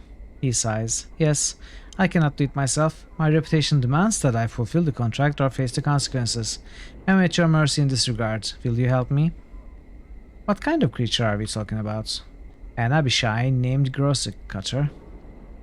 He pauses to gauge your reaction. I know this is a difficult task, but one I think you can handle. Also, the reward I offer you is great. He gestures at your scars. What were you contracted to do? Hydrate. I may enjoy on GOG something like Baldur's Gate, but magic comes in form of artifacts. No spells, enough dialogue, but no choices. Open world, solo player, party possible. Alright, so is it isometric? It looks like something up my alley. Conning, Legends of the North.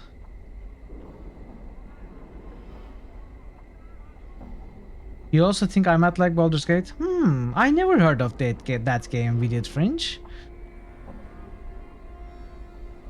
I should try this Baldur's Gate.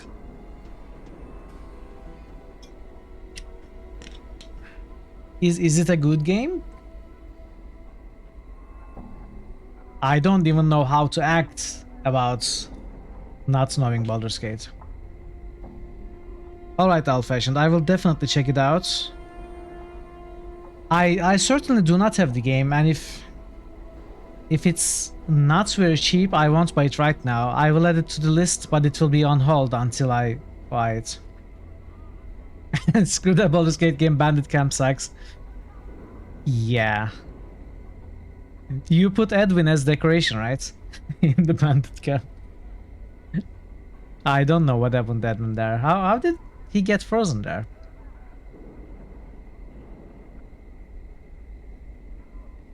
Is it petrification of some kind? I'm not sure what can happen in the Bandit Camp that freezes Edwin like that. Ice lands from the Bandit Mage, you assume. Oh.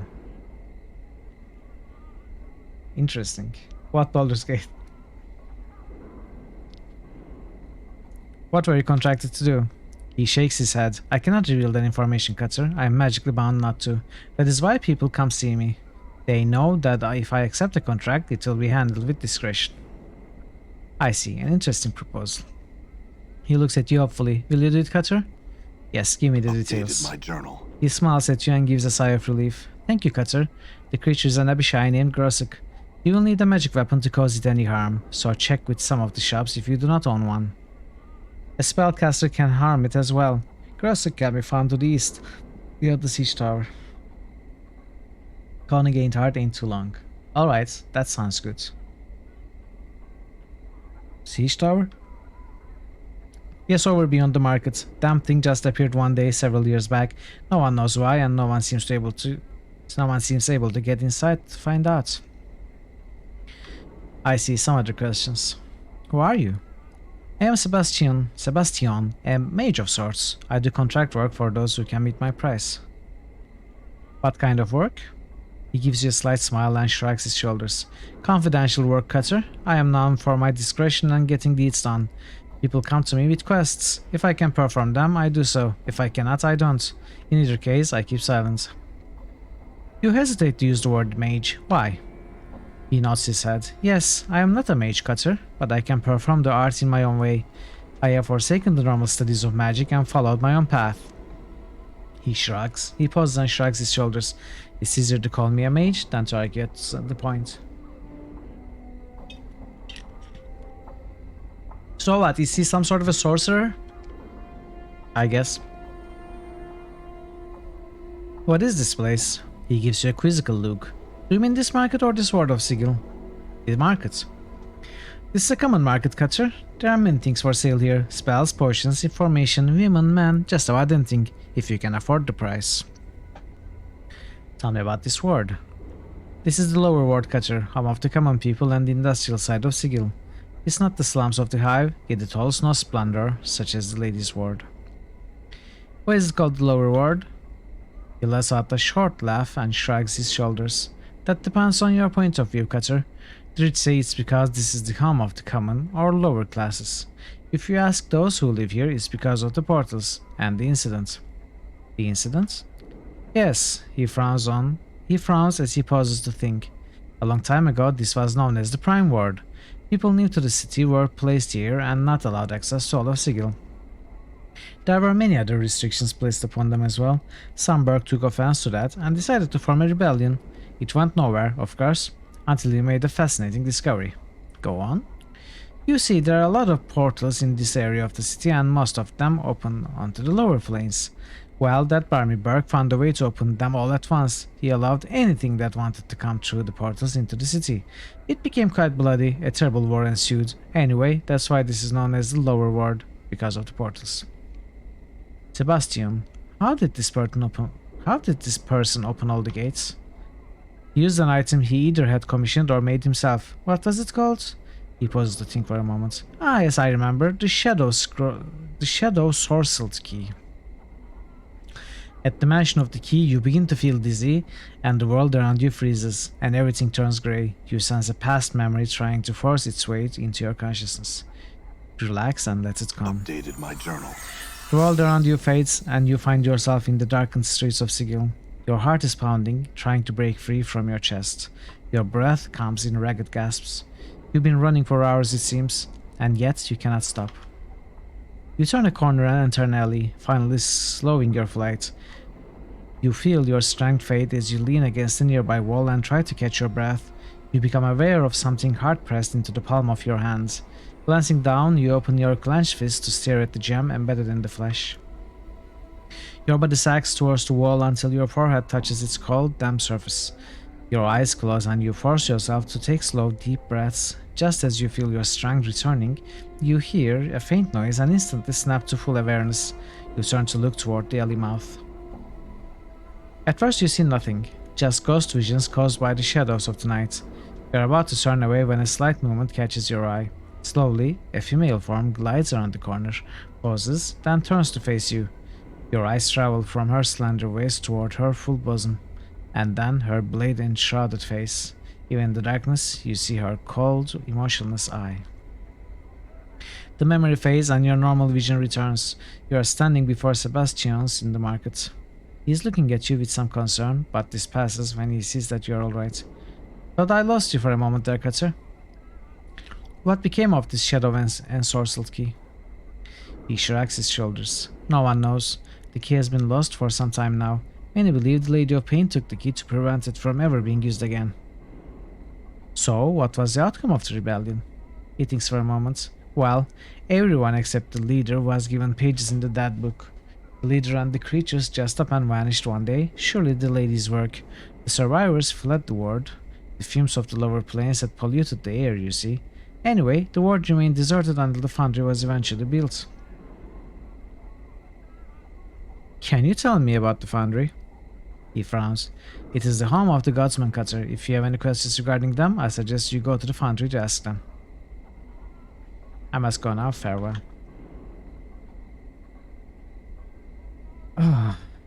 This area is going to take some time.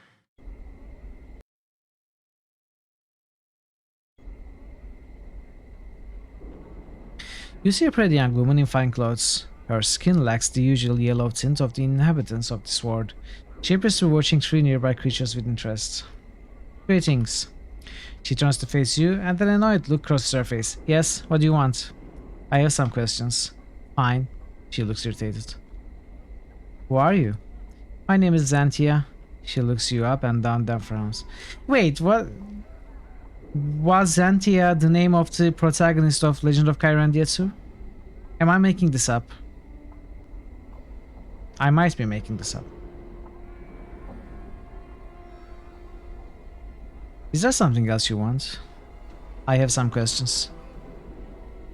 What are you doing here? There's going to be a fight and I want to see it. She smiles wickedly. It should be interesting. Her name is spelled Xantia with Z. Ah, okay. A fight? Yes, see the tree Thokola over there? Thokola. She points to three hulking creatures with rippling muscles. They are going to try to kill an Abishai. She snorts. The stupid offs. I've heard of something called an Abishai, and I've killed like 10 of them. What exactly is it? It's a lower planes creature, a Bayatizu, I think. She frowns in thought. In any case, Abishai have nasty dispositions, sharp claws, and can cast spells. Very formidable. The Thokola look like they can take care of themselves. Normally I would say yes. Thokola are very powerful warriors. She smiles slyly and leans in to whisper to you. However, I know something they don't. What might that be? Abishai can only be hurt by magic. She snickers. The Thokola will be slaughtered, I have no doubt of it. She straightens up and watches the Thokola eagerly. How do you know they can only be hurt by magic? She gives you an annoyed look. My husband is very high up in the Harmonium. The Harmonium guards are trained to deal with creatures such as an Abishai. She looks away. That's how I know. My husband told me. Why don't you warn the Thokola? Why should I do that? She smiles evilly. I'm the one who suggested the fight. Why? My husband tries to better his social standing with his underlings by drinking with them in the local taverns. Last evening he forced me to just such an occasion. Those three elves were there and boasting of their prowess as warriors. It was obvious they were in a drunken stupor. When they decided to leave, one of them tripped and fell into the table I was sitting at. Go on. She frowns angrily. Most of the drinks at the table spilled into my lap and ruined a very expensive evening gown. So while the cretin was trying to apologize, I whispered to him that I only accepted the apology of a warrior of stature. If he were truly such a warrior, he'd be able to defeat an Abishai in hand-to-hand combat. You are going to get them killed because they ruined the dress? Updated my journal. You obviously do not understand the intricacies behind this situation. She looks at you like you are an idiot child. I was embarrassed and humiliated in front of my husband and his underlings. She looks angry. I see. I have some questions. Fine. What can you tell me about this word? Nothing. She looks about with distaste. Were it not for the fight, I wouldn't be caught dead here. Bye. The huge creature stands over 9 feet tall. Rippling muscles support its massive frame. It seems to be engaged in conversation with two similar creatures next to it.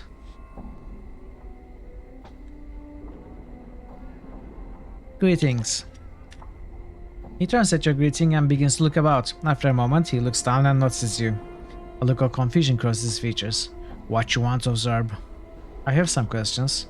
He gives you an apologetic look and shakes his head. Zerb not speak language well. Sorry, you talk Thorpe. He gestures to one of the creatures next to him. Alright, thank you. If you keep bobbing about, Skull, I'm gonna mount you in the end of a pike.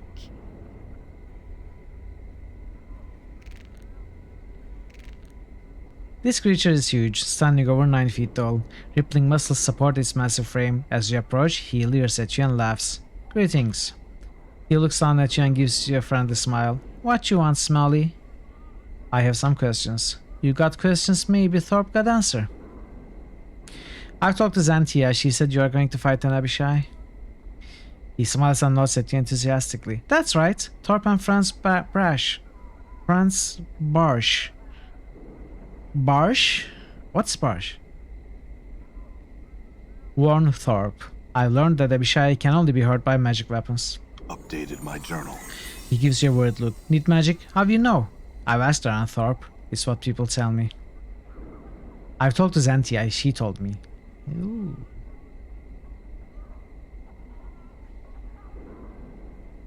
She seems confused. He seems confused at first, and a look of realization appears on his face. Xantia play Thorpe for a coney. She lie. Try get Thorpe and friends dead. I'm afraid so, Thorpe. He nods. Xantia not deserve apology. Thorpe free from debt to her. Yes, you are free of your debt. That's. Thorpe, thank you. You save life. You save life of friends. He turns to the other Thokola and speaks to them hurriedly.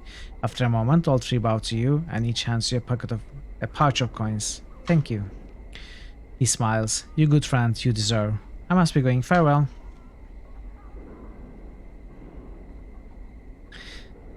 You warned the brute, didn't you? Yes, I did what I felt was right. She nods her head slowly. I will not forget this insult. Good day to you. She turns and leaves.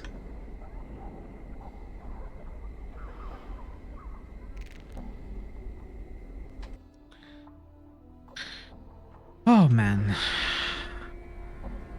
How long have you been in this area?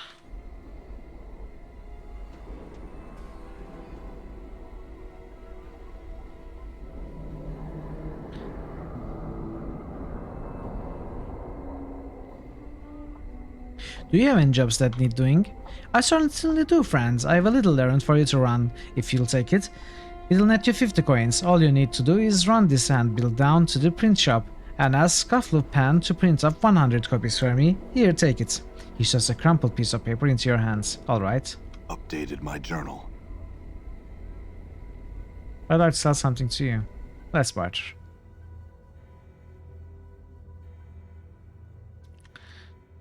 I don't actually have anything to sell, right? You must gather your party before venturing forth. Nebuka! Nebuka! Hello. Hello, Nebuka. Hello, Raiders. How did the stream go? Welcome, everybody. It's great to have you here. How did the Divinity stream go, Nebuka?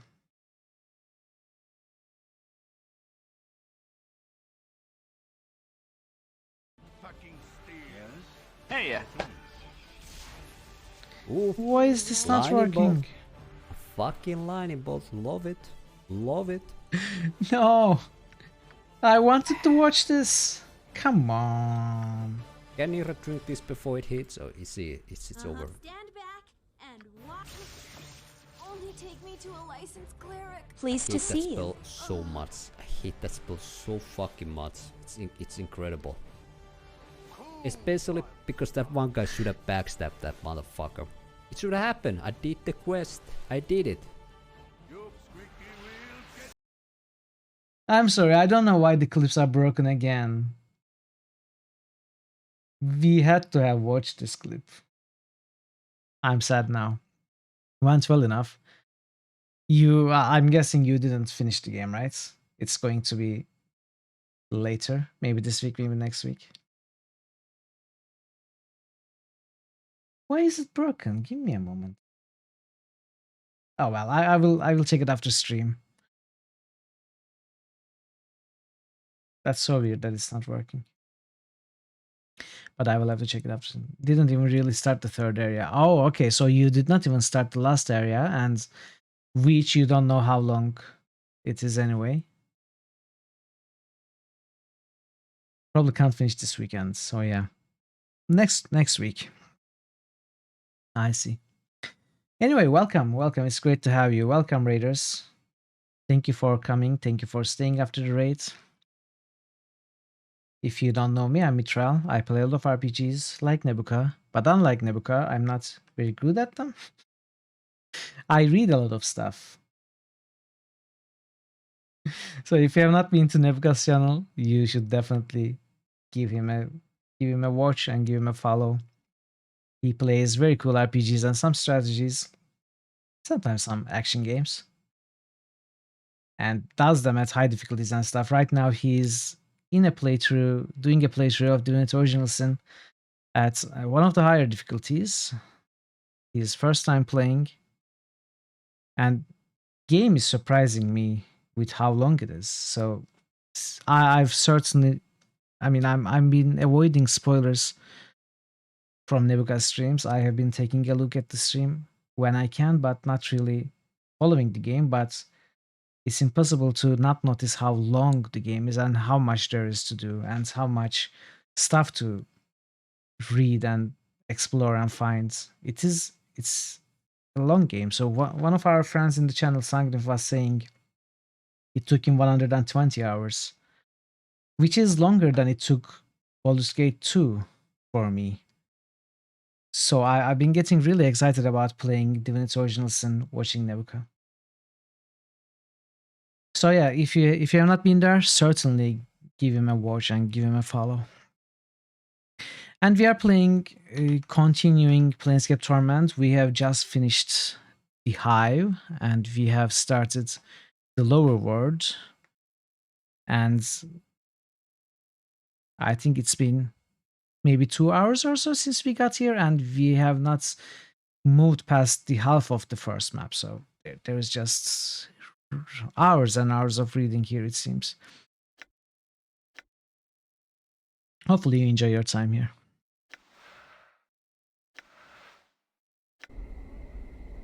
You have rested for 1 day. I didn't want to rest for 1 day. What the heck? Now it's night again. I'm gone. Done.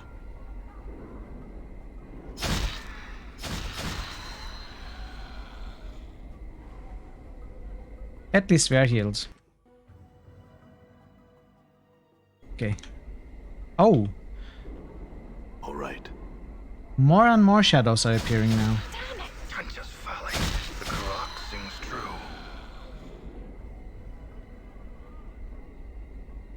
true. That is true. That is absolutely true. The best duck emote.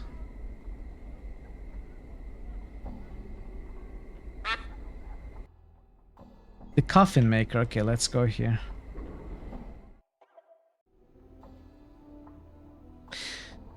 Before we continue, actually, I'm going to have to take a short break, a bio break, and I will be back in a few minutes to continue. So, be right back.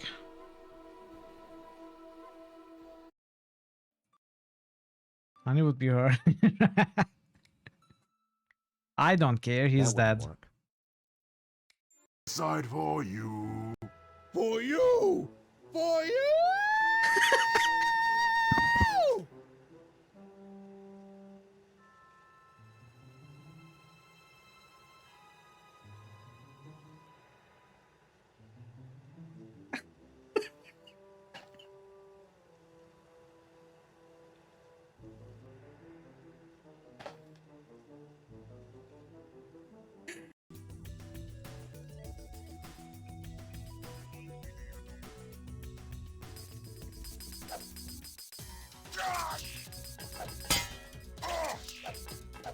I can never hit these.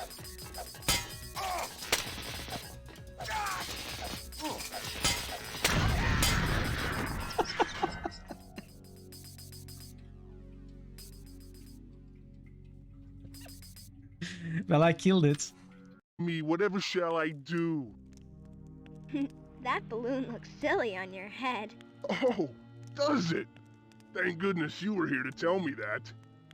Whatever would I have done without your keen powers of observation? You're mean. Shut up. Get bench, you little runt. I love this guy. Can we play him instead of Sarah?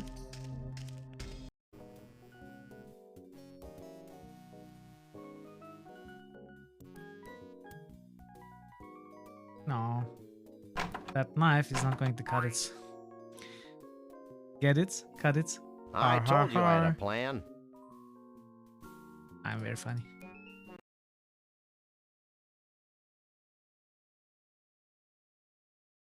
I am back. Start the timer.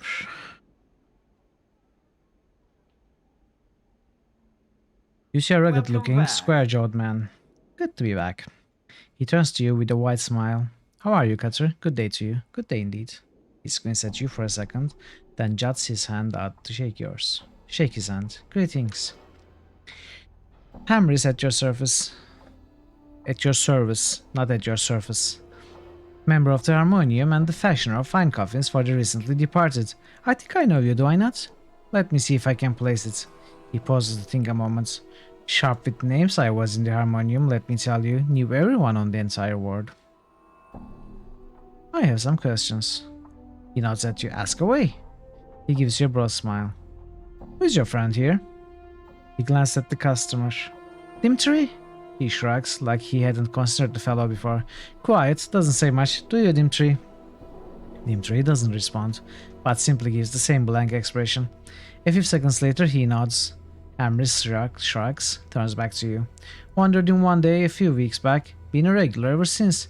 He hasn't bought anything, but he doesn't cause any trouble, so I let him stay.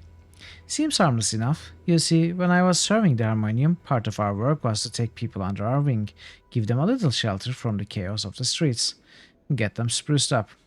I see. I have some questions. What can you tell me about this ward? I chose the wrong one. Yes, the lower ward. He leans forward as if explaining something to a small child. You know, it's little known to most newcomers and even people in the ward. Most people think that this ward gets its name simply because it's not as prestigious as some of the other wards. But that's not it at all. Not at all. Do you know where the name comes from? He looks at you expectantly. from all lower plane portals? He nods, though he seems a little disappointed that you know. Yes, indeed. These portals to the lower planes are actually the reason for the smog in the skies here. He glances upwards. Well, only every other NPC has told us that. Mike? As if imagining a sky above your heads. Well, I'm sure you're already aware of the conditions that plague this world. Yes. No, tell me about it. It's because of the portals to the lower planes. They are the reason behind all the smoke that fills the area, belching out noxious gases and all. Fortunately, winds from the spire help to blow away the worst of the mists, but it can bring others in the world with much weaker constitutions down and fill them with sickness, shakes his head sadly. Fortunately, my harmonium training has prepared me for all sorts of hazardous conditions, and after my travels to the lower planes, the smoke of this world is a little to bear indeed. What is there to see in this world? He smiles broadly. A great deal, a great deal. Where to start? If you were to step past all the kilns, forts, breweries, and distilleries scattered amongst the many garbage fires, not to mention the alchemist dens, the crematoriums, meat curing houses, and the charcoal burners, and examine the world itself as a whole, one could say, well, there's the foundry, the siege tower, and... He begins to falter and stops to think. Tell me about the foundry. The Great Foundry is the headquarters of the Believers of the Source, also known to some as laymen as godsmen, because of their belief that everyone can achieve divinity. He shakes his head. The Great Foundry is much like their philosophy, a large sprawling structure that seems to produce nothing but smoke. He laughs. I mean, when was the last time you saw one of the Believers of the Source suddenly become a power? Not any time in the faction's history. Tell me about the Godsmen. Actually, friend, Godsman is the layman's term for their faction. The real name of their organization is, in actuality, the Believers of the Source. They hold to an interesting, if ultimately flawed, philosophy. They believe that everyone has the capability of aspiring to divine status simply by applying themselves. He shakes his head indulgently as he pauses to think. As my tour of duty with the Harmonium quickly proved, there are many who could never aspire to divinity, no matter how long they sought it or applied themselves. He scoffs. Nonetheless, the Believers of the Source work quite hard, he shrugs, and their little faction is pleasant enough. Tell me about the siege tower. That scarred iron rack? A word mystery it is, but I have some thoughts of it. First off, it wasn't always there, as I understand it. It simply arrived one night, and no one saw how it got there. Now you've seen the outside of it. It's seen battle, and it looks like battles that most people could not imagine. Me, however, I've seen the ages of the Blood War, even tackled a Tenari fiend or two when things were desperate with only my Harmonium fellows beside me, and those scars on the tower looked like they were gathered over several centuries at least. He pauses for a moment. Now listen close. My experience allows me to recognize some of those scars that decorate the sides of the tower. Some are acidic blasts, surely enough from some major sorceries. Some are Tenaric teething blades. Others look like detonations from Loth globes or scars from Bayatizu Carnagon whips. However, a lot of weapons embedded in the sides are weapons like none I've ever seen. And I'm well versed in a variety of weapons on many different worlds, well, obviously not, and on many different planes. Makes you wonder what's held in the inside of the tower. Basher, who cracks that tower, might have a museum in their hands. Makes you curious, doesn't it? Glares at you. Tell me about the foundry, Godsman. Can you tell me about some of their other factions? He smiles at you, eager to talk. Why, certainly, friends. I can tell you a little about the Harmonium, the Mercy Killers, or the Governors. Which should I start with? The Governors. He nods knowingly. The fraternity of order in their proper faction name, they are dedicated to law and knowledge. They spend most of their time... Law and knowledge, okay. They spend most of their time simply researching every aspect of law. Now, I'm not talking just man-made laws. No, their search goes much deeper. They want to know the how and why behind everything. Because of their devotion to law, they also run the courts of Sigil and act as lawyers, judges, advocates, and such. Harmonium. He stands proudly. The primary faction of Sigil is, of course, the Harmonium. We are the faction dedicated to preserving law and order in Sigil, and there is no other more important faction. Progress can only be achieved in a state of peace and harmony. There are those that think otherwise, but they don't have our resolve, and thus they shall fail. The Mercy Killers. He smiles. Merciless stand for justice. To them, justice is everything. It's absolute and perfect. Hey, They dedicate their lives to dispensing justice. Hey, Jolshka, hello. Happy Friday, Jolshka. How are you today? It must be done correctly. Hey, Jolshka is Chewbacca. They firmly believe that by imposing justice on the multiverse, it can be cleansed of evil and made perfect. Hello, my friend. Stay a while and listen. I have some other questions. I must be going now. Farewell. Let's talk to Dimitri. You see a taller, slender man with a glassy-eyed expression. He seems engrossed in some tale that the shopkeeper is relating. Occasionally he nods his head, but makes no comments of his own. How am I doing? I'm doing very well. I'm just feeling tired now. Towards the end of the stream, we have really read a lot of stuff today. We have started the lower ward. We have finished the hive and started lower ward. And since then, it's been constant reading. So I am feeling tired, I'm not going to lie. But other than that, I'm still enjoying the game. I'm still enjoying what we are doing here. So it's a good day. I'm well. You are not Dimitri. Entire stream is a Deckard Gate stream when... No, never. Never, Legion Grey.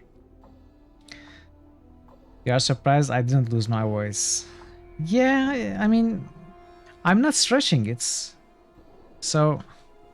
And I'm drinking a lot of water. I am drinking a lot of water after the streams too. You know, my worst habits was, or I should say worst lack of habits was not drinking water. Gialska just boosted KOTOR2. All my life. I just didn't drink water. You know, I ate fruits instead or drank soda, which are not really good substitutes for actual water.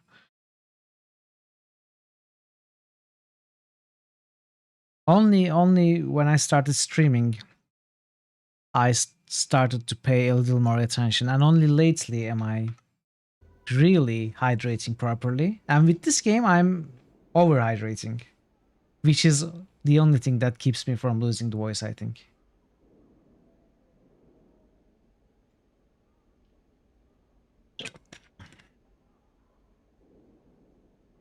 Greetings. The man turns slightly at your greeting, just enough to acknowledge your presence. You notice that he is a little pale of complexion and rather gaunt looking. He is giving you a blank stare. The shopkeeper does not seem to notice any of this and continues with his stream of useless prattle. Are you alright? It does, of course it does. The man continues to stare at you and slowly nods. You wait for any further response, but he says nothing, only stares.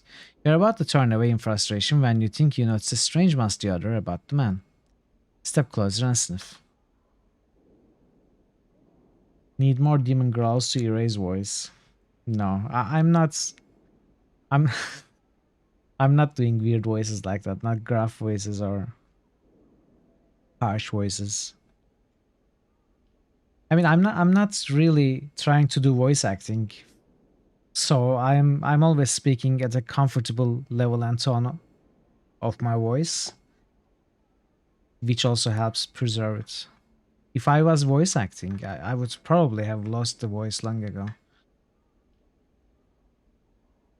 You lean and sniff at the man, unsure what you'll find. As you do, a musty odor fills your senses, an odor you recognize from your time in the mortuary. It is the smell of dead flesh preserved by magic. Zombie sounds done by you, Zombie sounds... I was just reading slowly. Which are gonna become death metal singer. No, I was a death metal singer. I quit. I quit and started streaming. If you believe. You're a zombie, aren't you? The creature continues to stare at you blankly. Slowly, as if with great effort, he begins to reply to you. Only your speak with that power makes him understandable. Yes, I am Dimitri. Why are you here, Dimitri? Dimitri slowly glances at the shopkeeper and makes a feeble gesture towards him. Seeing this as a sign of interest, the shopkeeper redoubles his efforts in telling whatever tale he is relating to the poor creature. Dimitri looks at you again. Hamris, he talks. Hamris never stops. Wanders town, annoys master, annoys everyone. Master create Dimitri. Tells Dimitri talk Hamris. Now Hamris stay in shop. Master happy. Town happy. Dimitri sad. Is there anything I can do to help you, Dimitri? The creature pauses, then resumes his slow speech with you. You can almost detect a pleading tone in his voice. Yes, find master. Sebastian, ask him to release me. Please. He turns his attention to Hamris momentarily. Please. Farewell. That is sad. Done. Journal status updated. Hey, Operator Theory. Yes, we definitely keep our journal updated. You know, you never know when you might need a fully updated journal. So for that reason, you have to keep your journal constantly fully updated. How are you, Operator Theory? It's good to see you.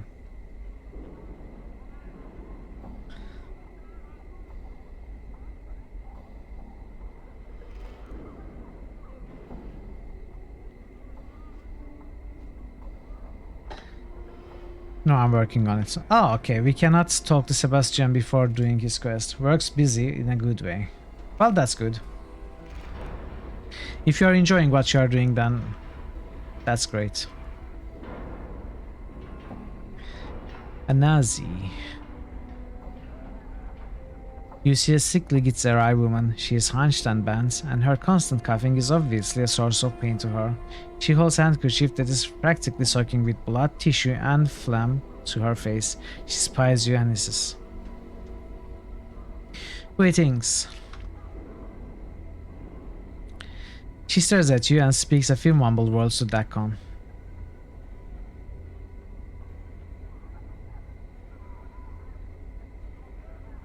Yeah, Legion Cray, you were first place, but 2 people rolled higher than you today.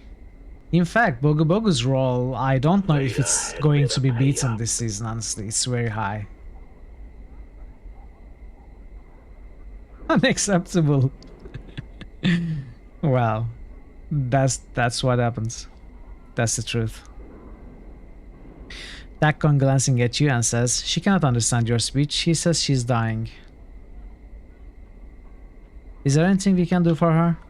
Know that she will not recover. I can put her out of her misery. That is all. As a Earth of the people, it's my responsibility to provide an alternative.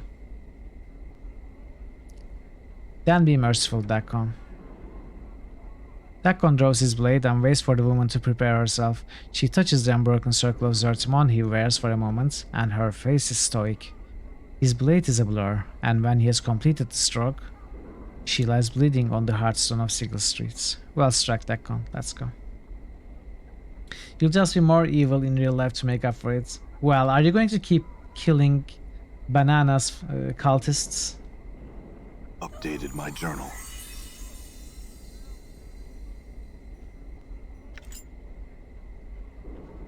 So this is probably the... What was it called? Furnace? Forge? Something.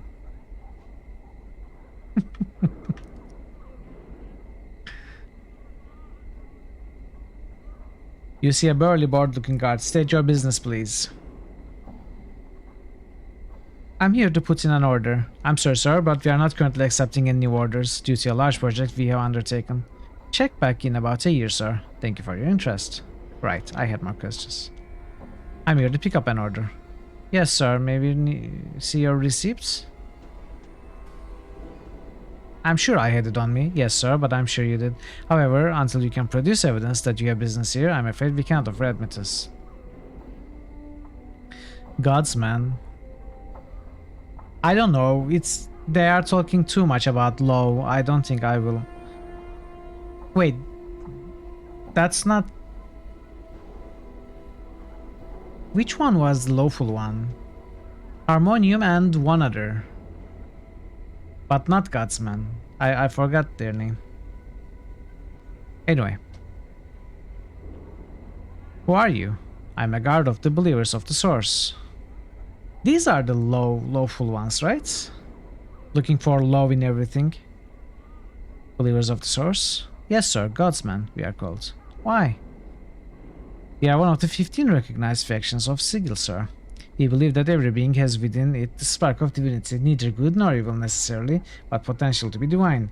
Beyond divinity, we believe there lies something greater. We believe all life has purpose and a goal, and we are devoted to understanding what these goals are. We strive toward greatness with every step in our lives.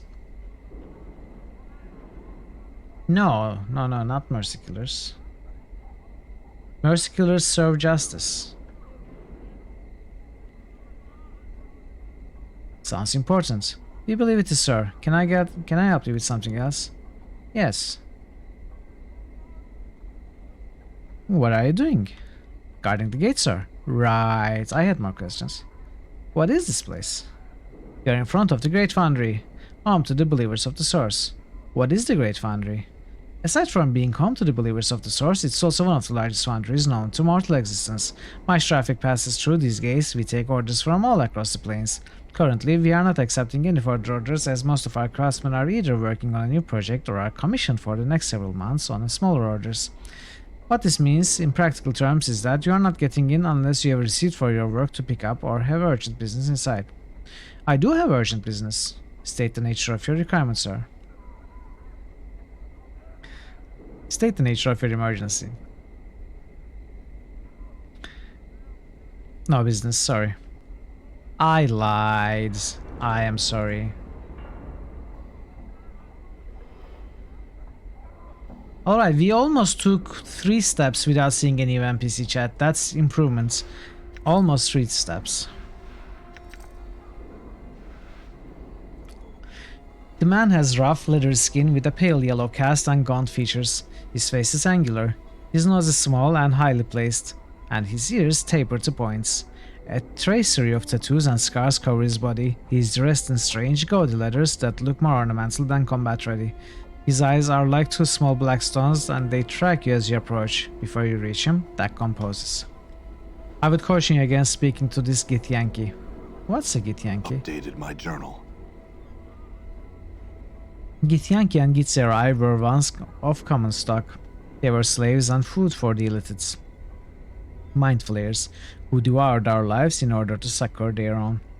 One of our ancestors, the warrior Queen Gith, led us to victory against the illiterates, and we escaped. We have waged unending war on the Mind Flayers ever since. However, there was disagreement over the future of our people. Upon the Blasted Plains, our leader Zertimon made the pronouncement of 2 skies, and steel was bared. One race became 2. It's a rift that cannot be crossed peacefully.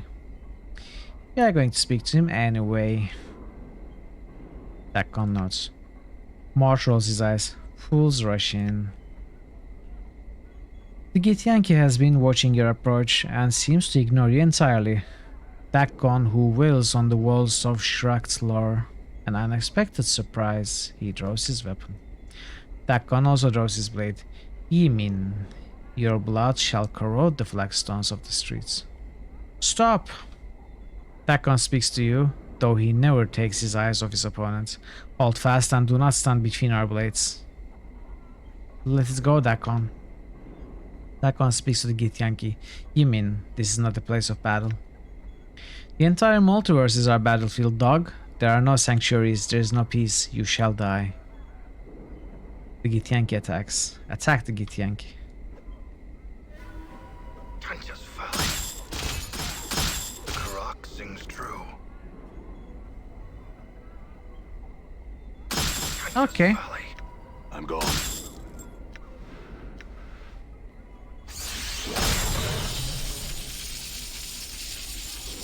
All right.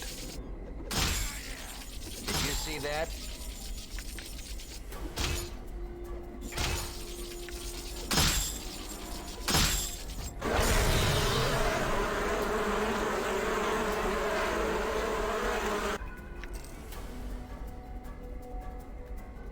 Oh, more? Die.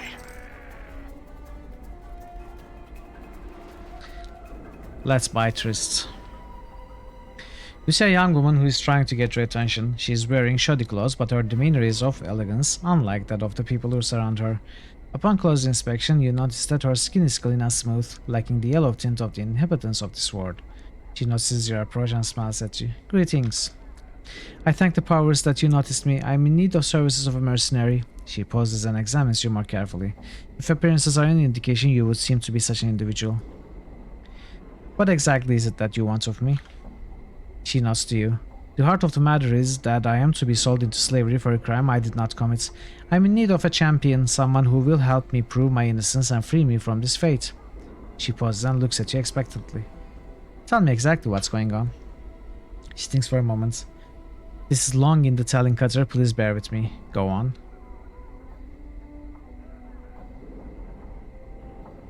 She sighs as she begins her tale. My husband died recently and left me this business. I'm not business oriented, so I decided to sell. Not long afterward, I was contacted by a lender saying a loan on the business had not been paid. She pauses to gather her thoughts.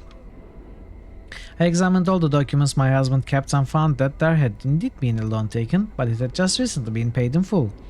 I explained this to the lender, and a few days later he asked for a copy of the document. It was nowhere to be found. She looks concerned and pauses to think.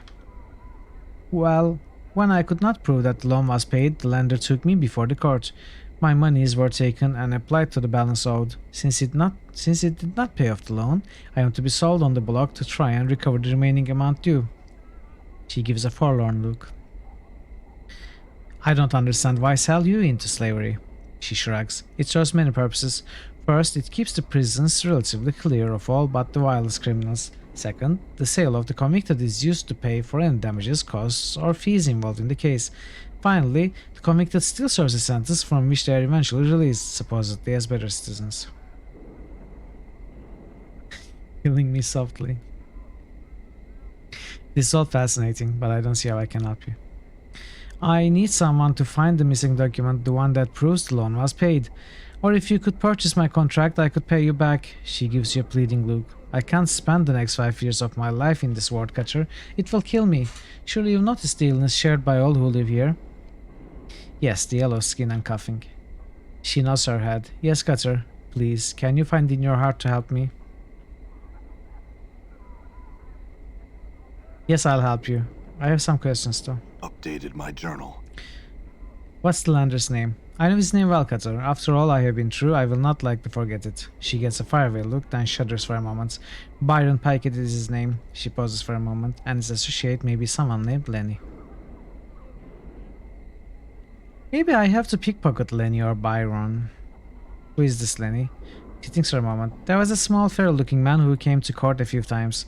He would sit behind Pickett and whisper to him occasionally. She pauses and looks lost in thought. He frowns. I remember him because he always seemed to be uncomfortable in his clothes. He would pick at them as if they were new, as if he were not used to wearing them. She pauses again. On one such occasion, Pickett told him to sit still and stop fidgeting. He called him Lenny. Where can I find Lenny? He thinks for a moment, then shrugs. I'm not sure actually. My husband told me that some ruffians could be found southeast of the market, near the siege tower, I believe. Where can I find Byron? Thinks for a moment. I think he can be found in or around the open air market. Forgive me, but I am not certain. Who do I talk to about your contracts? That would be Darren, the auctioneer.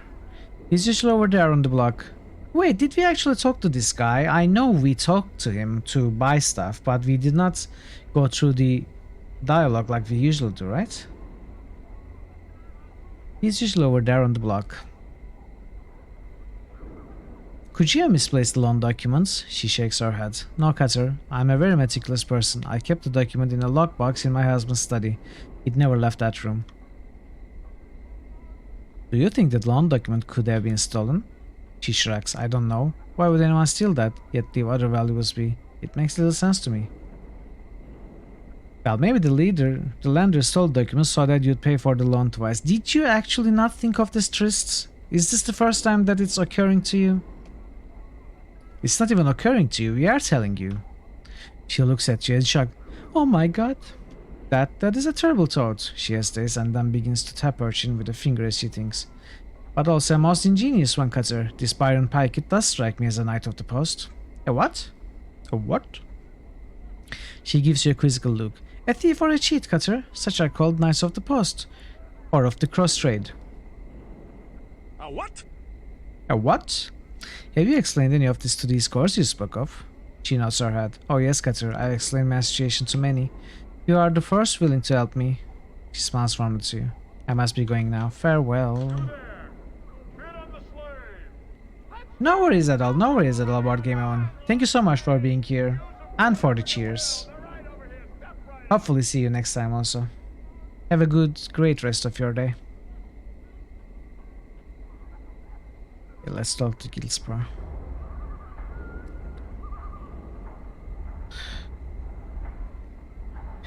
I have some questions for you. Who are you and what do you do? I am Gilspur, the auctioneer, at your service. I buy, I sell, I provide service and employment. How about some questions?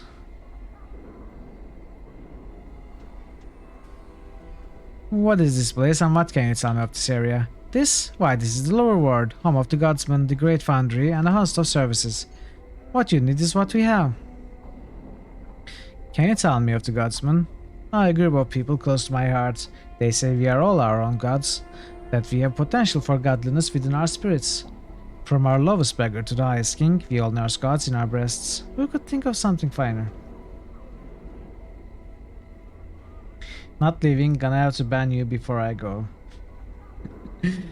Why would I want you to go?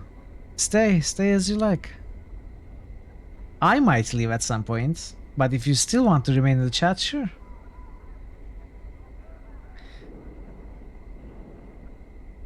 The sensates. A good one, a fine answer, he chuckles. I had a few more questions. Never gonna let me down. Never gonna let me go.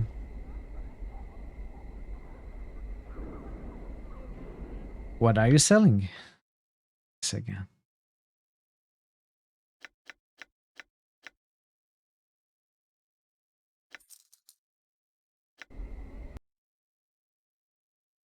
Okay, let's put this here.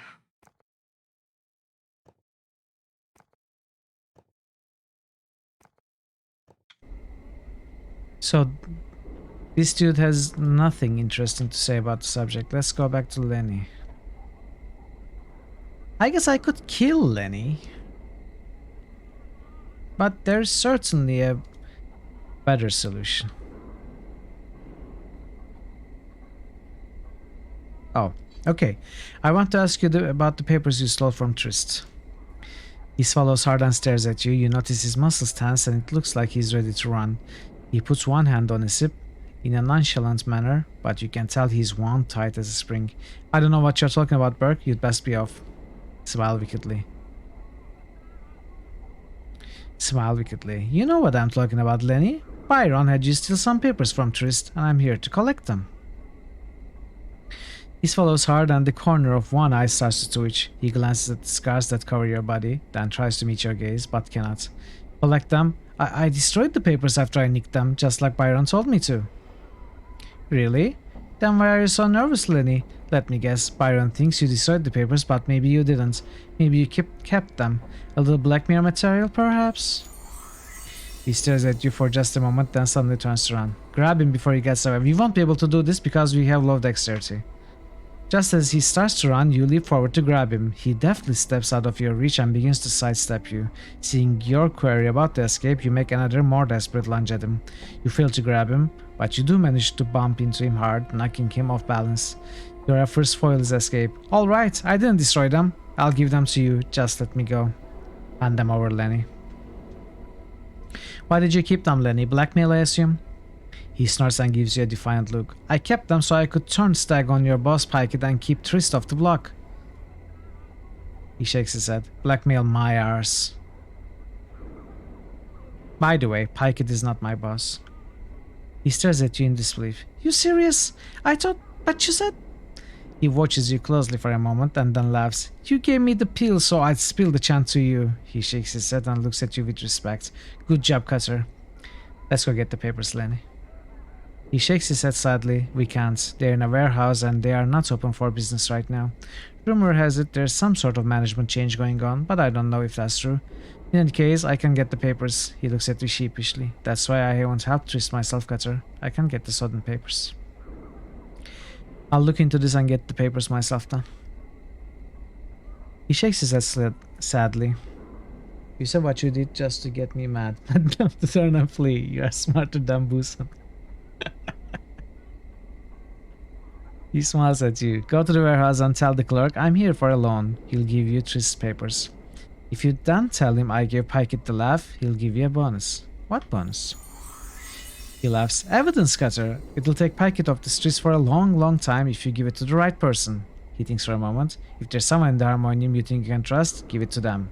Heck yeah, we do. Alright, farewell. My journal.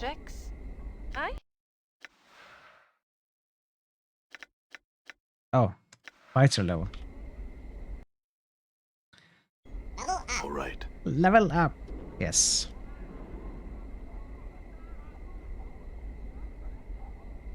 Done.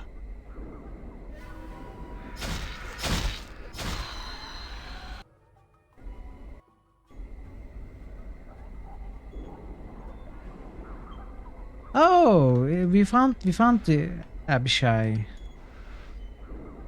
Let's talk to him. You see a reptilian creature with a snake-like body, 4 clawed feet, leather wings, and a draconian head. The scales covering its body are a wild shade of green. The creature stands upright on its hind legs, balancing with its prehensile tail. As you approach, its eyes narrow to slits, and it begins to hiss. Greetings. The air around the creature begins to radiate heat, and its scales take on a pale sheen. It gives you a hungry look and appears ready to strike.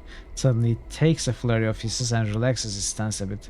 Tss, go, Grossuk, no talk. Told waits. It glares at you, and its tail lashes back and forth.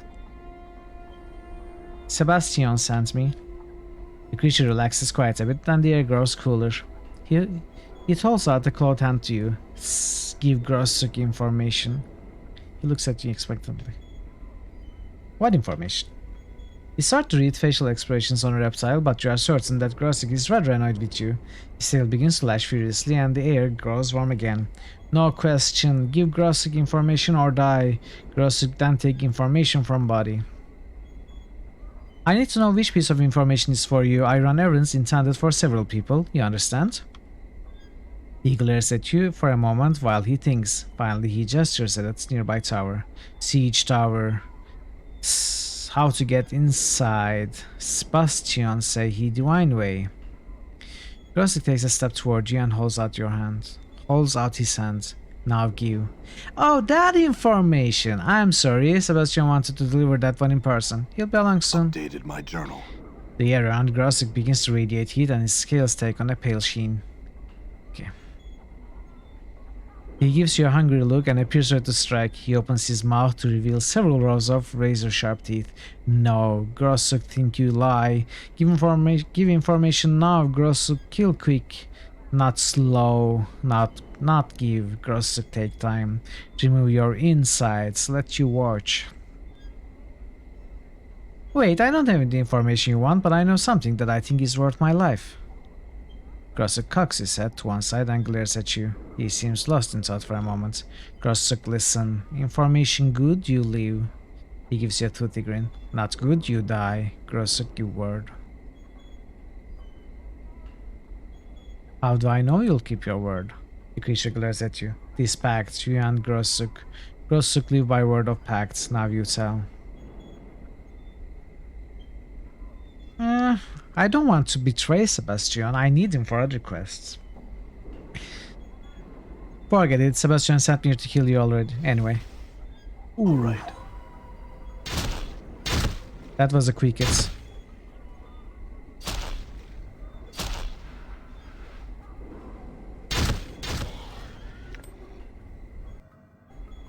Easy peasy. You approach the location of the portal that the boy Laszlo spoke of. You begin to replay your conversation with him in your head. Maybe the secret to getting in is to not want to get in, you hear yourself say. Suppress any desire to enter the tower. Hey! We are not going to go in. Not yet.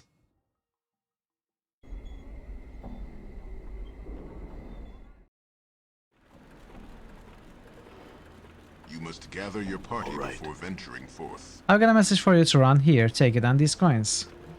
Gather your party. What? No, no, no, no, no. You see a thin, stooped man hunched over a desk, scribbling on a piece of paper. His hair is thinning and wrapped, drawn back into a ponytail, and thin spectacles adorn his hooked nose. His age could be anywhere from his early 20s to his late 40s. He doesn't look up as he speaks to you. What do you want? Make it quick. Yes, Guildspur asked me to deliver a handbill to you so you can print up 100 copies. Alright, Gigi, thank you so much for being here, and you have a good rest of your Friday. And I will see you next time, hopefully. He takes the handbill from you, looks it over, and says, I'll have it for him later. Go tell him. I had a few questions.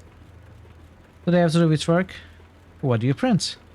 Books, pamphlets, handbills, words, letters, whatever. Want to become famous? No. I'm happy not being famous. Mans, though I don't do racy prints and I won't fulfill any perversions you might want, nor do I care to ask. Had a few questions. What is this place? He looks sharply at you, seizing this screeching of his man. Are you entirely dim? It's a printing shop. I print things here. Look around you. I print. Well, no. Then you are wasting your time and mine. Good day. Farewell. There goes our chance at fame and prepaid followers. Well. All right. The warehouse. Can we go in the warehouse?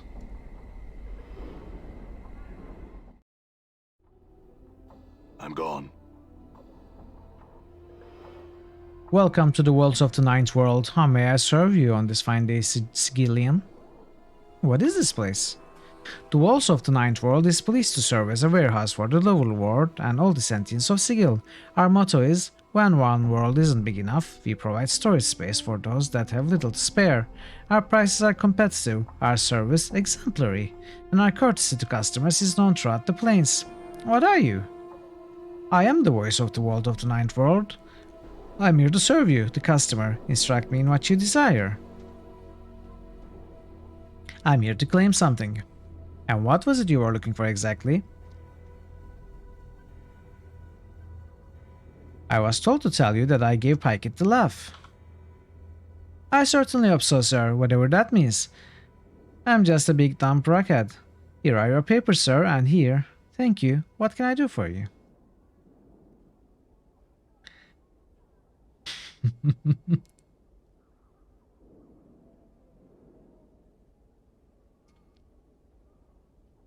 What is this place? What are you?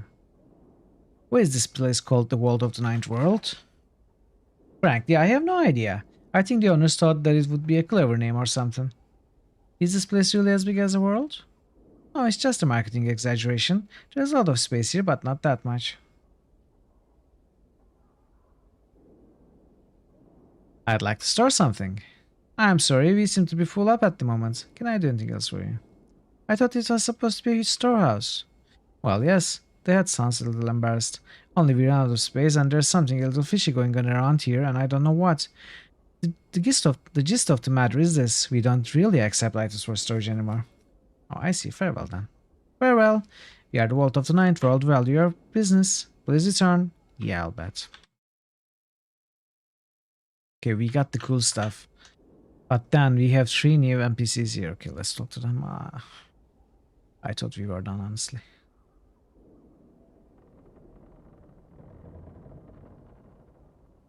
You see a hulking man, dull-faced and slack-jawed. His muscles are... Oh, there's behind here? His muscles, however, are truly a sight to behold. He regards you steadily with his dead eyes. What? Who are you? Now talk me. Talk Lena. He waves his orc-like arms at the woman's supervisor. Just a few questions? No, talk me. He seems agitated.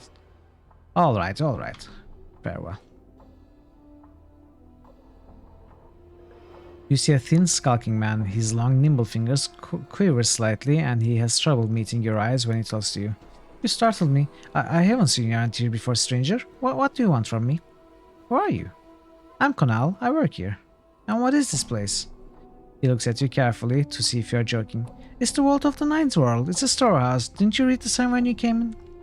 Not that carefully. Who are you? Thanks for the answer. You see a middle-aged woman, her face care-lined and compassionate. She looks like she's led a hard life. Can I help you with something, stranger? Who are you? I'm Lena, I supervise these other two. She waves a hand at her companions. What is it you do here? It's a storehouse. I'm the supervisor. Things get stored here. Things get taken out of here. She shrugs. Not much to sell, really. I see, my thanks. Farewell. Okay, that wasn't much. That wasn't much at all. The crate bears a symbol of a skull and has the slogan. What? What did it say? I have to see it. Engineered for eternity engraved on it. Done. Alright, let's turn in the stuff.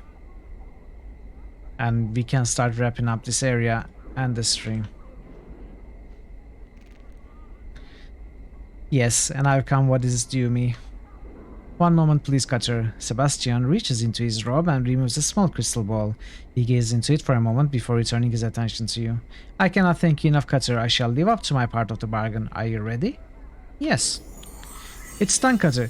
+2 charisma? That's amazing! I couldn't ask for a better reward. It's done, Cutter. Once again I thank you. Sebastian bows deeply to you. Thank you and farewell. Updated my journal.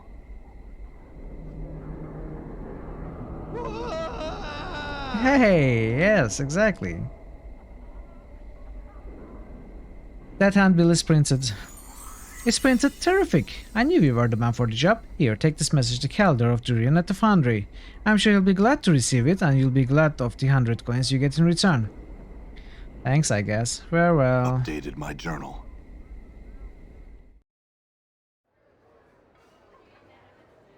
Trixel bows slightly to you. Good day to you again, citizen. How may I serve you? Wait, what? I'm gone. Oh, no, not this one. Not this one. Come on, Mithril.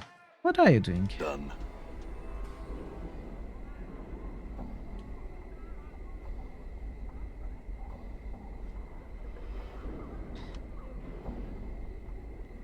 Wait.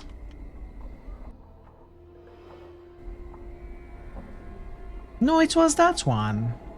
It was that one.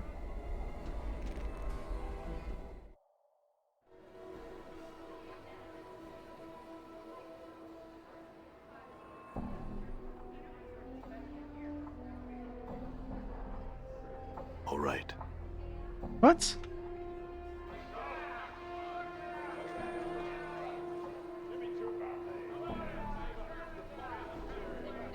How are you and Karina doing? We are doing well, thank you. I owe you for your kindness.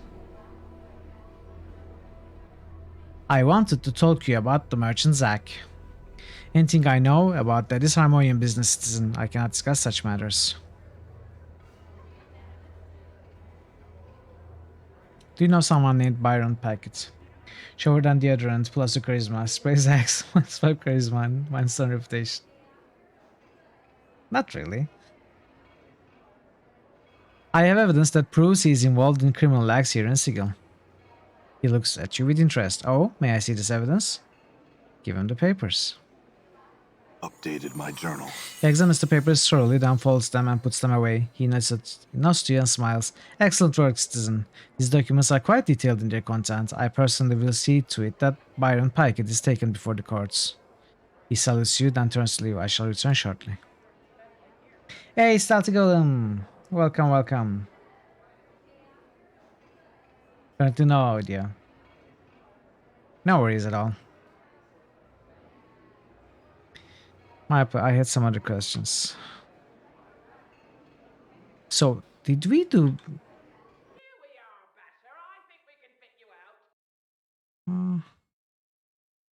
I guess we take this to tourist then. I'm gone.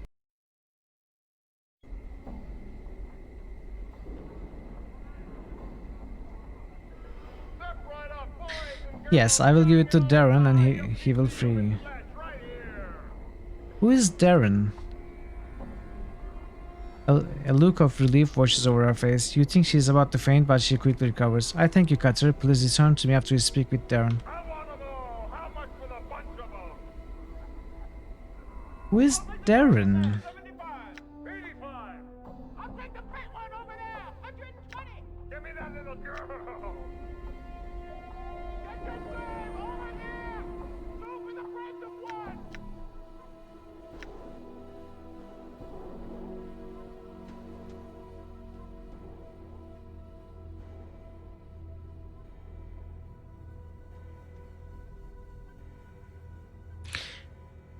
Is Darren in the clerk's ward?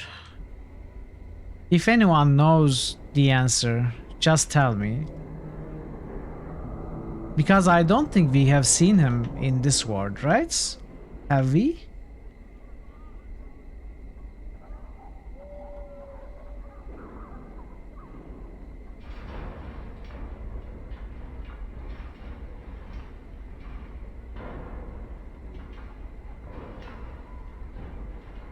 Hello, Cutter. I heard about Byron. I couldn't be happier. What can I do for you?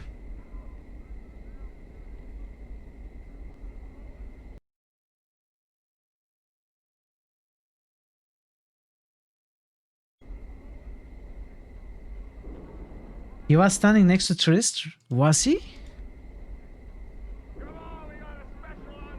Have I been missing an NPC? I mean, this is a crowded area, so I might certainly be missing. Oh, yes! Exactly, I missed it. You see a boisterous auctioneer. He's very animated and does a lot of shouting, yelling and stomping. He seems to have a tendency towards melodrama and makes a lot of strange facial expressions as he waves his arms. Greetings. He glances at you and motions to the crowd that he's taking a break.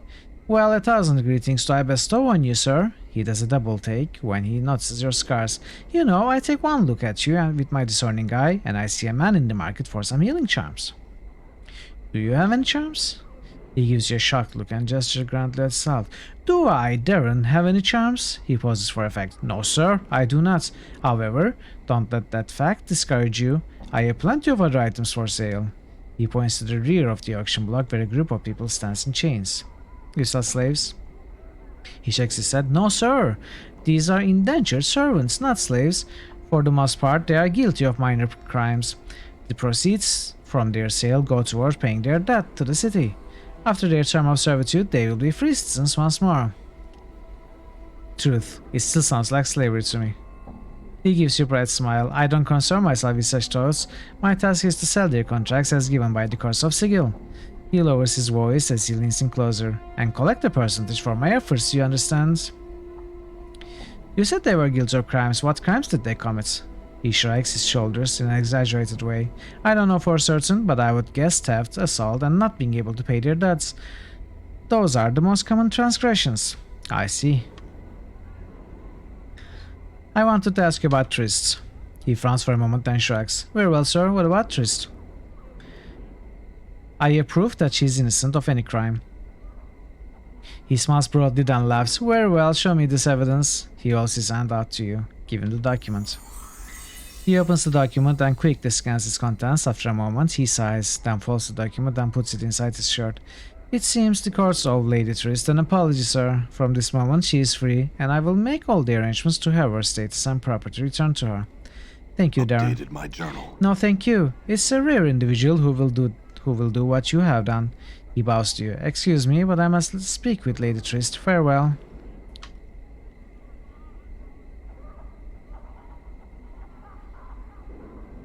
Trist smiles at you warmly. You are my savior, Cutter. I will forever be in your debt. I was able to help you, Trist. Thank you, Cutter. She glances about, then pauses to think for a moment. You have saved me from certain death, Cutter. A slow, painful death. She frowns as she thinks. Please wait here. I shall return shortly. She turns and walks away. Alright, Trist. You see Trist approaching. She smiles and waves at you. Hello again, Cutter. Thank you for waiting. She looks about for a moment, then removes a purse from the folds of her dress. With the document you have provided, the courts will restore my status and finances. This is not much, but it's a well-deserved reward for what you have done. She hands you a purse. Thank you, Trist. You have to go. No worries, VF. I am about to end like in a few minutes, so you are not missing anything at all. Thank you so much for being here, and have a great rest of your day. Hopefully I'll see you again very soon. You take the purse and put it in your purse. 1,000 coppers. That's nice. Farewell. Alright, we are done. At least for today we are done. So we will come back to this next week to do the tower and the rest of this area. Let's just quit and find someone to raid. I am actually feeling pretty tired. Let's see. Where should we go? Where should we go?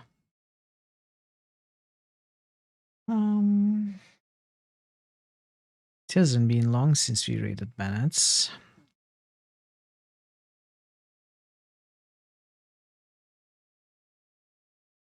Let's see. You have some super dialogue heavy areas quests ahead of you. Well, I can't wait for them.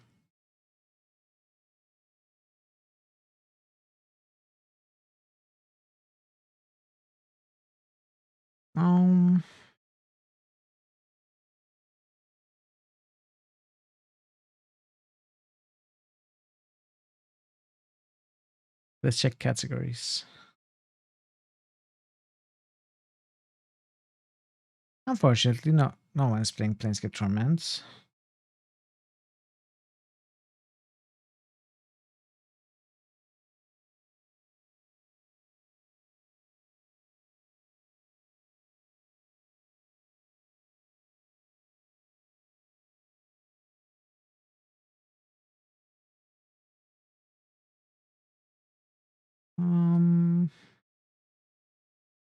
Any ideas about who to raid?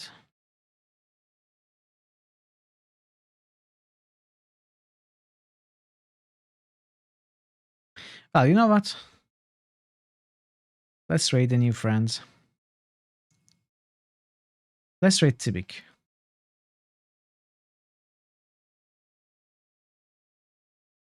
We never raided Tibik before. Tibik is part of the Guilty Goose Tavern, and she had come with Spider Cookie to our channel with a raid and had given us a follow, and I had given a follow back and checked the channel. I haven't been there too much, I'm gonna be honest, but her stream seems to be very enjoyable from what I have seen, and more importantly, she is right now playing Grim Fandango. So we will never say no to Grim Fandango, obviously. So yeah, let's go there, say hi, and enjoy some more Grim Fandango. Oh, I love that game. Anyway, oh, the timer.